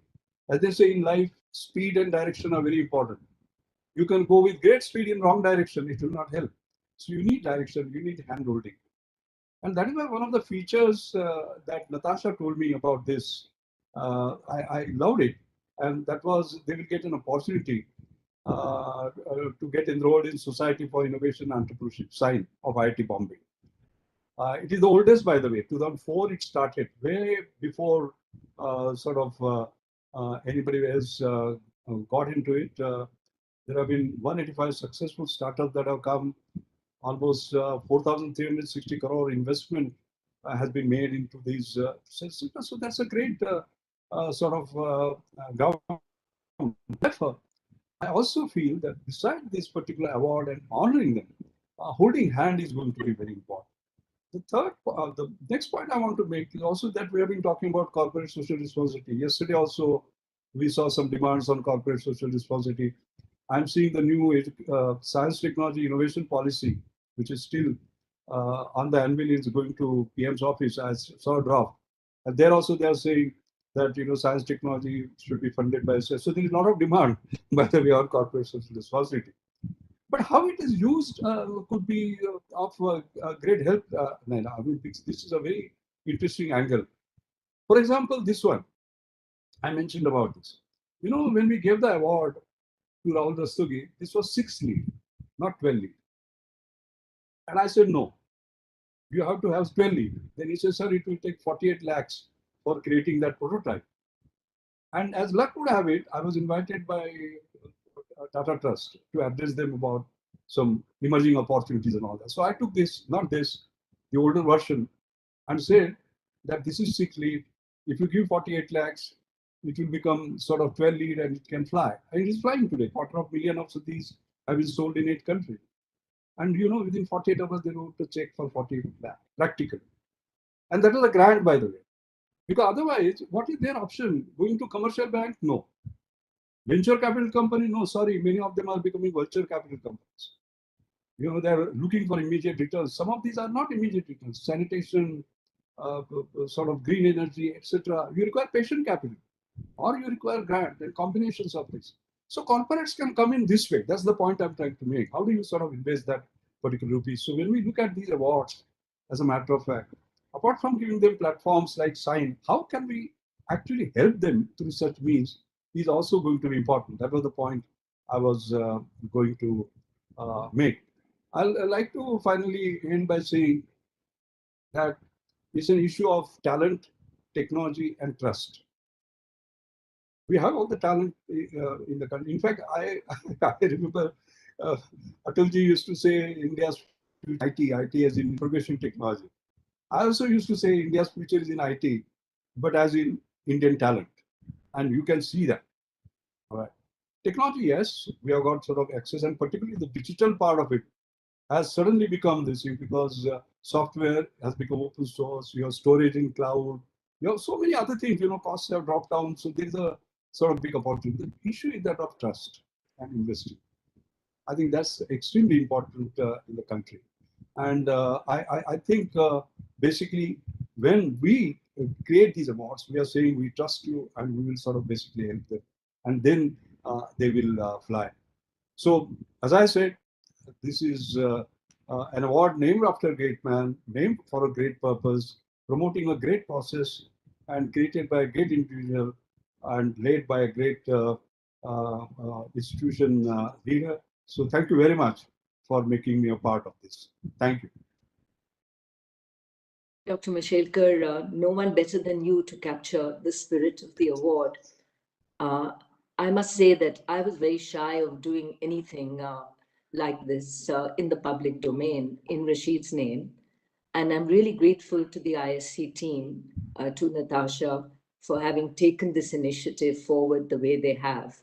And I will obviously stand beside and behind the award as the ISC team, under the guidance of people like yourself, actually take this forward.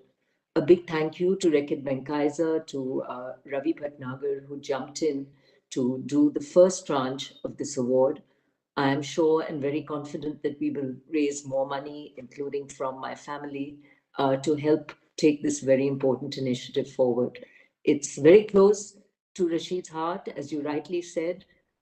He was much more than just a mentor and guide and co-founder of the India Sanitation Coalition. He worked very closely with the social sector, and his guidance and understanding of the social sector is something which we will miss at the India Sanitation Coalition. So with that, let's go to the panel. And I do hope that the spirit of the entrepreneurs which shone through the, Natasha's little piece as we started off is the very spirit that we can capture, so we can get more such entrepreneurs into the country's framework as we go forward. But thank you, all of you, for your support, for your shining examples of what you do, and for doing so much in Rashid's honor. Thank you. Thank you, Dr. Thank you, Dr. Mashelkar. Next, we move on to the panel discussion. But before that, I'd like to introduce our panelists. Number one and number two is that the previous panel on transgender persons and this entire award function, sections of this will be telecasted on the World Toilet Day, 19 November, on NDTV channel, right? And this support has been given to us by Ravi Bhatnagar. So, audience, I would please ask you all to tune into your televisions on 19th November. Next, I'm just going to introduce the panelists. We today have stellar icons from the space of new technology, startups, entrepreneurs, and they are now going to tell us how to harness the space of waste in terms of this tech. What is the future of water and sanitation startups in our country, and what kind of problems are they going to look at resolving? Therefore, I'm now going to invite Dr. Poonam. She's a qualified legal and compliance professional turned to dealing with entrepreneurship and technology business incubation. She's the CEO of Sign. So the two winners who will be selected from the RKIS Awards will be incubated at Sign. Dr. Poini, please correct me if I use the wrong word. And Poini is a founding team member and chief executive. And they have supported 200 startups till now. She's a member of several committees of government and trade associations. Also, she has worked in the manufacturing and investment banking sectors before. Welcome, Dr. Poini. Next, we have Manoj. Mr. Manoj is the founder of Social Alpha. Hello, Manoj. I'm there. Hi. He is the founder of Social Alpha. It's a multi-stage innovation, curation, and venture development platform for science and technology. Startups that aim to solve the most critical social, economic, and environmental challenges. Social Alpha focuses on lab to market enablement, exactly what we are looking for. He's also the founding trustee of TIGS and senior advisor to Tata Trust. leading data trust engagements with universities globally. Welcome, Manoj. Next, we have Mr. Sandeep Shinde. Sandeep Shinde has been involved with some of the most exciting large tech innovations in rural, agri-tech, health, public services, water, mobility, crowd management, leveraging design thinking process. He is currently head of partnership, operations, and impact innovation at the TCS Foundation Initiative, Digital Impact Square. Welcome, Sandeep. And lastly, we have Mr. Afsal. Afsal is part of Gen Robotics, the film that you saw a few minutes back. Afsal leads the chief marketing. He's the chief marketing officer at Gen Robotics. So welcome all of you, and over to the panel discussion, which Ravi will be moderating. Ravi, I'm going to introduce you once again, if that is okay with you. Uh, yeah. So Ravi Bhatnagar leads external affairs and partnerships at Reckitt SOA. Before this, he used to lead the AMESA region at Reckitt. He's a qualified director, independent director, who sits on various commissions and committees like ASSOCHAM, UKIBC, CBI, FICCI ISC, among others. At Reckitt, he's member of the Global Affairs and Sustainable Leadership team. Over to you, Ravi, if I've missed anything. Yeah. Thank you so much. And welcome, Sandeep. Welcome, Afsal. Welcome, Manoj. Welcome, Poini. This is a great opportunity to connect with all of you and to moderate this panel. Uh, it's a very, very important award. And like Dr. Mashelkar said, like it's about the affordable excellence. What better narrative it can have. Uh, we will restrict to the time what's been given, although we are quite late. So my questions will be basically, I will be giving the focus question, one question to each of you, which will be there on the ecosystem building, on financing, on service delivery, and role of the technology and innovations. And I have the pointed questions also. So we'll start the session now. And one thing which I really want to see, like when we do the next stage of these awards, we have more gender balanced, panel, and at least we need to have some more female and binary representation in our discussions, which is the way to go in the future. So my first question is to Manoj. So Manoj, thank you so much for joining us. So one of the fundamental requirements of the startups is financing. How can we encourage the private sector to invest in the WASH startups?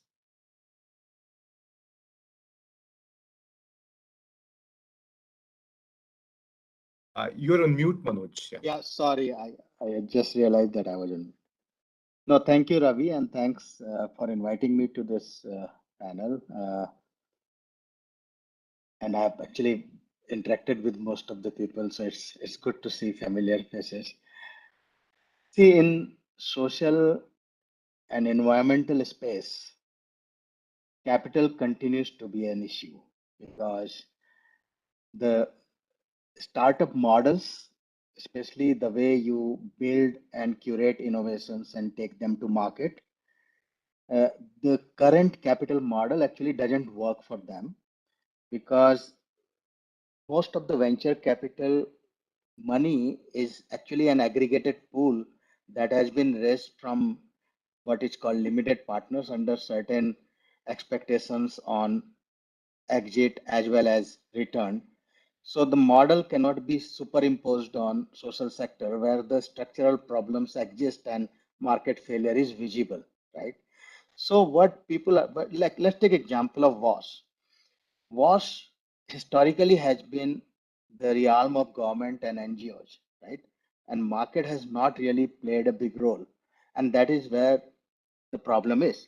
So until and unless we create innovations and make or ensure that these innovations are acceptable to not only the consumers and customers, but also to investors and corporations, we will not be able to create market. And that is why there continues to be a gap between the investors and entrepreneurs. And it discourages people to get into the sector.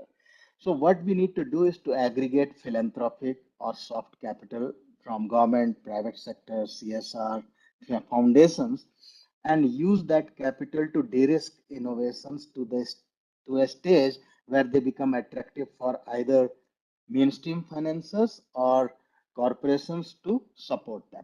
And that is the responsibility of ecosystem enablers in this space. I have a follow-up question on that, Manoj, to you. So which areas of WASH are conducive for the public-private partnerships? I think all of them, from water to sanitation, waste management. We are seeing a lot of traction now in waste management and circular economy. It's becoming mainstream to the extent that we have been able to see a lot of mainstream investor interest there. So I think in sanitation also this is going to happen. We just need to make sure that more science moves from lab to market, right? So for example, biotechnology, microbiology, how can we use latest advances to solve some of the problems of decomposition and value creation. So it will happen sooner or later. Yeah. My question, follow-up question is to Sandeep. Sandeep, what do you think, what kind of funding is required to kickstart startups in WASH and then to keep them growing in the long term? First of all, thanks for inviting us here. It's as Manoj said earlier, so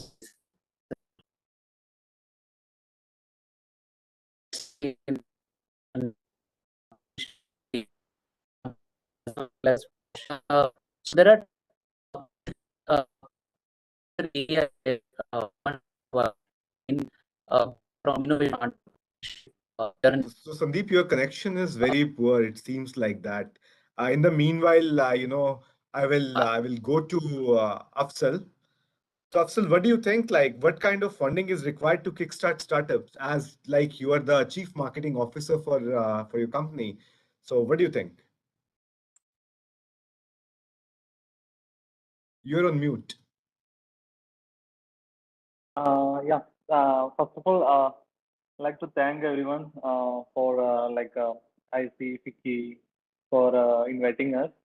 And I think since like last 2019, we met on the award ceremony with you, Mr. Ravi. You remember me? Yeah, very much. Yeah. So yeah. So regarding the question, the funding is entirely a big part regarding the sanitation domain.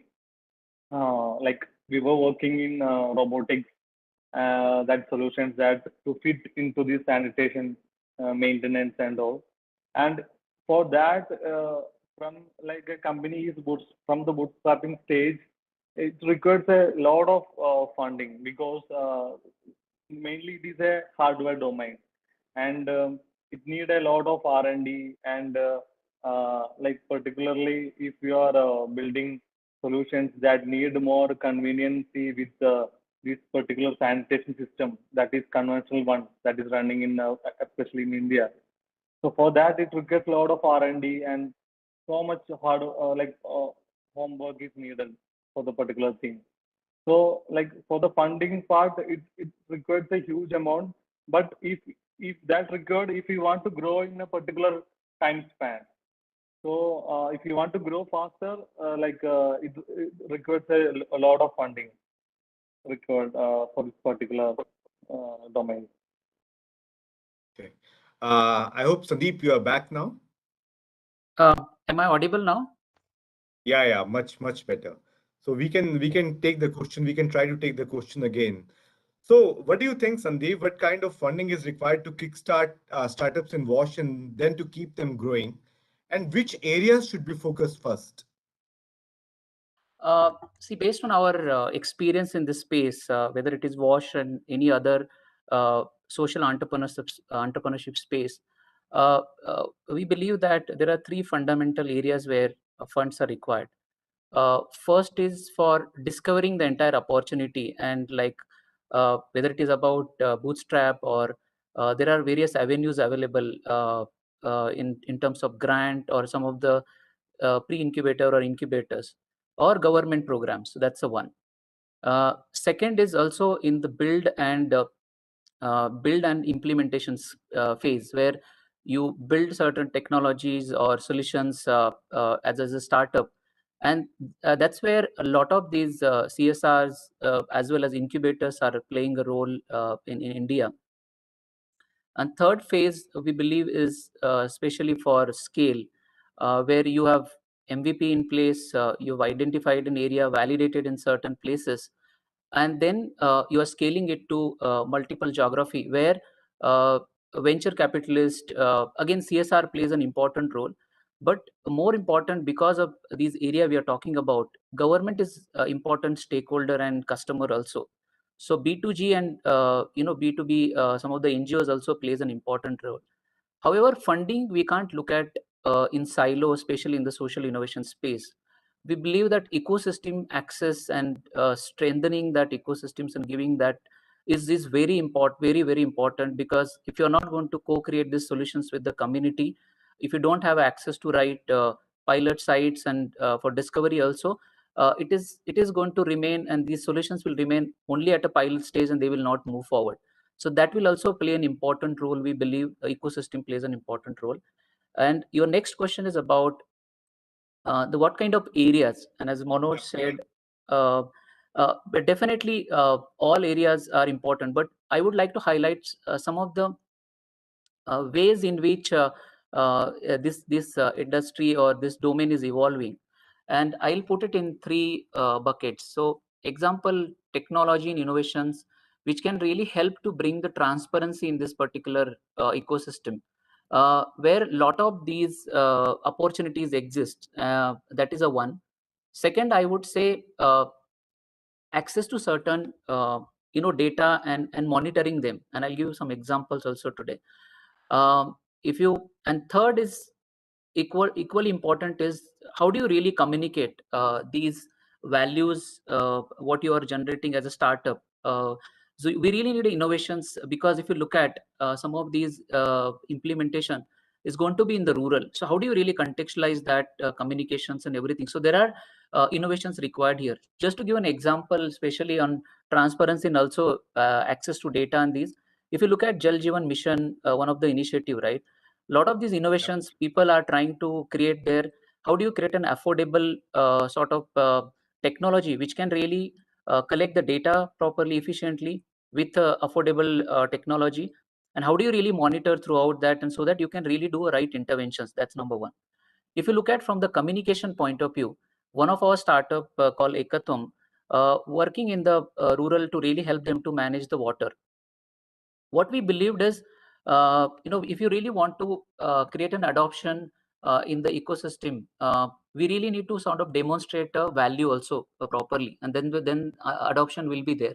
If there is an adoption, then there will be a scale.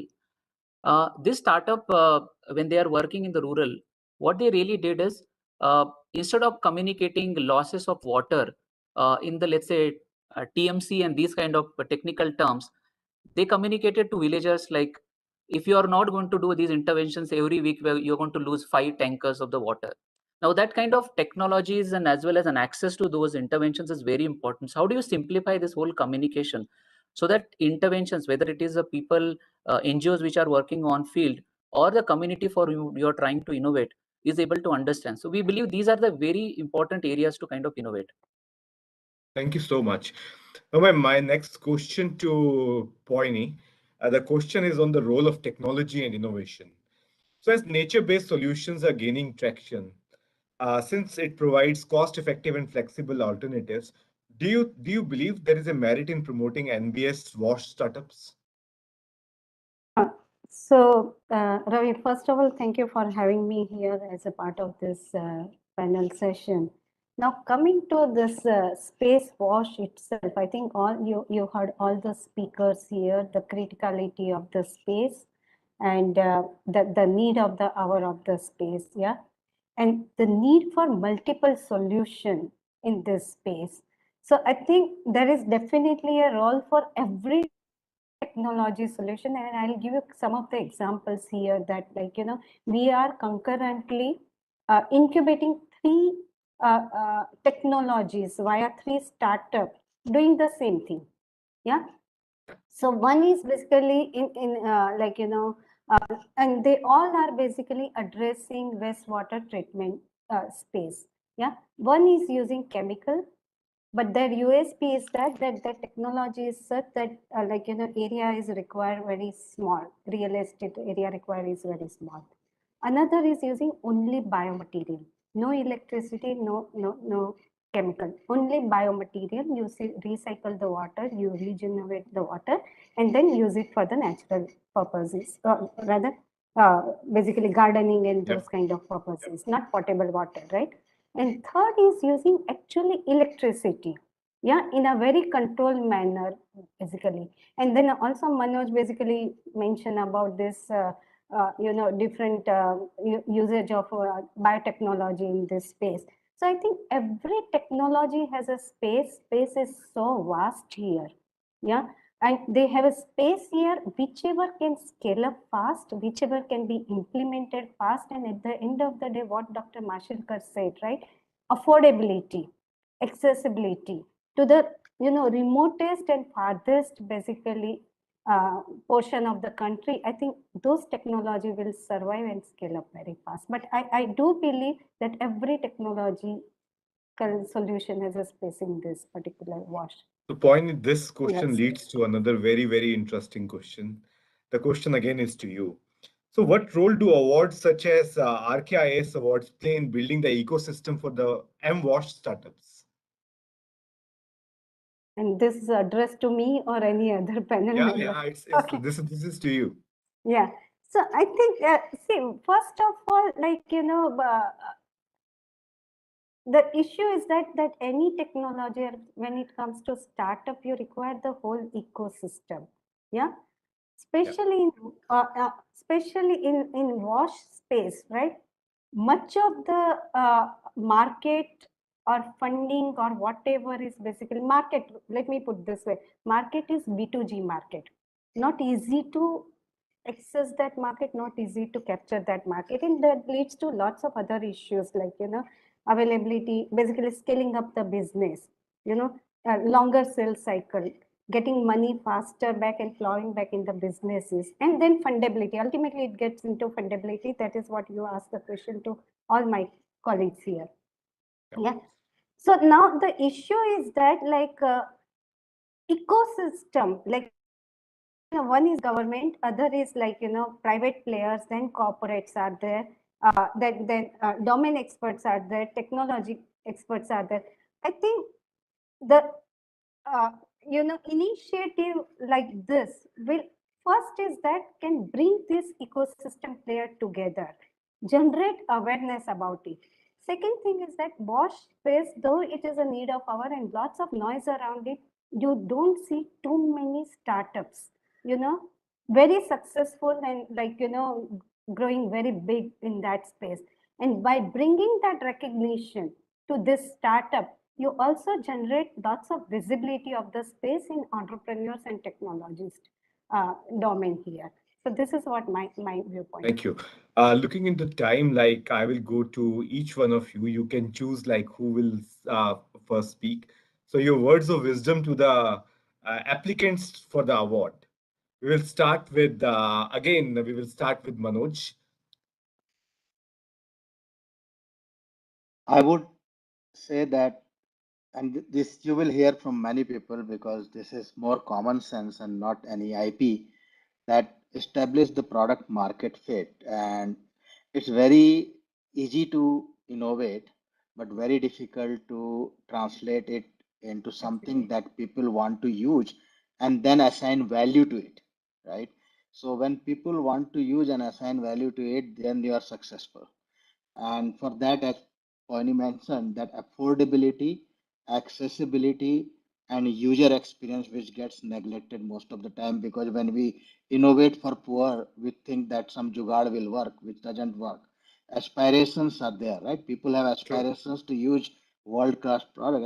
As Professor Masulkar mentioned, we need excellent product at a price point that people can afford, right? So making sure that you are not compromising on either of these levers, affordability, accessibility, and user experience, is very important, and that can only happen if you are leveraging science and technology innovations. Thank you, Manoj. Over to Afsal. So your words of wisdom to the applicants for the award. You're on mute, Afsal. Yeah. Like Mr. Manoj sir said, I also want the same, like to convey the same. But I also want to add something is that like we should the innovation that creates more transformation into the society, and also like that creates a better change to the people who is using the beneficiary who might be using this particular technology, and also the empowerment things that happen to this particular people who are using this technology.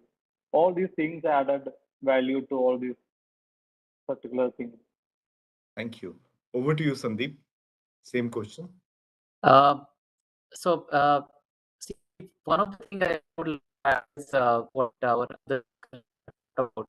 So especially such award are extremely valuable for recognition and visibility. That is one for those who are winner.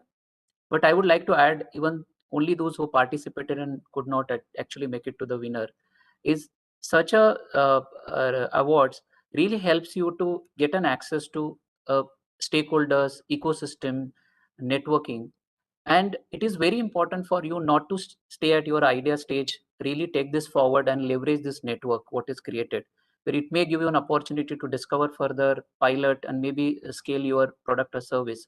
So it is very important for you to look at these awards as a avenues to get an access to right ecosystem players, and that you should sort of cherish and take it forward. This journey of from idea to an entrepreneurship is very beautiful, very fulfilling. At the same time, it's a tough. And really, if you're taking a first step towards participating in this particular award ceremony, I think you should take it forward beyond this. That's a recommendation. Thank you. Very nice advice, Sandeep. So last but not the least, Poini. Yeah, so Ravi, when you asked me last, everyone has spoken what I would have possibly has spoken, but I would only say ditto, ditto, ditto. But just one thing, I think I fully agree. Market fit and then leveraging this kind of platform to get to the right ecosystem. Absolutely correct.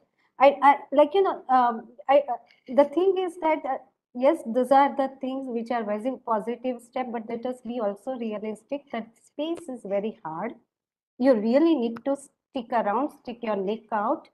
At the same time, look at the space like healthcare and space tech. No funding was available just 5 years or 7 years back. And right now, even mainstream investors are investing in this space. Healthcare is again public domain. Yeah. So I think there is lots of opportunity and hopes in this space, and stick around. Yeah. Thank you so much, all of you, for joining us in this session. And my special thanks to Natasha, my special thanks to Mr. Mashilkar, my special thanks to Chetali, who is keeping me on toes and making me sure like I conclude this on time. And last but not the least, thank you, Nana ma'am, for giving Miss Harpik Mission Pani an opportunity to be a part of this very interesting and important endeavor. Thank you. Thank you. Thank you, Ravi. Thank you. Thank you, all panelists. I think this was an excellent session of day 2. And now, so I just wanted to respond to what Dr. Mashelkar said about talent, technology, and trust. So fortunately, Dr. Mashelkar, I think we've got all three here. ISC will bring the talent, okay, in the applications. Technology part, Sign has already. And trust is what Ravi Bhatnagar has posed in us, right? Which is why he's going to sponsor both the winners for 2 years at Sign. So I think we've got all these elements covered. And Natasha, ma'am, any closing points, or else I will hand it over to Neha for the Impact Future Project book launch. Natasha, ma'am, any closing comments before I hand it over to Neha? I hope I'm audible. I am. Okay.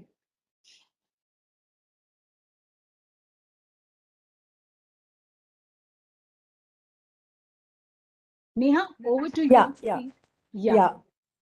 No, I just wanted to thank all our sponsors because I think none of this would have been possible without them.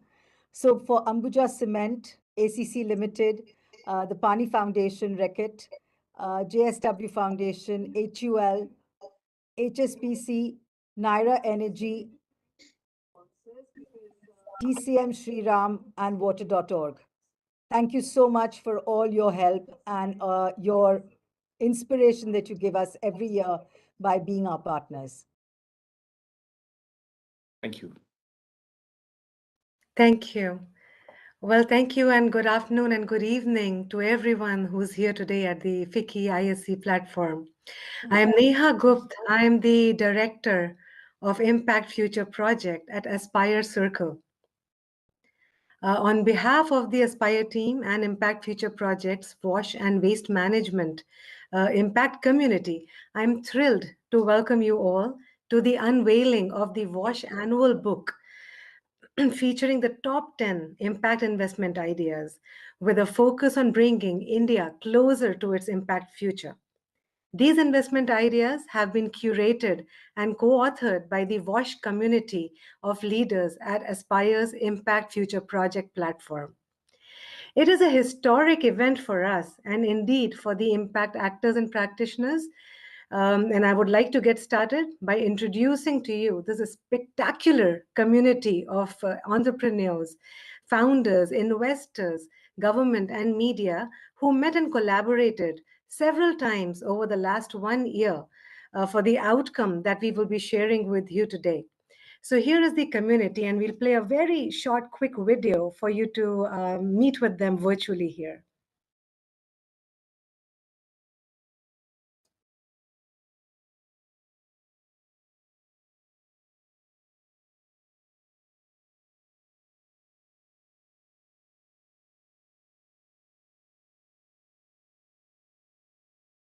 Neha, we need the volume.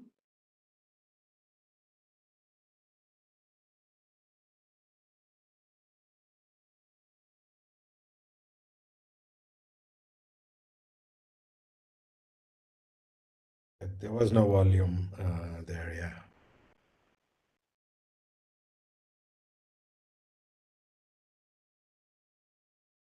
To try it once again.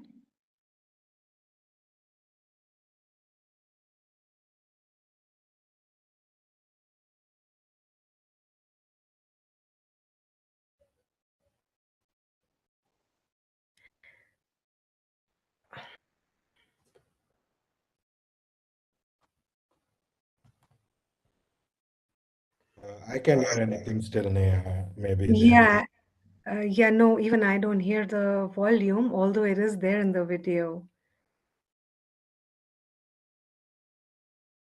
But while we are seeing the video, I know my apologies for the background score not being there, but it's very interesting to see all of the leaders who collaborated over this platform and many of those who are present here today as well at this event. So, while this video is playing, I'll take that time to extend heartfelt thanks to all of you for taking out time to do this and bring India closer to its impact future.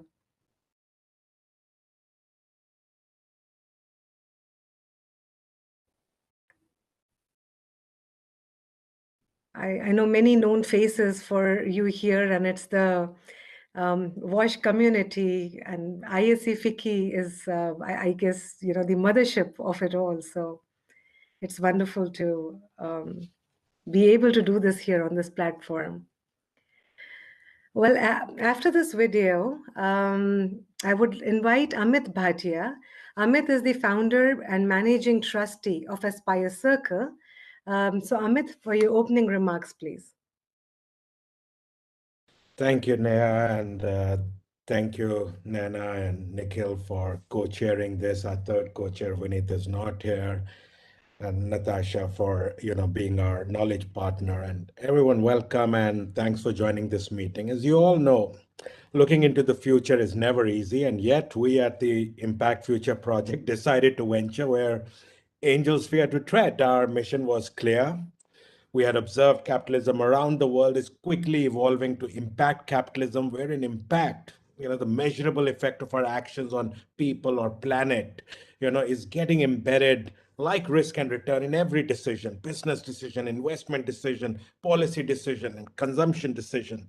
And we were thinking about it in this way, that if 19th century was about return and 20th about risk and return, 21st has got to be risk, return, and impact. And what better sector to look at than WASH to say, how can this sector help catalyze private investment, for public good? Now, just like we learned how to measure risk in the middle of last century, we are currently learning how to measure impact as we evolve. And, this change in DNA will take time. And therefore, we took on ourselves, as a first step, to bring together about 200 leaders in 10 sectors and say, let's enhance the body of knowledge available through which India Inc. can embrace this three-step impact continuum from ESG to sustainability to full impact, what we call the ABC: avoid harm, benefit all stakeholders, and contribute to solutions. The 10 sectors we undertook were finance, education, health, agriculture, energy, disabilities, women, manufacturing, urbanization, and WASH. And in every sector, we had 20 plus leaders, and you saw some of the faces of the people who were part of our WASH community. And we're delighted that today we get to present our findings to you all. So you will shortly hear in some detail, but at the outset, I want to say the 10 ideas that our community identified obviously had some, expected names like drinking water and desalination plants and liquid waste management, both black water, gray water, sludge collection, transportation, waste to energy, solid waste management, both recycling, as well collection, transportation, communal facilities, as well as skilling. But what, as you read the report, which will be out on our website shortly, you will find about 4 to 5 key trends. One, it's very clear, it's proactive government policies, and whether it was Swachh Bharat Abhiyan or Jal Jeevan, Jal Shakti, they're all leading to ambitious targets and therefore greater co-opting of help from the private sector. Second, public-private partnerships are driving greater investments in revenues, and you will see some numbers shortly, because private sector is beginning to get a bigger share of this pie of sanitation, waste management, which was hitherto only the domain of municipalities. Third, new technologies, and whether it's wind or solar water desalination, or it is robotics-based cleaning systems for sanitation, they are all helping bring new players and catalyze new investments. The fourth trend we saw was it is at the very root evolved consciousness, especially about climate change, which is impacting people and society and behaviors, leading to greater waste segregation at source, greater recycling, less landfills, waste to energy conversion, and new policies like banning single-use plastics. And last and finally, where we started off, it is the corporate ESG sustainability impact assessment reporting, which is also helping greater corporate participation in the WASH sector, both as core business, but also as CSR.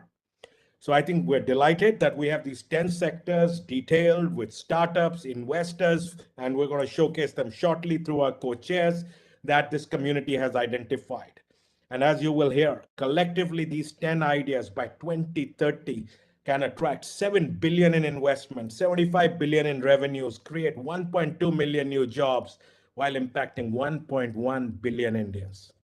Now, that's the promise of impact and WASH, and I'm delighted that our co-chairs are here to tell you about the findings and the experience. So thank you all for joining us. Thanks, Neha, for the opportunity. Thank you, Amit.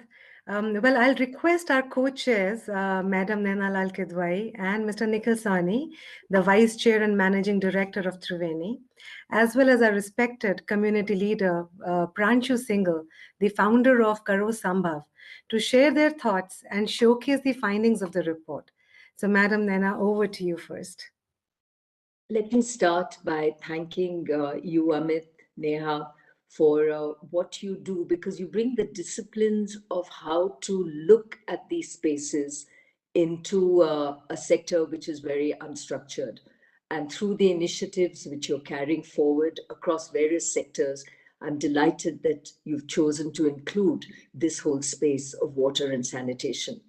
And through the profile that you build across all the work you do, I'm sure that you will help drive more funding into this sector, which at the level of innovation, as we've been reflecting over the last couple of hours, is still under-resourced.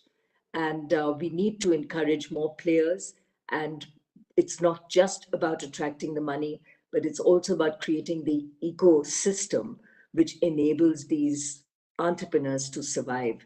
So whether it is the legislative level or the encouragement or the hand-holding, which we will do through other initiatives, which we were just discussing at the India Sanitation Coalition and the Rashid Kidwai Innovation Awards that we're putting in. All of this is going to be critical as we develop this ecosystem for innovation and entrepreneurship in the sanitation space. So you already highlighted the sheer scale of job creation that we can see through this. So some of it is entrepreneurship, some of it is just the sheer employment opportunity. But if we can indeed catalyze the $7 billion of investments that you talked about, and which in turn will give $75 billion of revenue and 1.2 million jobs, impacting 1.1 billion lives, I think these statistics themselves tell all. And it is really for us to take this forward. And I take heart from the fact that we just heard from Poini and others that only 5 years ago, there were sectors which were quite neglected, like healthcare and space is what she mentioned. And 5 years from then, it's center stage. So our time will come, and I'm glad that we can be part of that journey. So I would just add that the Swachh Bharat mission itself projected the result of the annual savings in the sector amounting to 7.74% of the country's GDP. So just the health benefits that this brings to the country is very, very important. And then if we look at the sanitation economy, including toilet construction and upgrading of those toilets, the circular sanitation and smart sanitation ideas, that this is worth at least $32 billion a year as per a study back in 2017, and we believe has doubled to maybe $62 billion this year. So the attractiveness and scale has to be a driver of this talent, of these resources into the sector. And I'm hoping that we can do this collectively as we work together. So over to you, Amit, and thank you again for giving us at the India Sanitation Coalition the opportunity of working with you on this very important initiative. Thank you, Naina ma'am. Thank you very much. Well, we will, I invite now Nikhil to take on the next slide to just discuss the investment ideas and how we fared there. Nikhil, over to you. Thank you, Neha. Very good evening to everyone. And firstly, I'd like to congratulate Mrs. Kidwai and ISC for putting together this function, as well as Neha, Amit, and Aspire, and the entire team there for the wonderful work that you do. You really are a source of inspiration in trying to mobilize investments, capitalism into a sector which woefully needs focus. And really, I think that no one can doubt the situation as Mrs. Kidwai brought up in terms of the delivery of services of water, wastewater, sanitation, solid waste management to the citizens of the country.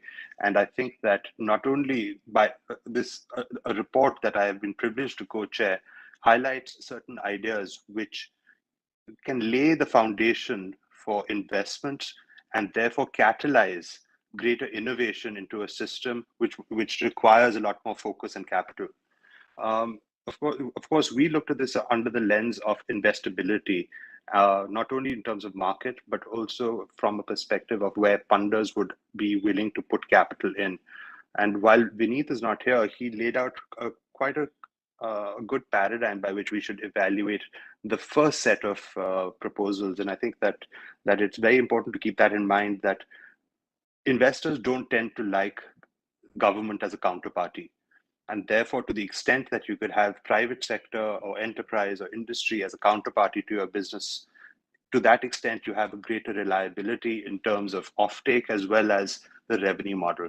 And so it is with that perspective that we try to see how best we could actually have a hybrid, because water is so intricately tied to government policy as well as to the expectations that citizens have in terms of service from their national government, the state governments, and more than anything else, the municipal governments. Water, wastewater, and as well as sanitation are local body issues. And so the governance of this also leads to a certain degrees of problems. We've had many successes and which were highlighted in terms of business models, especially in the solid waste management space. And I think those are some of the ideas that we try to bridge and build into the other aspects of in drinking water desalination, liquid waste in terms of black water treatment, as well as grey water, and fecal sludge and collection transportation ideas that are before you today. As you can see, the investment opportunities, as well as the potential revenue and the job created and the impact that would be on a prima facie basis attributed to these ideas is enormous. The impact that we could actually deliver to the citizens of the country is enormous. And we believe that there are many companies that are doing excellent work in these spaces. They require, not only do they require capital, but they need innovators. They need entrepreneurs to enter these segments so that they could bring their drive, their zeal, and the enthusiasm behind initiatives which could ultimately deliver greater value to citizens and to the entire ecosystem. And the ecosystem here is all encompassing. We aim to deliver the results not only to industry and to residential and municipal users of these services, but also to the environment, which is an equally large stakeholder group for these WASH activities. But having said that, as Amit had pointed out, drinking water is by far the largest segment, as you would imagine, it is a segment that has multiple different opportunities within it. You have bottled and packaged drinking water to RO plants, which personally I think is incredibly wasteful as investment, but nevertheless they are part of the report as an investment idea. But you also have other and more unique ways by which you could recycle water and make it more efficient to deliver water at a particular point, such as through black water and grey water treatment and recycling. Of course, desalination is an idea which is not new, but it is the most expensive form of getting water delivered to a user. But at some points, you are forced to take those decisions, and they do exist business opportunities, both from a hybrid annuity model perspective, as well as through other forms of public-private partnership, whereby investments into these types of treatment options can deliver steady and continuous returns to investors and entrepreneurs. You have missions such as the Swachh Bharat mission, as well as the Namami Gange mission, which have been taken on by the government of India. And I believe that they provide a certain degree of counterparty reliability to the concession agreements under which these projects would operate. And so therefore, they would end up inviting a greater degree of confidence within the entire ecosystem. On an individual user level, fecal sludge collection and transportation is often a very serious problem. And there are a number of different innovative ways by which we can tackle this issue. The entire value chain starts from collection and then to transportation, and then ultimately, which is not part of this particular topic, is treatment as well. And they exist a number of companies that are doing wonderful work within this ecosystem, and I believe that they exist an enormous opportunity for us as WASH enthusiasts to champion a lot of these causes. So it's been a privilege for me. Thank you very much, Neha and Amit, to be here. And thank you very much, Mrs. Kidwai, for your leadership. Back to you, Amit. Thank you, Nikhil. We have the next slide, and Pranshu, if he's joined. Pranshu, would you like to take this on? Nikhil, just in case Pranshu is having trouble joining in, would you like to continue, or should I request Amit to take this? I'm sure Amit has a great insight into this space. Perfect. Not there. Okay. No, I can mention this. Thanks, Nikhil. And yeah, so look, we met 4 times, and every time there were different ideas, that we brainstormed on. We went around the room, made sure we have, thought, as Nikhil highlighted, about them through an investability lens foremost, and we excluded ideas, which were predominantly in the government domain. And the next 5 ideas that you see here, waste to energy, solid waste management, both collection, transportation, and recycling, communal facilities, as well as sanitation workers in, skilling. They all, they are smaller in size compared to the first 5 ideas that you saw, where, water and liquid waste management tend to be very large, by just sheer size. But these are, highly impactful in your communal facilities, especially as you can see, and, really pushed by the Swachh Bharat mission could impact 485 million people, by 2030. But as you look at these investments and revenue, you'll find that we felt waste to energy, is going to pick up, not just because, there is more consciousness around, how to recycle waste, but, clearly, if done well, our, teams felt that they could bring down the cost of energy for, corporations as captive energy generation solutions. We do have to be mindful about the carbon emissions coming out of this, but this, idea, was, endorsed, and we in the group felt that, we could catalyze about, $500, million by 2030 just for waste to energy. Solid waste management has been going on for years, but I think what's new here is that municipalities around the country are partnering private sector in very creative ways. And, for example, we have for the first time companies that have become unicorn in waste management. Who would have thought, Ramki Enviro, is valued at over $1 billion now, and is into waste management, and they handle also hazardous waste, but this is just, I think if you have to look at the signal of the promise this sector can deliver, I think you should all be walking out of here saying, wow, this sector can create billion-dollar, valuation companies. And lastly, I think I want to end with a note on the sanitation workers. I think clearly, this sector is highly, people intensive.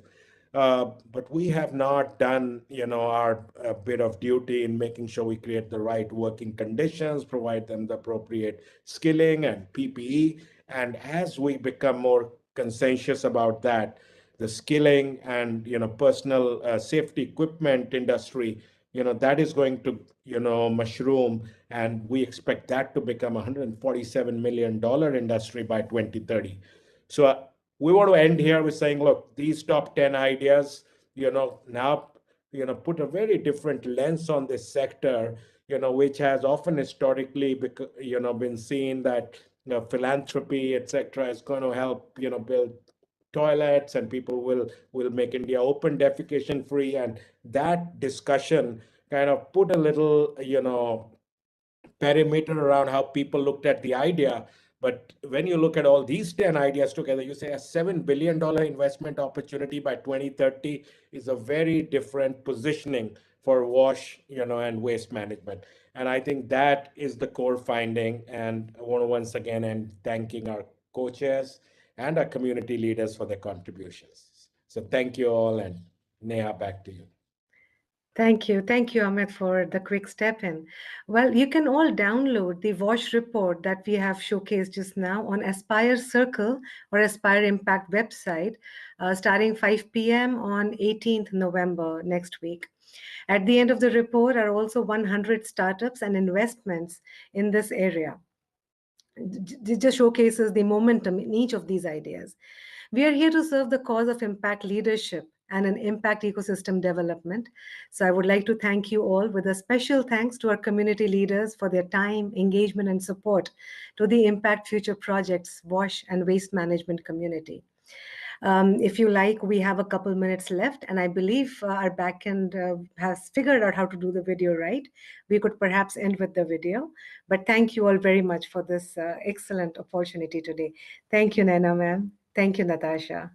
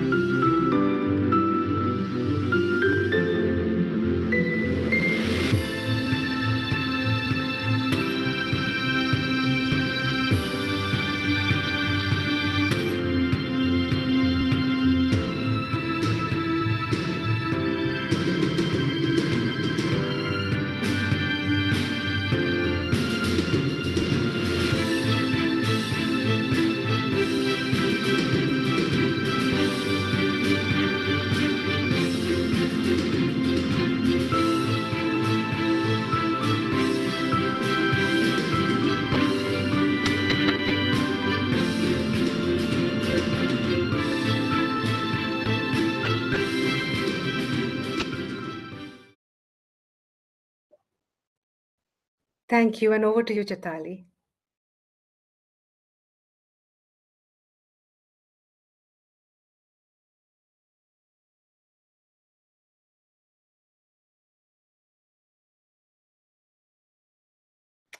I'm sorry, Natasha, should I pass it back to you? Unmute.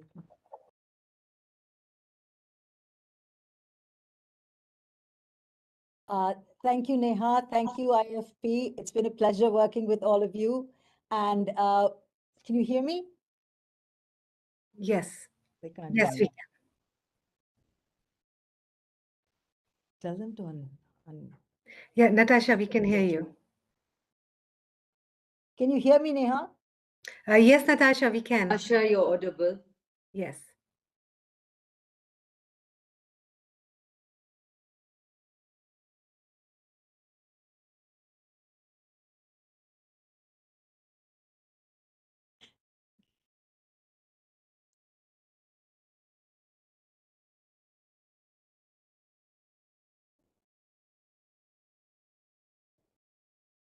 Close it. To go Can you ahead. hear me? Yes, please go Okay, ahead. no, I just wanted to say a very big thank you. I think at the ISC, we've enjoyed working with the IFP community, especially lots of things to be done coming, in the coming year. The big message is waste management, and I think we've had some very robust discussions. I can see Nikhil looking at me very, very skeptically, but effectively, I think those discussions were very, very precious to me, Nikhil.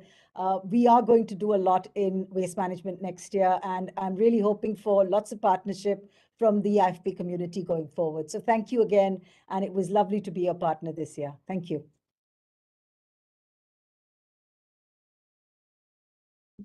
So Natasha, we should conclude the event.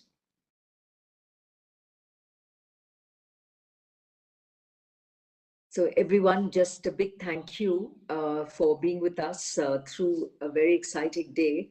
We will be back in touch with you in terms of some of the findings and reports that always follow our events. And we do hope to stay engaged with every one of you through the forthcoming year. But thank you for being with us today. Thank you. Bye-bye, everyone. Bye-bye. Thank you. Bye. Bye, David.